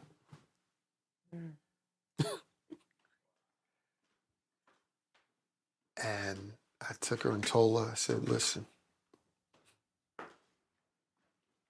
long story short, I assured her, which you should never do. Legally, you should never do. It's like a kidnap victim. You never tell them, we're definitely going to get them back. No, we're going to make every effort. We have everybody on it, but you don't make promises to people. They will hold you accountable. And I said, your child is okay. And you'll be able to find that out real soon. So I set up on a low frequency line a call out for the officers to now contact their family. Want to let them know they're okay and to find out, you know, who's what. She calls the school. Tell me how the whole class got on the wrong train. You know how the 2 and the 5 and the 3 and the 4 split? They were on the wrong train, and the train was already rerouted, and they were back at the school already. She just looked at me. And I said, I ain't know how. I'm just glad it is. You know how. I'm saying I don't know how, but I'm glad it is. When I heard it, I didn't know how it was going to happen. I was just hoping I wasn't wrong. Then we went. We dispatched officers to secure the perimeter. We were doing search and rescue the next day, you know, as a volunteer. They didn't even have a hazmat suit that could fit me. So I was in pieces, in the toxins, in pieces. Day 3, I got a hazmat suit, a full hazmat suit. Day 3. Day 3. Yeah, well, again, I'm sure they had them for other people. I got mine day 3. And we're now no longer, they tell me we don't need you now. I was a little offended, but they called me back later to then do recovery. For anyone who's not familiar with the terms, search and rescue is looking for live bodies, and recovery is looking for something other than live. Again, my radial psychological profile said that most people are excited to find a live body. They're excited. They can be a hero. I saved someone. Not many people are excited to find something that's not breathing. And so it was tough. That, I thought, was probably the toughest days. Because now you're finding everything. For anyone that's ever been in a war, you hear someone talk about the war and the trauma that they have from it, from the things they've seen, it was a war scene. Pieces. The worst one for me, because I have a Scarface syndrome, is we found a woman, she was decapitated. And okay, until we turned her over, she had a baby. She was trying to protect the baby. And the baby died of smoke inhalation. The baby was whole. Baby was whole in her arms. She's decapitated. That one. Could it not? All the rest, I know that I have a level of disconnect. So the analysis was that my mother created the disconnect. After seeing my mother in her bed, there was no one deceased that could affect me like my mother anymore. So once I got over that grief of being able to deal with that issue, who could affect me more than that? I have, the sympathy and the empathy for those who have various issues and parts or pieces, but a deceased body? I'm not callous, I'm not insensitive, but it's not going to affect me the same way. And ironically, I didn't realize it. They had profiled me long ago because I was doing all the funerals. And not just funerals. When an inmate dies in custody, they have to be discharged by us, fingerprinted out and everything, toe tag. Really? Yeah, so those were the calls that I would get to come and discharge a body. But that was my forte. Whether you were alive or not, I did admissions and discharge. And this was just a caveat for them. So while they're falling to pieces and, having issues, I'm now going, and this is business for me. Do you want to see a surgeon shaken while he's got a body cut open? Or do you want to see them composed? So, okay, this is serious. It's a mindset. It's not callousness. It's how we are made. And once you know how you're made, who was it, Mark Twain? That said, two of the most important days of your life are the day you're born and the day you find out why. Yeah. Once you find out what you are, who you are, it's a whole lot easier to navigate the rest of your life. So I accept that that's what I've done. I do all the funerals at the church. I did all the ones at the job. I go with people to identify bodies because they need someone who's not going to fall to pieces. So I'm a little touched. I believe divinely. I know you served, and I'm so grateful you were one of the men who who stood alongside my husband at our wedding.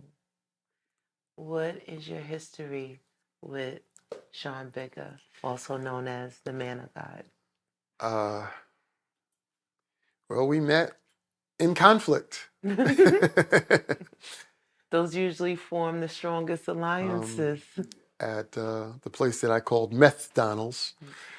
It was a That must be on the east side of Harlem. It was a McDonald's on 125th and Lexington Avenue. Oh, Macedonia. And our task was to secure that location, but that location is a hub. You literally have on that hub, on one corner, Bloods, on one corner, Latin Kings, on one corner, heroin, another, pills. The dynamics were crazy. You had clinics, methadone clinics, 3 within a 2-block radius. You had social services, a 1-block radius, motor vehicles next door, an alternative school attached to it, a pharmacy right across the street, a supermarket across the street where they closed their bathroom because someone OD'd in that bathroom at least once a month. Those were the dynamics. And the bus stop to pick off and drop off from Randall's all the Island. Wonderful characters from Randall's Island, Ward's Island. Yeah. So all of that. Right on that corner, plus 456 train. The bus to LaGuardia, 60. There's 4 buses there. Can't remember all of them. 115, 101. The BX-15 that takes you right across the bridge back to the Bronx. So all of that is in that one hub. Path train's 1 block away. This is the Grand Central Station of Harlem. And at this McDonald's, they had 2 doors, and the people inside were greeting you with "Welcome to McDonald's. How may I take your order?" And they were controlling the bathroom so you can use whatever it is they just sold you, even if it was a person. They didn't work for McDonald's, of course, but they were salesmen. Don't let and that women go over your head, in even if it was a person. So, what do you need? Pills, weed, cocaine, heroin, a person? Whatever you want. It's right here. It's one-stop shop. And we went in and told them they had to leave. And I remember as the owner, as we were telling him for control that we need to add an additional security. And he asked, "You think that the other security could hold the door before you guys throw them through? Because I can't keep replacing this door glass."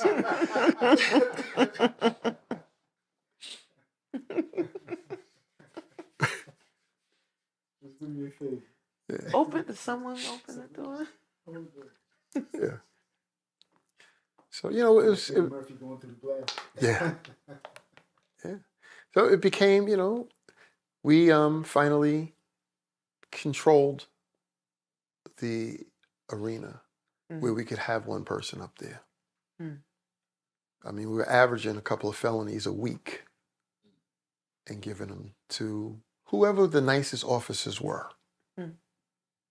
You want it? Come get it. Because what are we going to do with it? We're not active. There's no brownie points for us. You just got to go. No more loitering. So that's basically where we met. And then from there was one security realm to the next. One security realm to the next. One security realm to the next. And then we'd have a side conversation. He's like, "Wait, you believe in God?" And then that became a whole nother aspect of our relationship. But McDonald's, was the pivotal point. Mm. In closing, with all of your experiences, all the environments that you have experienced, is there evil in this world? Absolutely. What most people don't understand, it is a spiritual war. Mm. And unfortunately, most of the people are volunteering to be pawns in it. Because there is an out. There is an exit strategy. You can choose. Most people choose what's popular, what's convenient, what's pleasurable, as opposed to what's right.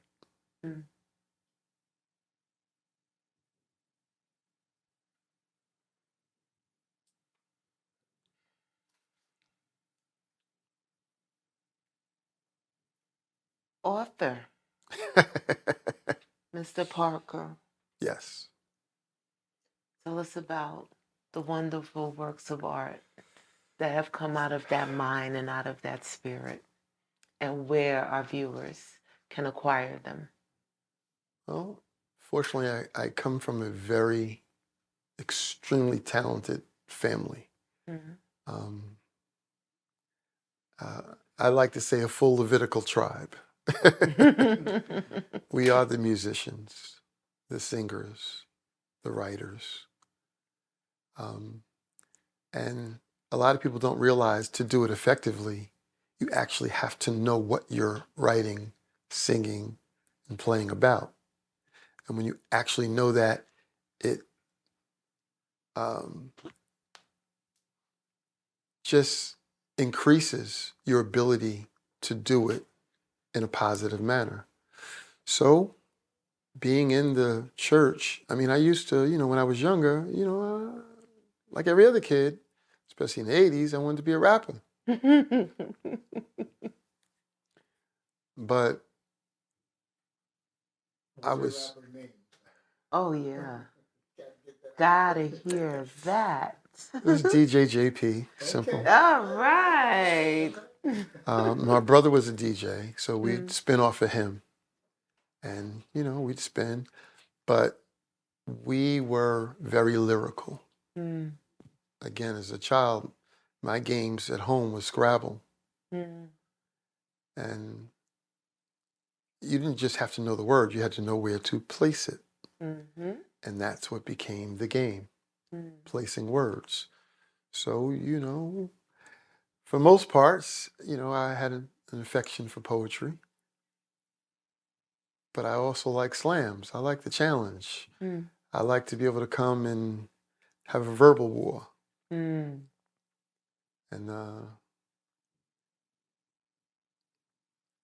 so that's what we did. And one thing turned into another for a while. Until I actually got my life together and found the church that was looking for me. And I realized that you're still supposed to do what you're supposed to do. There's a whole litany on a vision of how he gave it to me, but there are 3 symbols that encompass me that is now coined and trademarked in my brand. The first is my pen in the center that represents my ability. The second is a sword that represents my power. And the third is a scepter, which represents my authority. And all 3 were given to me very much like the sword and the stone in the fables, that only one can pull that sword out. Well, you might have the ability to pull the pen out, and you might have the authority to pull the scepter out, and you might have the strength to pull the sword out. But in order to pull all 3 out, you got to be me. It's not heady. I'm telling you what he told me I am. And if anybody tries to tell you that you're not who you are, that was the deception from the beginning. If Eve would not have listened to, you'll be like the Most High, you already were. The deception is to tell you what you're not. So you now strive to become something else instead of what you already are. Mm. So I embraced what I was. And the first time that it actually came to light, like big, I was always writing, for fun, for little things, events, or whatever. But someone submitted a piece of my work to the international poets. Well, at the time, it was only the national poets. And I went there to glean, to see what it was about. No real aspirations. And I went to, I wound up in this competition. They submitted me and everything. And before you submit your final piece, you have to hand it in writing, and it has to meet their time frame and their size. It has to be able to fit in their parameters. And I saw all these kufis and yarmulkes and dashikis and said, they don't want to hear this. I'm writing about Christian stuff now. And I wrote a piece called Living a Lie, right there. And I was like, this is it. This is hot. And as I went to put it in, I heard, that's not what got you here. I don't know what you're changing up now for. So I went back to my original piece, which is called Calvary. And I reluctantly submitted it. And I did the piece. And, for each segment, you had to make it out of the room. Because you were judged by your peers and those that had registered. They had judges, but they had arbitrary people who were at this event who weren't related that were judging you based on everything. And I made it out of the rooms, and I was a little surprised, honestly. I was like, I didn't think they wanted to hear this. But while I was on stage in that final, he allowed me to see something that you normally can't see from a stage. I saw heads drop in the audience, like, oh, this guy. And I'm like, at first I'm thinking maybe it's just my imagination, but as I looked, that's what I saw. That night at the ball, when they were announcing these winners, and I saw my name on the ceiling, that was it. I knew for sure two things. One, I reluctantly passed the test. Don't switch up. And that for sure, this is what I was supposed to do. That day, I competed against 30 countries and came home with a check for a piece called Calvary. My late bishop told me, I didn't believe him, when he first said it. You have this gifting, you should utilize it. You should do this, you should do it. He was an old man. He didn't have the technology and those things, but he had the words to say, go forward in this. And I was angry with myself because, I procrastinated. I kept waiting for other people to do this, and do that, and put this together and put that together. And he died, never seeing me release this first book. And I was angry with myself. I said, that's not going to happen again. First book was called Poetically Correct, From Ground to Glory. There's a couple of tributes in there to him that I wrote to him while he did hear most of everything in there. But he never saw it compiled in, with a cover and an ISBN number and everything. And All of them are on Amazon under Joel B. Parker. But unfortunately, I discourage people from going to Amazon because Amazon takes 60% of my money. Oh, no. So how do they order direct? They go to Parker's Poetry Plus. Parker's with an S, poetryplus.com. And on there, the books are there. And more coming. Well, thank you, Mr. Joel Parker. It has been a pleasure. I am enlightened. I am in the light. Until next time, because I think you are definitely have a lot to share with the people.